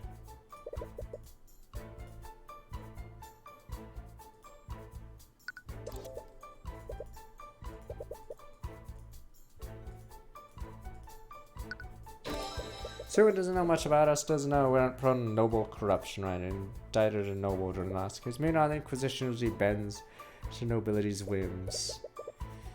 Can't argue with you there. Looking in for about the secret witness. She's a man inside town. She's worried about witness family. Worried about corruption and nobility don't mean one thing. Is a murderer? No, it's a noble. Witness belongs to a noble family. That's why she's wary of interference. We're obviously not going to do anything corrupt. Why is she hiding a witness identity from us? Cross seen through the eye. That's why I said before the answer is still no. She's worried about our safety. Well, I guess for us, a noble could put you in danger, but I'm the protege of the infamous Ruby Tamora. Yeah, it sounds like we aren't already in the nobility's bad, so I'm sure the Pierce family still has it out for us. Calling me and the family we're dealing with is even more powerful than House Pierce. Prosecutors wary of them. They could even be powerful as the Steel Winds. Wait, don't tell me you think we're dealing with one of the 4 pillars. What are the elite 4s? 4 pillars. Name people used for the top 4 noble houses. Let me send the top of the kingdom's aristocracy. If I recall correctly, the 4 pillars are House Freyga, House Von Sanctus, House Sybil, and House Steelwind. Yeah, what if there's House Zero? Steelwind's part of them, yeah, which makes so much wonder she's serving as prosecutor. 4 pillars, alright. What is it? Steelwind's weird behavior all started after she investigated this room. At the crime scene, she left follow a lead. An hour later, came back to the lecture hall, booted everyone out. Behavior changed after investigating this room, means she found something here, and that something must point to a family from the 4 pillars. Kinda looks a bit anxious. You know, Steelwind's orders say I can't snoop around here. You two, on the other hand, don't worry, leave it to us. Have some school records say which locker belongs to which student. You can use to tell which locker you're looking at. Arcane construct in the back there, probably the 8 students anyway. I don't think it's relevant to our investigation. Make a small note of it anyways. Inactive arcane construct. What? What do you mean not? Damn you! Look at it! Who's the legend the commander gave you? Look carefully across the list, find some notable student names. Wallace Knight Grave. Open Wallace's locker inside, find a bottle of fragment liquid, something that looks like makeup kit. I didn't expect Wallace to use stuff like this. Does seem straight, not a place to judge. Anyway, let's see the other lockers. Freyga. Stack of worn out textbooks and notebooks. Wait a minute, these notebooks have Wallace's name on it. Open the notebook, look through its page. Appears research on the art of necromancy. These are Wallace's notebooks. Why are they in Miriam Freyga's locker? Did Miriam steal his things? What's going on here? You need to check the locker more thoroughly. Wait a minute. Turn and take a look at this. That's blood. This ain't a blood in Miriam Freyga's ID number. Who's the legend and commander gave you? Lauren. Inside the textbook's neatly stacked deck of tarot cards. I like cards, fortune teller disease. One of the students studies divination magic. Anyway, I don't think it's related to the case. Jaden Von Sanctus. Inside several bottles, some kind of transparent lotion. Nothing but lotion here. Oh, I wonder why a student had this much lotion. Take one of the bottles and inspect more closely. Wait here. Don't touch those with your hands. Some kind of sanitizer liquid. Though strange, doesn't seem related to the case. Found a few things. Can't really make sense of it. We should look at this from the prosecutor's perspective. Steelwind found something in one of the lockers. Whose locker had the most suspicious evidence? Whatever it was made her extremely paranoid. Look at Wallace. You know what, Jaden? That was a suspicious! No, you found a few strange things. Okay, whatever. Now we look at found some insane suspicious things in Freyga's locker. It had Wallace's notebooks and even had some blood. That certainly is strange. Plus, something bloody was stored there, and you think someone stole it? No, actually, I think it was Steelwind who took it. Alright, Aura mentioned she investigated the room. Must have taken the bloody item as evidence. That said, something else strange about the Miriam Fraga's locker. It had a lot of Wallace's possessions. Possibly she really did steal those items from. It's more likely this locker isn't actually hers. Remember what Wallace told us before. Sometimes other students would steal the ID number off of my locker and switch with a number of another locker. They thought it was funny whenever the student owned the locker got angry with me. Someone switched to nameplates means this isn't Miriam Fraga's locker, it's Wallace's. I mean the bloody object came from Wallace's locker, it's pure so. That's true, why didn't Stew and present the bloody hand during the trial? I proved that Belle was wounded before Valerie healed her, and would have been perfect time to present what she found. Bloody Adam found the defendant's locker. After all, she could have easily proved that the nameplates were switched too. That is weird. Something more to this figure. Let's see what. Let's do it ourselves. Was it now? We couldn't make up there, okay.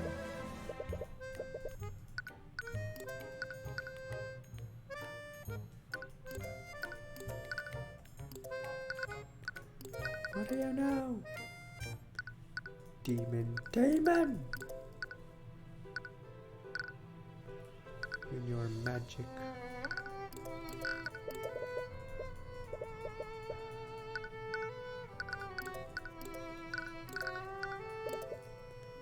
Wasn't quite make sure what you at first. Truly are remarkable, thanks. I think I enjoy watching you battle Lady Steel and hope the climax lives up to my expectations.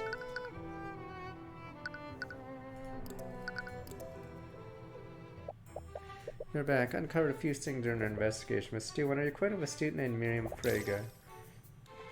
Underestimated. I said before, Cuthbert, I won't fall for such an obvious bluff. Not a bluff with Stu. I'll prove it using the evidence we gathered. Stu's paranoid. What a reason due to involve in Miriam Fraga. It prevents her to reveal why she's being so secret. It might give you more information.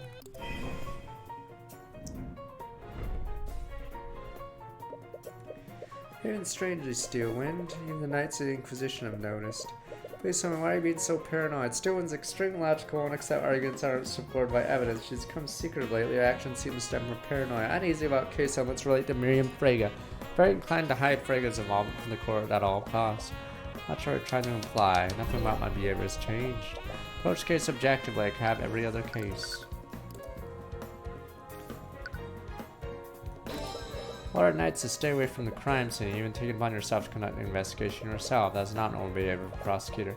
I took those actions because the Inquisition is incompetent. How could I possibly trust them with anything? Knights are incompetent, but even you can see the value of delegation. In this last case, you delegate tasks to the Inquisition. You could have easily investigated McCoy Tavern yourself.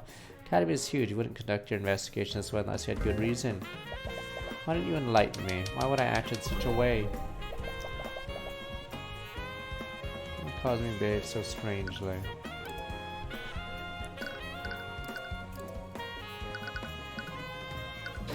You know, the Inquisition's corrupt and bend the nobility. What would happen if a powerful noble republic involved in the case? If that noble's influence, probably order the Inquisition to conceal their involvement. A high-profile noble was involved in this case, Steelwind. I believe the noble is Miriam Fraga. Again with this, you can bluff me by throwing out names of random nobles. Not every noble is a malevolent criminal like Garrick Pierce. Said it before, I'll say it again. My investigation doesn't involve the Fragas. I'm about this case with anything to do with House Fraga. How do you explain this, Stu? When the commander told us you were following the lead in the locker room yesterday, investigated the locker of students from the Four Pillar families, found stains of blood in the locker with Miriam Fraga's ID number. It was presumably left by a bloody object. The bloody object was taken with someone. I heard that you became extremely paranoid after found someone in the locker room. I had to guess that you took the bloody object as evidence. What evidence do you have to support these outrageous claims? What? The only thing you have is evidence of a blood stain. There's a myriad of explanations of that. Everything else you mention is pure speculation. You can't prove that piece of evidence exists. I need a number of things in that room, possibly nothing at all. Hide evidence. Do you see how wrong that is? Let's not be coy. Anyone can tell blood stain, most notable thing in the room. Don't present evidence on the court. No choice but to pull the owner of that card locker onto the stand. Found an object in the locker with Miriam Fraga's nameplate on. Don't present when you found the card, no choice to pull the owner of the locker onto the stand. That's ridiculous. Above no locker in question belongs to Wallace Knight. Can you know vocally prove that, Miss Steelwind? Because the way I see it, a lot of room for doubting. Enough to have to pull Fraga on a witness stand. If I had more context, maybe I wouldn't have to resort to that. Anger.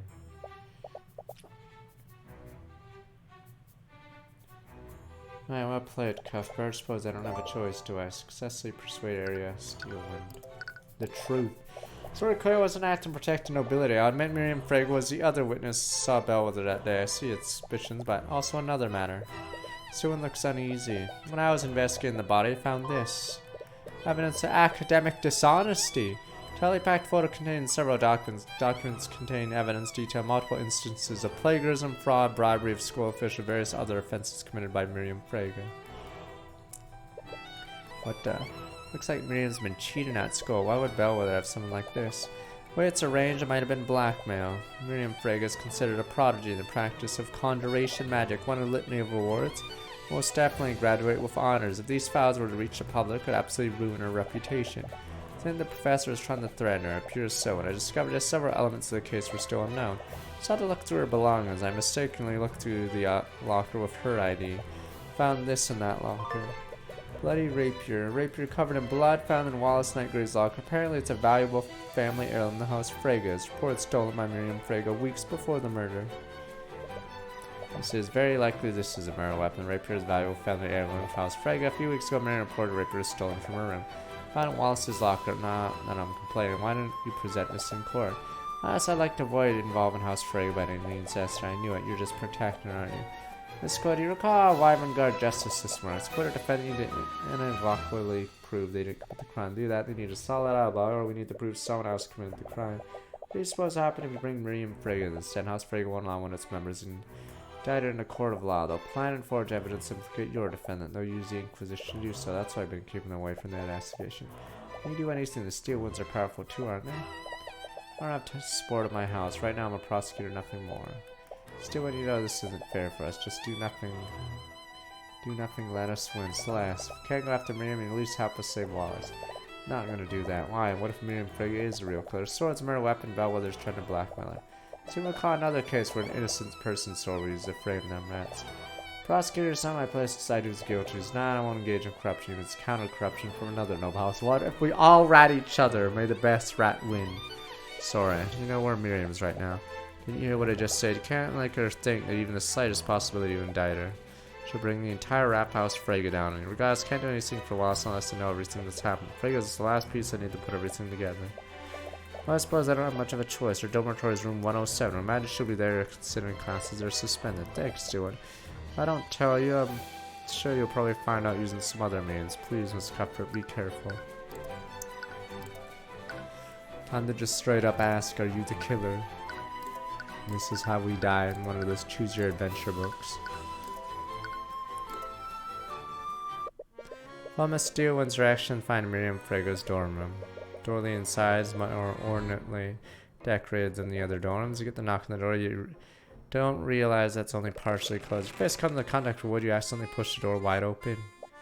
Wench. Excuse me, how dare you barge in my room? These insects have no respect. Sorry, I meant to knock, but... Construct, remove these hoodlums from my room. Acknowledge. From the corner of the room, Arcane Construct stands up and starts making its way towards you. Before he protests, it raises his fist to hit you. Well, I have enough time to raise your arms and brace yourself for impact. Close your eyes, wait for the blow. Instead, you hear the clang of steel against steel. Confused, open your eyes, see Celeste stand between you and the Construct. Her sword is drawn using the block to Construct's fist. Taking a closer look at Celeste, student stares curiously at her. Construct, stand down. Acknowledged. Terribly sorry for that. I wasn't aware that this was your servant. Celeste looks angry, puts away her sword for a word.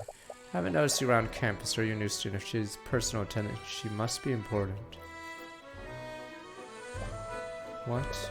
See an opportunity. Yes, my master just enrolled here recently. What? Celeste gives you a puzzled look. Make a silent gesture back. Won't she seem to realize what you're doing? Yes, I just started here. I take it you're Miriam Frege. Yes, I'm honored you recognize me. Miriam Frege, student. Not a villain. Pleasure to make your acquaintance, Miss Celeste Remember, the Irish can't be nobility or whatever the heck her name is. Damn you, Smith, Elizabeth, I don't Victoria, say something better! Steelwind, I'm Celeste Steelwind. Can't believe her. There's no way she's gonna believe. Steelwind. It's a pleasure to meet another member of such esteemed house. She must be one of the Branch family. Maybe I can use her. She's actually buying this. I just moved in and I thought that I should introduce myself. Seeing as you're a top student in the field of conjuration. Yes. Well, there's no backing out now.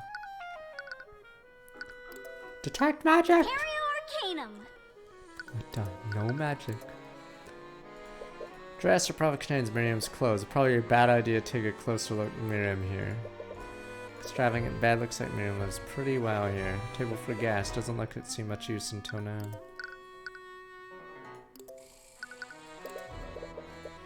Drago, I wonder if you could ask questions about students. I don't believe anyone's permitted you to speak. Here we go. Celestial Wind.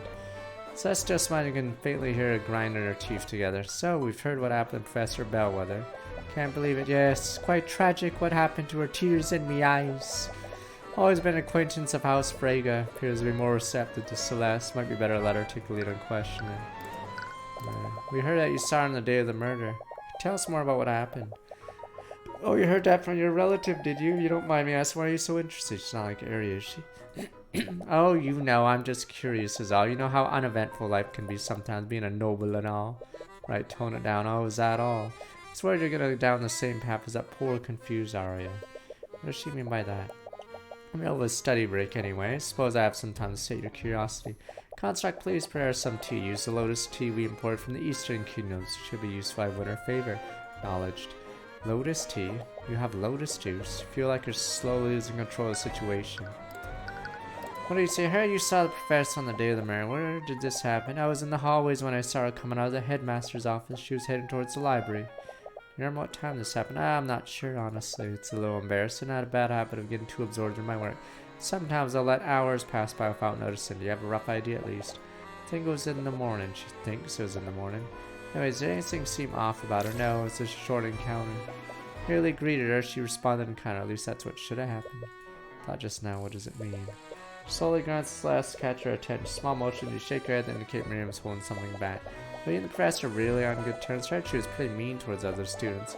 Towards the riffraff, maybe, but not students like us elites. She was a great ally to House Frege, at least she used to be. That's why we're planning on appointing her a new headmaster. Wait, what did you just say? You just say your family's gonna appoint Bellwether as a new headmaster? Oh, I'm surprised you didn't know. House Frege holds several seats on the academy board. We're making plans to have her replace that lout Redmond.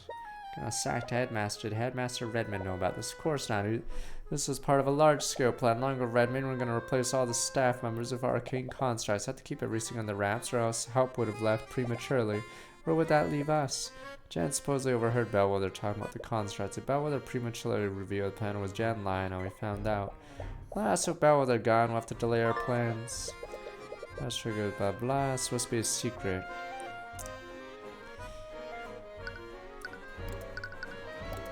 So where our area took your rapier as evidence for the case. Can you believe her? She still won't give it back to me. I'll follow out my head if I don't get it back soon. How did it even become part of the investigation anyways? I don't know. Area won't tell me anything.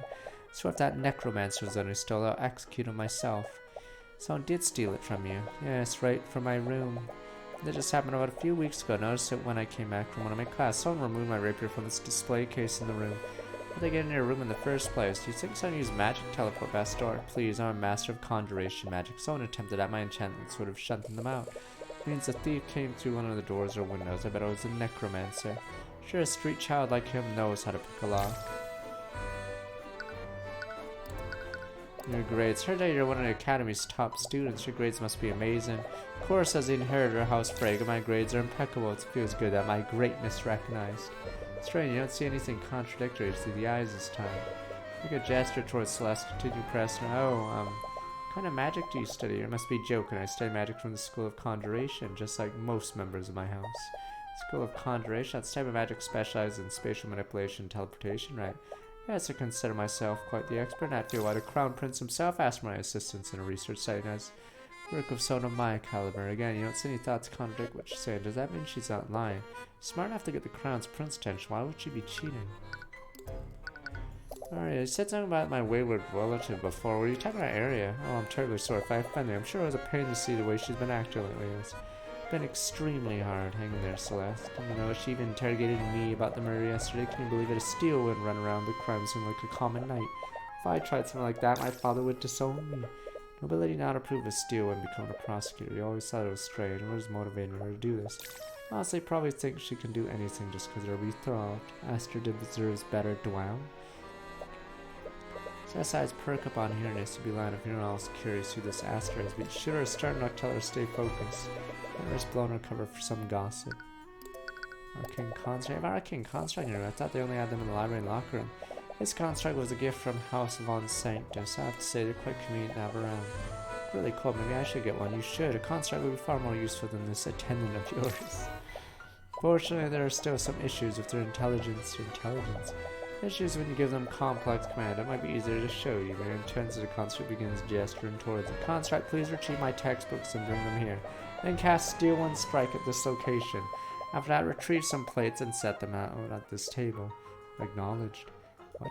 Construct stands up and retrieves Miriam's textbooks from the shelves and brings them to the table you're sitting at, just like she ordered. Then it suddenly stops moving. Duh. What happened? Construct obviously can cast Steel One Strike, so my second command was possible to carry out. Did you notice something else? It ignored your third command too. That third command was possible to carry out, so why did I ignore that command? Construct execute a series of commands in order they are given. Say one of those tasks is impossible to complete. When the construct gets that task, it will deem the entire series impossible to complete. So all resolved, it will stop executing the series altogether. Task in a series of commands is impossible, then the command will interrupt the sequence of commands. Exactly. Construct's a logic limitation, alright. You still win. I'm afraid you must leave now. I want to make our next engagement. Oh, right. Let's go, servant. Oh, leaving already. It was a pleasure talking to you. Yeah, sure. Hope to see you around. Make your way to the foyer of Celeste. For all the time you spent, you'll have a brief amount of time before night falls. She didn't want to talk to her more. We're getting a lot of it. We've already got a lot of useful information. The more time we spend with her, the more likely she'll see through her ruse. Right, why Steelwind? I don't know. I panicked. Mary's like the only noble I know. What about Pierce? I use that creep's name. Well, hopefully Steelwind doesn't mind us borrowing her name. Got her statement out of it on what we saw that day, and there's... So what she said about her rapier, that she was lying when she said it was stolen. Probably trying to establish an alibi. I'm not so sure why you say that. It doesn't feel too obvious. If she was lying about a rapier being stolen, it implies she planned all of this in advance. Had to choose a murder weapon. Why would she choose something that literally has her name on it? I understand that the murder was a spur of one decision. Might have just used something nearby in this case. This was a premeditated murder committed by Mira, and the rapier would be the last weapon she'd choose, right? Makes sense. Also evidence of academic dishonesty. Doesn't match up with what I heard from Miriam. Meaning all this stuff about working with the Crown Prince. I'm just making things up that look good in front of me. I have an insight when it comes to things like this under normal circumstances. Usually tell when someone's lying. Not as grandiose as that one. Something I definitely see through people who subconsciously shield themselves from the Owl Horse even when they don't know about it. They do that, you usually can't see any thoughts from them. You also see she was lying about an encounter with Bellwether. You'd see, you would have seen dissonant thoughts if she was lying about her grades. I guess I'll trust your insight. What does that mean? I don't know. Everything we found, I'm not sure who the real culprit is. At the very least, we'll still try to pull Miriam onto the stand. Testifies in court, might be able to find something I can use. Big maybe. Don't play your cards right, might spook the Fraggers enough for them to pay off the judge. Anyway, it's getting late. Turn in soon, yeah. Hope you don't have to quit Wallace. Yeah, poor people in our schools, damn you. The riffraff.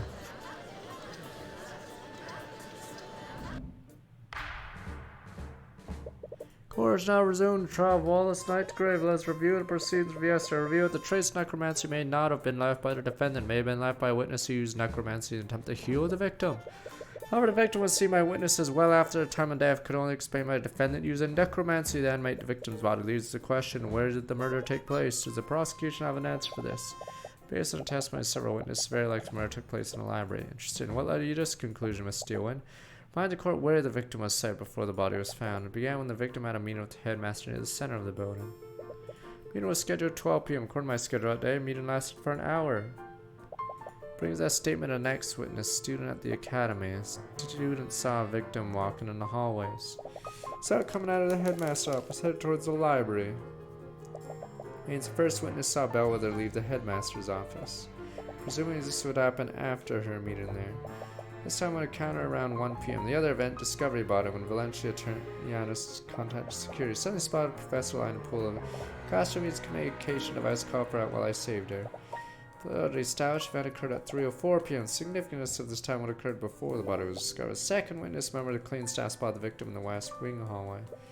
Between Bellwether knocked over a vase or shards of dirt everywhere, probably 20 to 30 minutes before the twins found the body.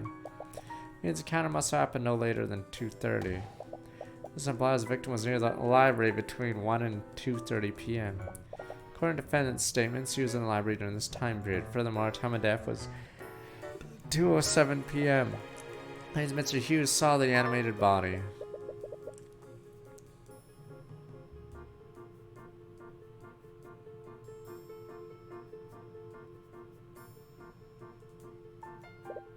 See, your deduction clearly tracks Miss Steelwind. What do you have to say in the defense, Cuthbert? Prosecution argument definitely well thought out, Your Honor.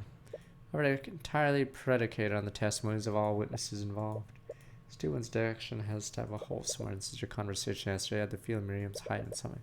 Get the truth, drag that out of her through a cross-examination. Your Honor, test validity of these kind of defense would like both these witnesses to testify.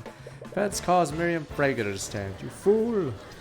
But that's nobility. Rich people can't be criminals, Frager. Mention of her name, the judge's face turns a bit pale. I had a feeling it would come to this. Do you have any objections, Miss Steelwind? I do not, Your Honor. Very well. Bailiff, please escort Lady Frager to the stand. The rabbi. Witness, please state your name and occupation for the little snakes. How dare you deceive me? Oh, it looks like she found out. Opportunity to debrief the witness beforehand. Miss McCoy, for the record, I told you exercise discretion. I did not mean you shouldn't personally be a member of my family. Yeah, sorry about that. Gave you all that tea I imported from the Eastern Kingdoms. I demand you return it to me. No, you gave it to me. They're legally mine now. Not sure what your business with the witness is, Miss McCoy. I'd like you please handle your personal disputes outside the courtroom. Anyway, Miriam, please testify to court about your encounter with the victim. Very well.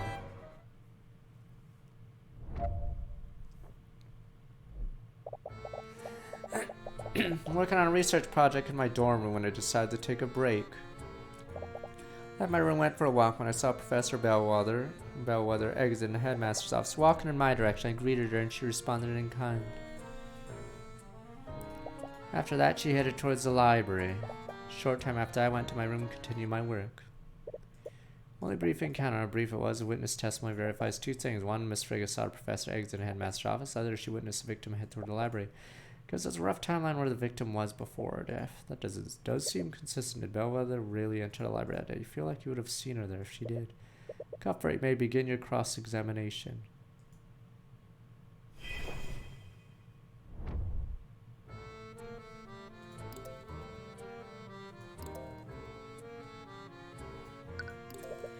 Anything you seem off about her? No, it was a very short encounter. Not as we stopped to have a conversation. Said you greeted her and she responded. What words did she use? Why is that important? Miss Frege, it's possible son used illusion magic that every detail of victim's interactions would be important. Well, better good morning, and she said good morning in response.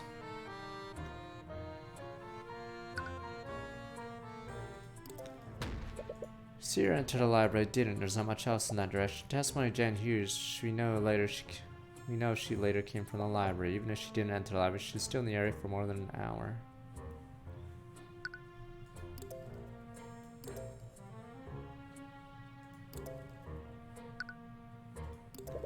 Sure, you saw her exit the headmaster office room right clear. It's probably she's still meeting with the headmaster at all. Almost talking about the plan to replace him. Interact to press her at all, Miriam.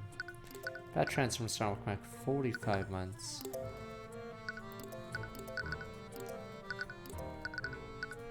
Banana me.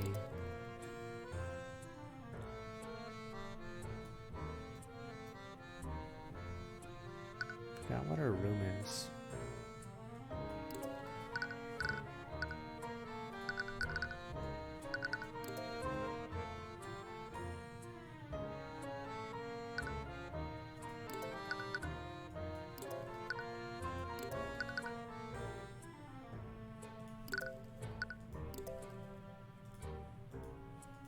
Oh, what the hell? Is that a bug that happens? Fuck.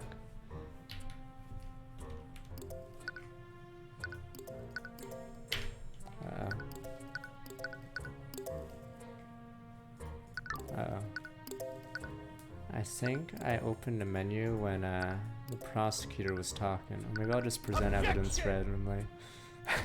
There we go. Your Honor, the witness test contradictory. Evidence proves it. Alright, there we go. We got out of it. There we go.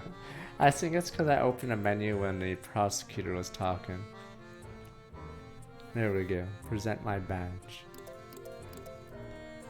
Testimony is straightforward. Could be lying. I'm honestly not sure. We'll have to focus on her statements on how Bellwether acted. Yeah.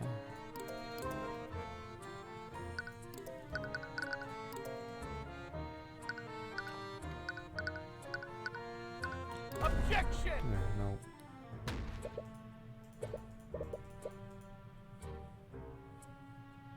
Oh, fuck. So dumb. Objection! Frege, if I recall correctly, I've habit again absorbed in your work. So much so, you lose track of the time of the day. Yes. What does that have to do with my testimony? Earlier in today's proceeding, the prosecutor made a following argument. First witness saw Bellwether leave the meeting of headmaster at time of this encounter at 1 p.m. Frege, if you said good morning to Professor, you would have been mistaken because that encounter could have only happened during the afternoon. Your point is, you said it yourself, Cuthbert, a witness simply lost track of time. The witness said isn't important here. The significance of what the professor said in response. She'd just come out of a meeting that was scheduled for noon. She'd been well aware it was no longer morning. Why would she respond good morning? Wouldn't she have corrected the witness? The encounter was extremely short. Victim's mind made him preoccupied. She could have easily responded to the witness without thinking. To be honest, kind of agree with her. It's not hard to believe they're both confused about the time. Definitely a stretch. So can't shake the feeling she's hiding something. Every time you ask her how Bellwether acted that day, the eye picks something up. There must be something there. Frege, you haven't been entirely truthful in your testimony, have you? That's absurd. What reason would I have to lie? It's a small detail. Why does he even care? Every detail about how she acted is important, Frege. Why aren't you telling us? Probably have no basis to accuse the witness of perjury. Yes, you'll stop this at once, Frege. You are lying about how Bellwether responded to your greeting, aren't you? It doesn't make a difference. All she did was yell. She was yelling. But it's possible Bellwether's response was less than friendly. What do you care? What difference does it make? Why are you so persistent? Jaws, make sure every part of the testimony is truthful. Every detail matters, no matter seemingly insignificant. Cuthbert, you will stop this or I'll find you in contempt. Professor yelled at you, didn't she, Miss Frege? So what if she did?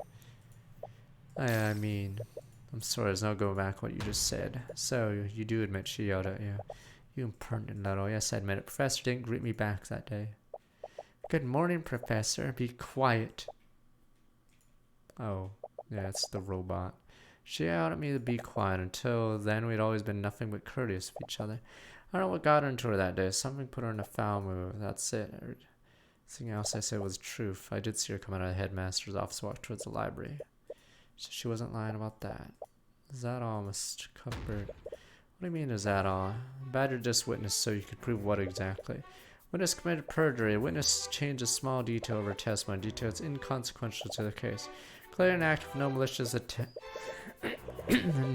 I've seen her thoughts, hard to disagree with that. You're so sure the eye would lead you somewhere. Afraid was only lying to save face. Witness saw the victim leave the headmaster office and walk towards the library. Do you have any concrete evidence to refute that? Suppose I don't. Wait, is it really okay? This rate only chance to secure the chance to cross-examine. I don't think she's lying anymore. I was really pushing my luck. To your precedent, our judge might actually charge him with contempt. Miriam is the one lying then. Defense has no further questions for the witness.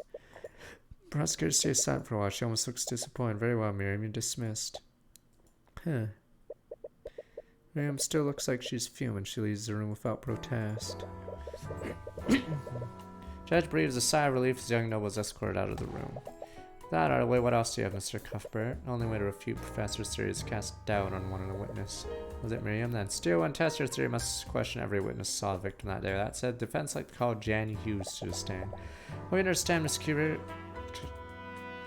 The entire case rests on the assumption that one of the witness accounts is incorrect. If your cross-examination, Mr. Hughes, leads nowhere, I hope you're ready to concede. I don't like the sound of it. She's right. Unless you find something in Jan's testimony, really don't have anything to disprove her theory. Bailiff, please bring in Mr. Hughes. Damn it.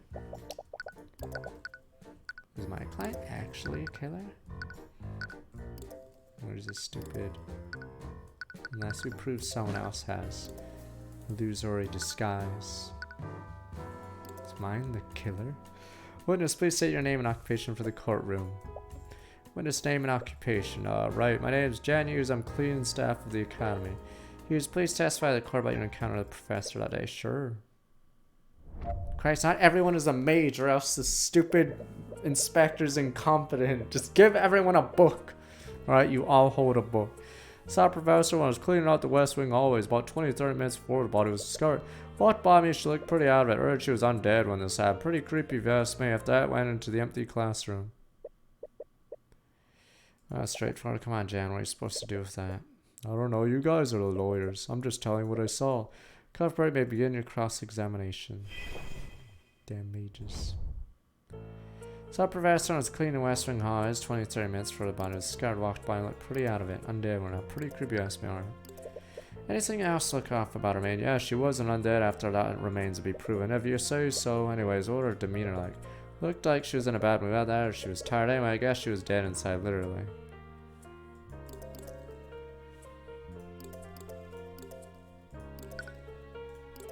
I believe you forgot a few details about the professor dead. Yeah, sorry, hard to remember these things somehow. Which details should I ask? Did she make any sounds? Did you hear her make any sounds? Oh, yeah.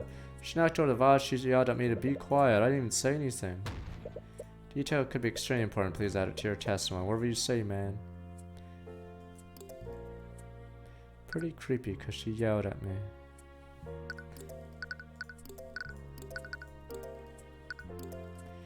Life energy, yada yada, minion follow cast orders, intelligence limit, cannot speak. Objection! No, it's the stupid construct, but it was such a dumb plot point earlier in the case when they say the construct have her voice. That was like an instant death flag for Pepe Hens. Said Bellwether yada. What are her exact words? I think she yelled at me to be quiet. What? Yeah, I thought it was weird. I didn't say anything. But I know better than to talk back to her. That's the thing used. Prosecution's theory is such. Professors murdered in the library remained reanimated as animate corpse. Quick illusion spell, no one noticed she was undead.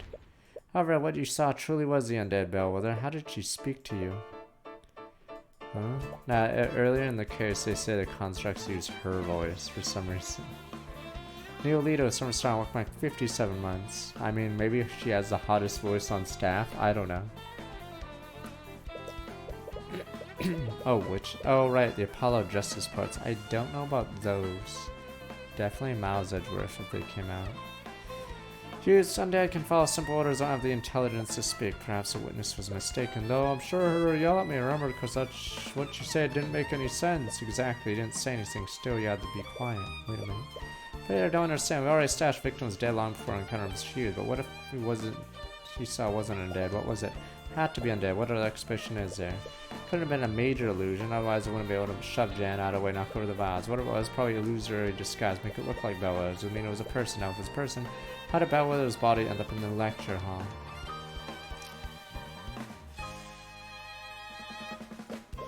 Bella wouldn't have been able to turn herself invisible if she was dead.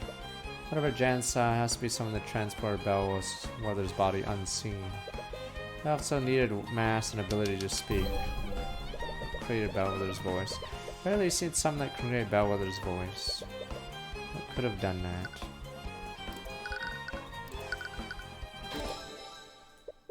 That's it. Do you have an answer for us, Cuthbert? What did the witness actually see? Your Honor, the witness didn't actually hear the dead victim speak, and what they actually heard was her voice recreated using magic. Trying to say her voice was recreated using a spell, not a spell stealing, it was artificery. Whoever the murderer was, I forgot when the lockdown was. They had the perfect piece of artificery. Oh no, the lockdown was when the two found it available to them. One program with Catherine Bellwether's voice. Can't possibly mean. That's right, Stu. When what Mr. Hughes saw was an arcane construct. Arcane construct? Think of a magically animated suit of armor, Your Honor. We ruled out such a possibility, hadn't we? Construct not no one would be able to disguise themselves and carry the body to the classroom. A person wouldn't be able to do it.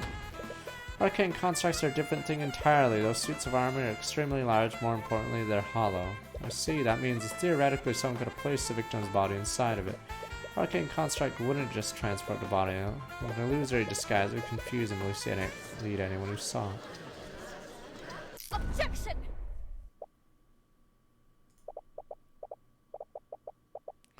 Minor deduction, Miss Cuthbert. I'd never considered that possibility. It's certainly plausible. What does it prove exactly?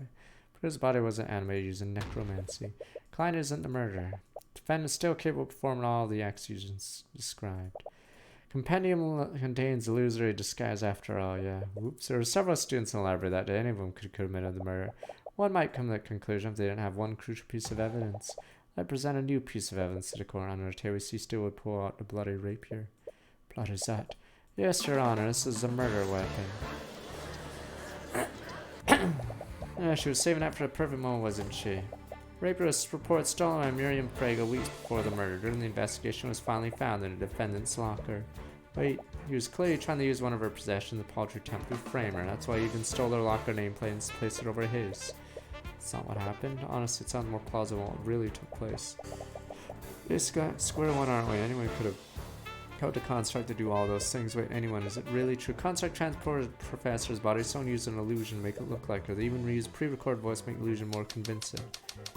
Who ordered the construct to hide the body? Could anyone have done that?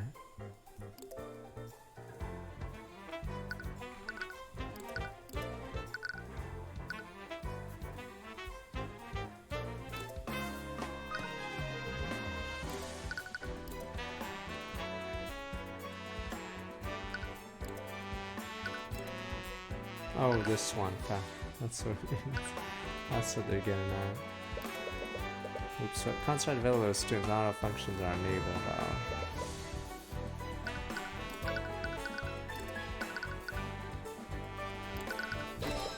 Several memories flood back to you. Hughes, you said that Bellwether yelled at you. What were her exact words? Though I think she yelled at me to be quiet. Yelled at me to be quiet. Until then, we always been nothing but courteous to each other. Don't know what got in her back day. Someone put her in a foul mood.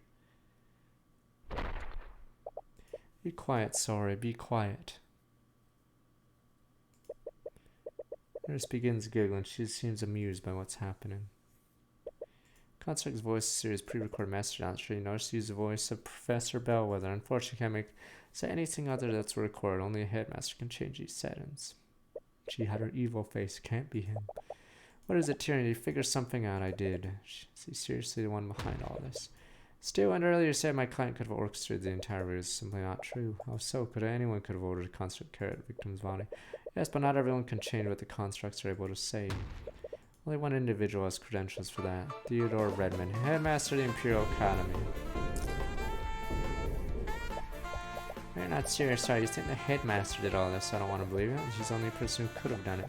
Completely ridiculous. Headmaster Redmond would never do something like this.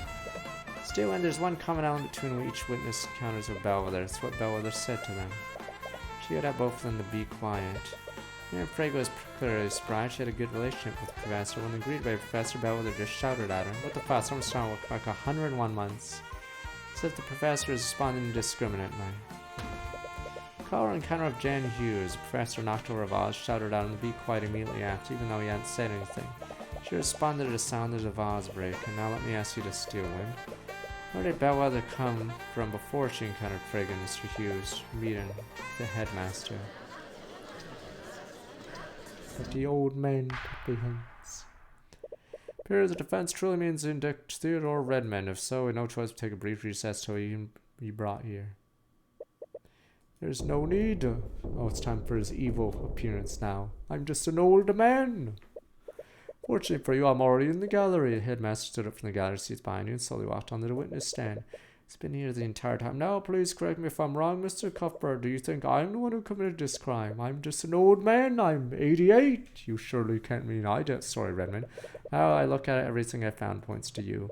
No, there's no need to apologize. In fact, I should commend you on the lance you're going to defend dear Wallace. Court appreciates your understanding, Mr. Redmond. Wow. Now then, to clear the air, I suppose I should give my testimony on what happened that day. Time to throw students under the bus. That day I had a meeting scheduled with the professor at noon. She showed up at the expected time and discussed various administrative matters. The meeting went on for an hour, after which she left to prepare for her next class. Despite our many disagreements, we still knew how to be civil with one another. Though I had no reason to bear a personal grudge against her. Oh, yeah, he has illusion magic. Okay.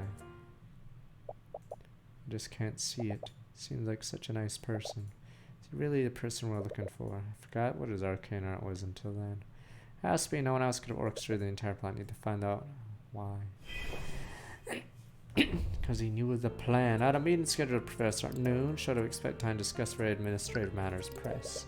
Showed up exactly 12 p.m. more or less. Catherine Bellwether is many things. She was never tardy. Aren't many witnesses saw her before me, and so you're not way to just prove what he's saying. Best look elsewhere. On to the meeting last. Many disagreements. We still wanted to be civil for each other. After hearing so much about her, I find it hard to believe. See why you'd say that. Despite everything else, Dora's spirit always remained professional. I speak with me. Really true. No reason to bear a personal grudge against her.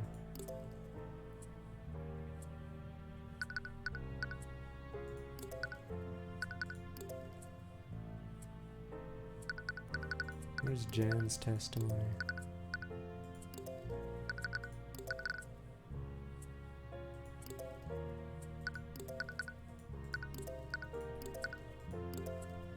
Oh, there we go. Objection!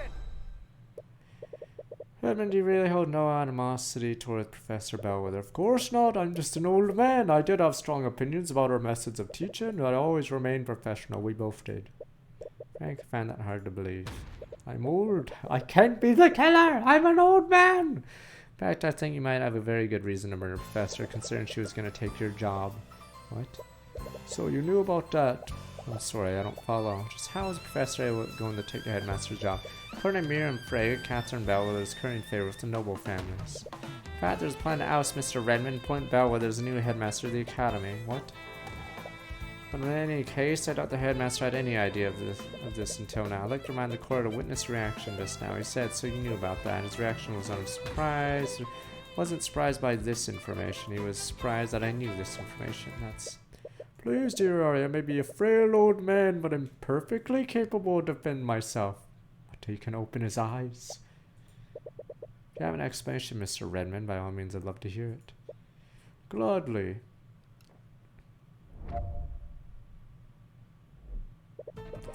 True, I knew about the Frigga's plot beforehand. I only just learned about it. On the day of the murder, Professor told me about her plan. She was going to replace me as headmaster, replace the staff of her arcane construct. Now, you might say this would give me perfect motive to murder Professor. However, I suppose that murder weapon was stolen Miss Frigga happened weeks before the murder, my discovery of the Professor's treachery. I had no knowledge of their plan before she told me, therefore I wouldn't have known to steal Miss Frigga's weapon or attempt to frame her. Being satisfied now, Mr. Cuthbert? There's no way the headmaster could have come up with this plan. Really did do this, and he stole the rapier too, right? Most likely. How if I make sense? He couldn't have planned this whole thing unless he knew about Bellwether's plan. I mean, he knew about this weeks ago. How did he find out? Best way to tell convincing lies, leave a lot of truths and only change one detail. Maybe Bellwether did tell him, but she actually told him weeks ago. Question is, how do you prove that? Cuthbert, begin your cross-examination.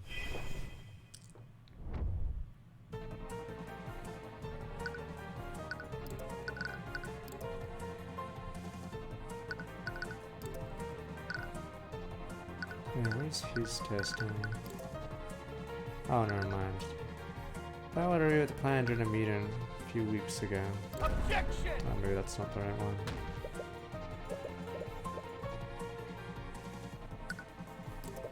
Just learned about reasons. Does it mean it seemed a bit convenient? May appear that way, yes, but the matter told us blah blah. Perfect motive.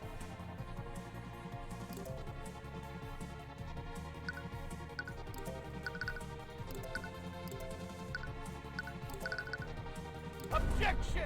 Yeah, maybe it was the one previous one.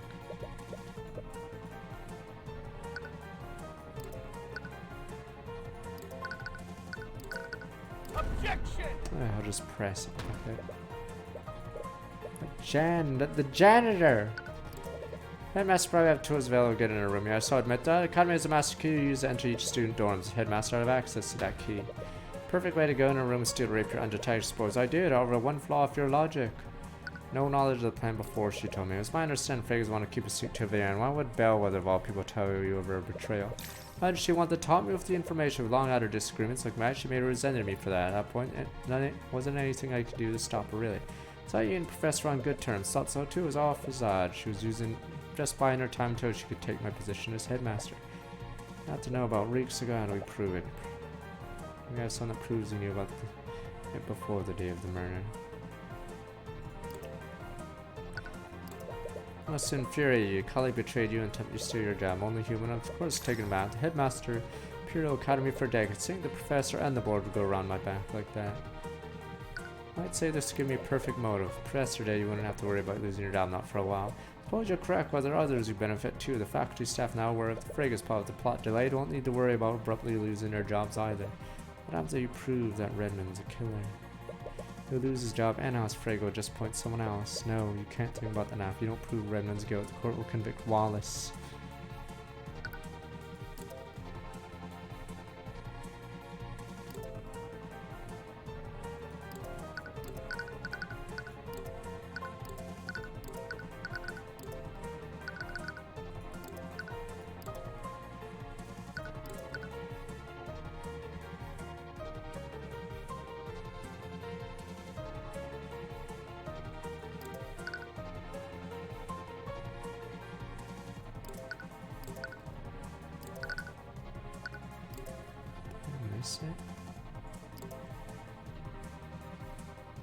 Or did I already do this one? Objection! Oh no, I didn't do that one. I mean, you keep saying you didn't know about Bellwether's plot before yesterday. You're still stand behind that claim. Of course I am, because it's the truth. Sorry, Redmond should close their doors during your meetings. What? Did someone see? True that Bellwether revealed her plan to you during one of your meetings. In fact, Jan Hughes happened to overhear the same meeting. He only overheard the part where the staff would be replaced. That's the strangest part, Redmond. According to Mr. Hughes, this meeting occurred weeks ago. But you kill an old man! Are we any different? Can't accuse the headmaster of perjury based on a rumor. Everything you just said is based on second-hand information. So Hughes distinctly overheard the staff would be replaced with arcane constructs, too specific, too accurate, assuming he misheard a different conversation. Professor probably only revealed her plan for the arcane constructs. Still doesn't prove he knew about the treachery beforehand. Professor Bellwether had no authority over the cleaning staff's employment. It wouldn't make sense for her to just reveal the plan for the arcane constructs. It only makes sense if Bellwether, he knew Bellwether would be taking his job. Tell me one thing, Redmond. Why do you find the need to lie about this? Because you saw a need to protect yourself from my accusations. Redmond asked you a question. You murdered Catherine Bellwether. What the? You suddenly destroyed all light in the room. The light doesn't touch him anymore. What a fine mess this is. I'm not done. I'm 88, but I can still get one last shot. Hey, Master? So you truly plan on pushing this, are you? Well, your thesis sounded promising, Mr. Cuthbert. I believe your arguments could use a little work.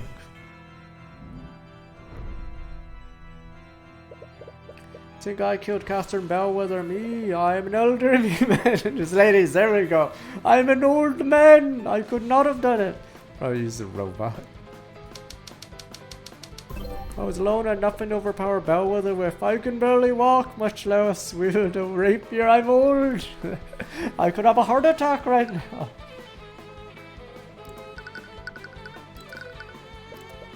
So yeah, he's technically in a way overpowered by himself. He's really by himself. But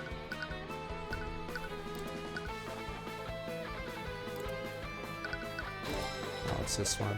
You and Bellwether aren't the only people in that room where you needed the arcane construct to carry Bellwether's body. It means the construct could have already been in your office. With your privileges, could easily program the construct to stab Bellwether for you. Even so, think about what that would have transpired afterwards. Recall Miss Steelwind's timeline of Bellwether's witnesses. If your theory, the construct would have spent more than an hour at the library. Having it there would have risked my so-called ruse from being discovered. Luckily, Lady Frege can't tell from night from day.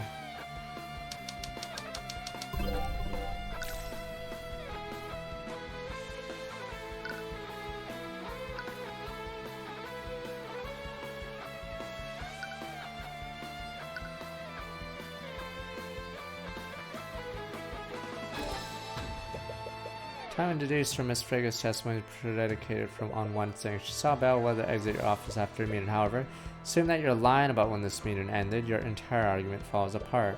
Miss Frege could have encountered Bellwether after her death at 2:01 p.m. Miss Frege wouldn't have made a mistake like that. Miss Frege thought it was morning when she saw Bellwether. She can't reliably tell the time. What about where the rapier was placed? If I really was the murderer, that would mean I planted the weapon in a young Wallace's locker. Several of the students had lockers there I had access to. Wallace is one of my prized students. At the frame anyone who would be the last person I chose.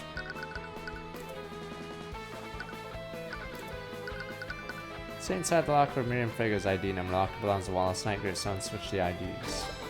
You're right, Mr. Redmond. You wouldn't try to frame Wallace, but you would try to frame Miriam Frege. It would have been the perfect act of revenge, wouldn't it? You murdered your treacherous co-worker and framed the daughter of the family that helped her. Something went wrong, didn't it, Redmond? The labels on Wallace's locker and Miriam's locker were switched. Anyone who saw that would have easily mixed them up. I'm the headmaster of the Imperial Academy. I have records of all the students' lockers and where they're located. No reason I would make a mistake like that. Truly planned this, I wouldn't have known where Wallace's locker was. A simple change of labels wouldn't let me make a careless mistake like that.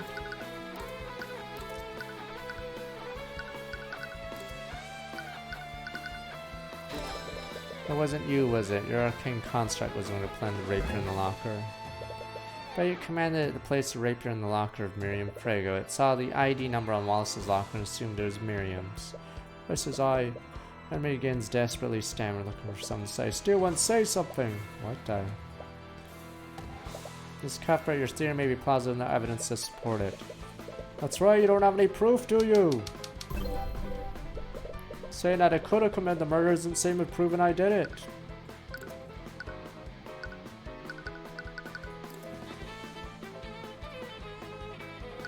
Do we just present the logs?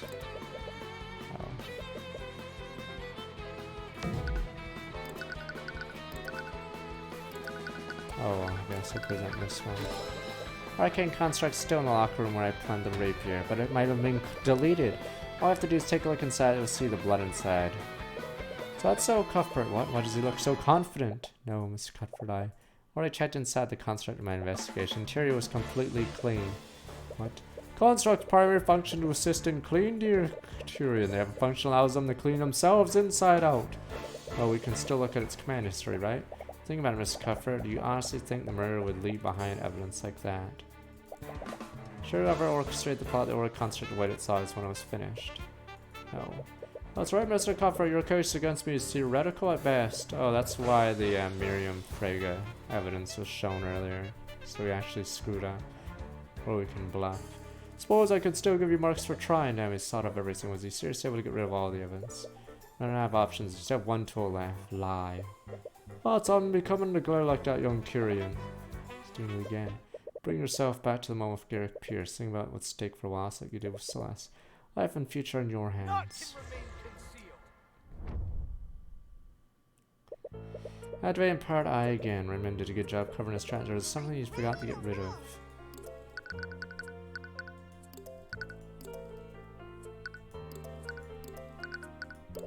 Did everything I could to cast down in the Fraga brat. Can't believe Valerie placed a trace of necromancy in the body. Make matters worse, Construct placed the evidence in the wrong locker. Did send the Construct to plant the evidence. Must have fabricated documents, accused Fraga of cheating and all to make her look like the murderer. Doesn't give me anything new.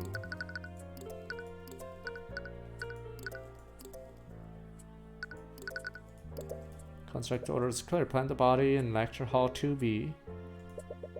Plant the evidence in the Fraga locker. I was supposed to head to the storage room afterward. What happened? Interesting. This construct wasn't supposed to be in the locker room.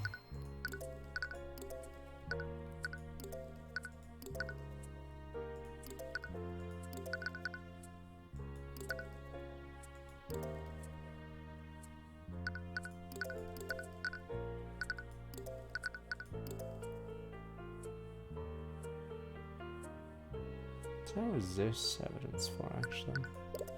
Wonder, did I leave any piece of evidence behind? It's far too reckless. Need some way to keep that lecture hall empty. Oh. Right, he must have botched the alchemy experience. Purpose to keep the lecture hall here. It doesn't really tell you anything. Oh, that's why you did that. Oh.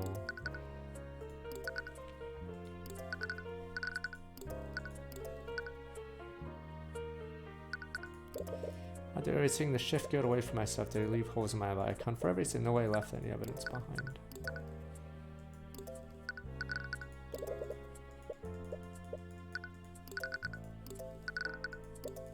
What am I thinking of this now? P7 says I'm about useful thoughts.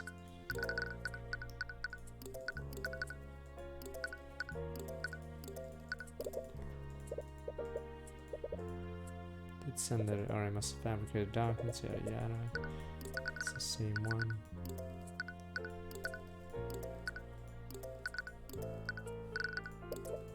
Fusion should have been flawless. Can't believe the boy would deduce what happened.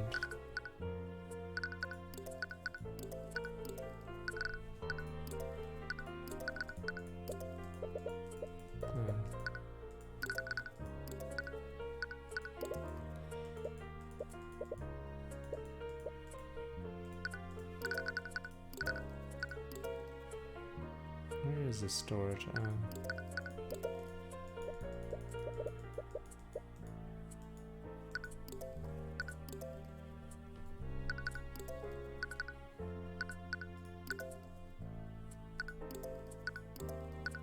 What have I not done?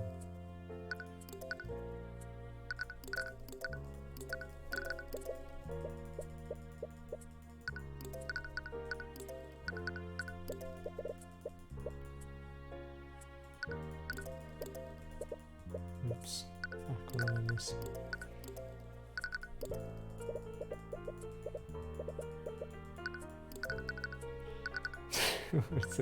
Why am I singing about his badge?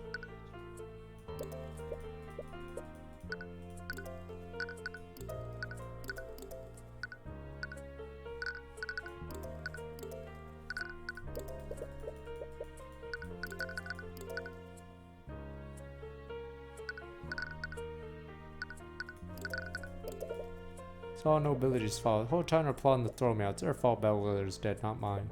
Blood's on the hands of the Fregas and the Steel Winds. My head, distress from trauma must be giving me migraine. It's strange. Why can he think about Iris? He can't! Well, I suppose it doesn't matter. But I can't.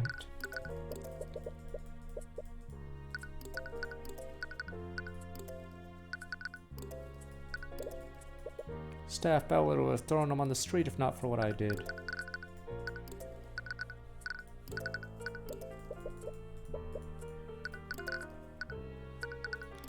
Yeah, what did I miss for the construct's actions?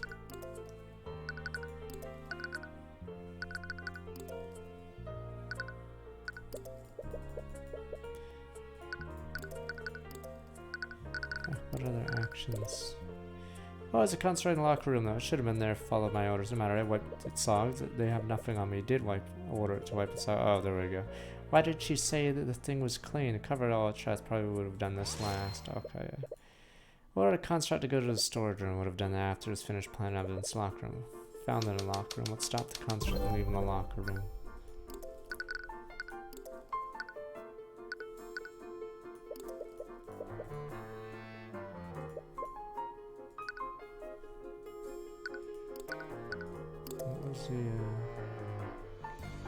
What was the order anyway?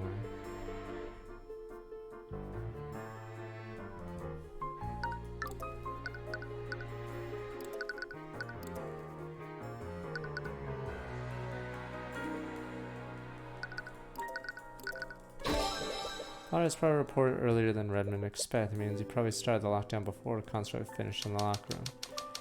How did a lockdown affect construct's actions?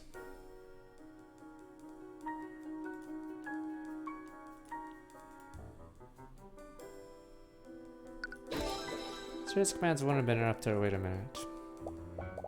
Constructs execute a series command order they are given. Let's say one of those tasks impossible to complete. When the strike gets that task seems the entire series impossible to complete as a result. Stop executing the series together. Task commands impossible command will interrupt the entire series. Final command was wipe its memory. Its orders were interrupted by the lockdown then. Miss Steele would have nothing more to ask this witness. What? You're not giving up, are you? Do you even have to ask? Yeah, I thought so. How are you going to prove if he's not testifying? Don't worry, next witness testimony, all I need next witness. Look in your face is one of defeat, just what are you planning? Oh, it's nothing but desperate bravado. Love you, excuse me. Peace, as he vanishes. You let the quarry get away, Mr. Cuthbert, and I hope you know what you're doing. Do you, Miss Steele, went out and asked the robot to the stand. Like the Inquisition to bring the arcane construct in the Academy's locker room. I've already established the murderer could have wiped its history. Please, just humor me for a second, Miss Steelwind. Very well. Bailiff, relay Mr. Cuthbert's request, Commander White. Well, here's your construct. I hope you know what you're doing, Cuthbert. Construct. What are your orders? Please recite your command history. Reporting. Command 1, stand by in Headmaster's office. Command 2, await vocal signal attack from the... Wait! That's a different person! Someone framed me! Here, Redmond stand up from the gallery. Prosecutor watched him carefully clutch his hand on her cane. Command 3, treat Catherine Bellwether as hostile entity and neutralize. Construct, wipe your... Huddle. What? Before he finished his sentence, prosecutor points a cane at the headmaster. Magic energy shoots from it, collides directly from him. Magic wreaths around his body and stops him from moving. He's clearly trying to struggle against it. It looks like he can't even move his mouth. Steel Wind, excuse the interruption, please continue. Command 4, wait, vocal signal, leave from Theodore Redmond. Command 5, move to classroom 2B. Reply to any inquiries or voice line number 3. Command 6, remove Catherine Bellwether from interior frame and place on floor. Thank you, Construct. You can stop. I think we all know the rest. Just speak clear. Who gave you this series of commands? Commands are provided by Headmaster Theodore Redmond.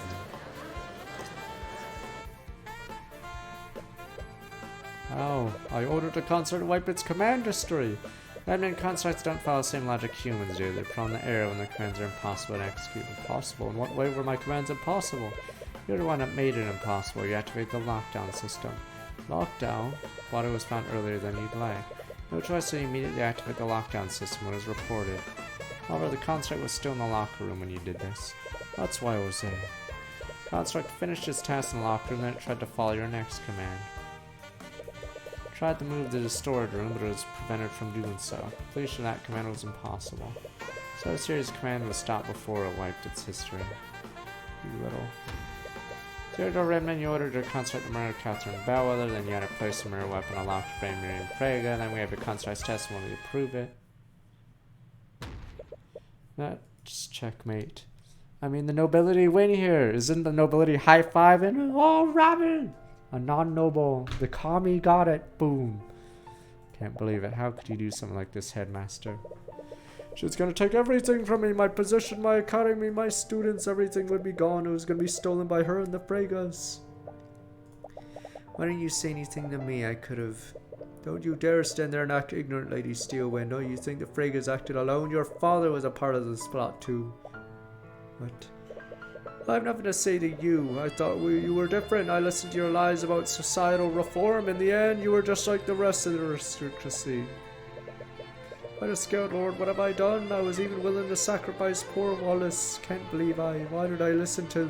What are you? Who told you? Why did I do this? It was Aaron. Damn you! Appears we have a full confession. The court sees no reason to prolong this any further. Bailiff, please escort the witness to a holding cell. Cuthbert, you really did it. Feels amazing, right? That big weight being lifted from your shoulders. It does, but I can't believe Headmaster was the one who did this. Right, despite everything Redmond did, he was the one who allowed Wallace to pursue his dreams. Sorry, I'm sure it's bittersweet for you. What am I gonna do now? Headmaster Redmond is the only reason I could attend the academy. With him gone, come on, don't think like that. I gotta quit it. I'm sure it'll work out. I want to agree. Necromancy is basically taboo. It's forbidden. Without Redmond's sport, there aren't many places you could learn it legitimately. And then there's the Imperial Academy. Hey, don't get all sad on me too, so I was thinking. Redmond gone, the Frega's probably appointed another psychophant as headmaster. Valencia, Valerie, and Jen are all going to lose their job. I mean, the last one turned out to be a murderer, so we might as well have a nobility hire. Christ the rabble. Come on, you found the truth. You put a murderer behind bars. You saved Wallace. Right. Tried to exit the court and agreed to my Miss Timora. She in the gallery this entire time. Another day you saved Wallace from a wrongful conviction. You should be proud of yourself for that. I suppose you're right, maybe I am overthinking things. The doubt still lingers in your mind. Come on, I'm taking Wallace to that restaurant we went to last time. Remember how much that place cost? Don't worry, I have plenty of gold. You're the other one in this team not making any gold. Why don't you meet us there, Celeste? I need to talk with Tyrion for a moment. Alright, let's go, Wallace. Okay. You activated Proud Eye again, didn't you? It doesn't appear to be praising you, I did. You really have a choice. You have Horus powerful tutor, and it's twice now using Proud Eye to get out of touch, so you can't keep relying on you want to grow as an attorney. One day you'll find a witness that Proud Eye won't work on. Worked for me this far, though. I suppose you're right. Rely on it last night this time. At the end of the case is another case in my career as a defense attorney. Another life saved, another murderer brought to justice. La vie est bonne. I couldn't shake this feeling of uneasiness. Is it for what happened to the faculty side, or is it something else? Her. Okay, we'll do, so we'll do more tomorrow, obviously, so. Wait, do I? Man, Steelwind been talking with the perp for hours. What's there even to ask at this point? Turns out she doesn't trust his testimony. Something about his memory is not matching up with the crime scene. Don't think he has mage blight, does he? No, it's not that. She found that damn symbol etched into his desk. What did she call it? The purple mark? Ah, for the love of not this again. Look, if the little lady wants to chase the boogeyman, just let her. At least this time she's doing it in person instead of dragging us to... Hey, I'm just here for my pension. I don't do cases anymore. I just wait for 5 o'clock and I leave. Damn you people, I want to get my pension! We don't do this casework. Can't sleep. Oh no, the Anbu! Hey, what's up with... It's too late, she's investigating too hardly. Who did this to your desk? Oh, is this where he dies? The witness dies? Or it's gotten into you, I've already admitted to everything. What more can you possibly want from me? Where did this graffiti come from? What is this symbol? What is the purple mark? I don't know, a student must have done it at some point. Think very hard, headmaster. When did you receive this purple symbol? Focus on the moment you received this. Oh, this is where he's like, I know who did it! And then he dies mid-sentence. Wait a minute. I remember now. There we go, he's dead. Wait, I know everything. I can solve this case. Let me just speak the next few lines. But oh. Wait, Lady Steelwind, where are you? What happened? Are you okay? That was close. My elation over meeting him almost made me forget. Burris, what are you doing here? Wait, why? Wait, I remember now. I remember everything. It was you. You put those ideas into my mind. You're the one who told me to murder Bellwether. You humans never fail to amuse me. I didn't make you do anything. Everything you did that day, all plan and all the preparation, came from your own mind. I have to say I was quite entertained with the scheme you came up with. I even broke into Miriam's room. I didn't know you had it in you, old man. Who made me forget about our conversation? But oh, illusions can affect a mind. Magic can affect a mind. It's a shame, though. I would have much rather turned Wallace in the antagonist of this chapter. Do you imagine if he turned? It would have been spectacular. Armies of the undead run rampant in the streets. Thus even I couldn't corrupt his pure soul. Answer me, who are you? What are you? Who am I? I'm the Lord of the Sixth Circle. Oh no, Theodore! You knew too much, Pepe Hunts. Okay, so it's time for Slay the Sparrow. We'll do case 3.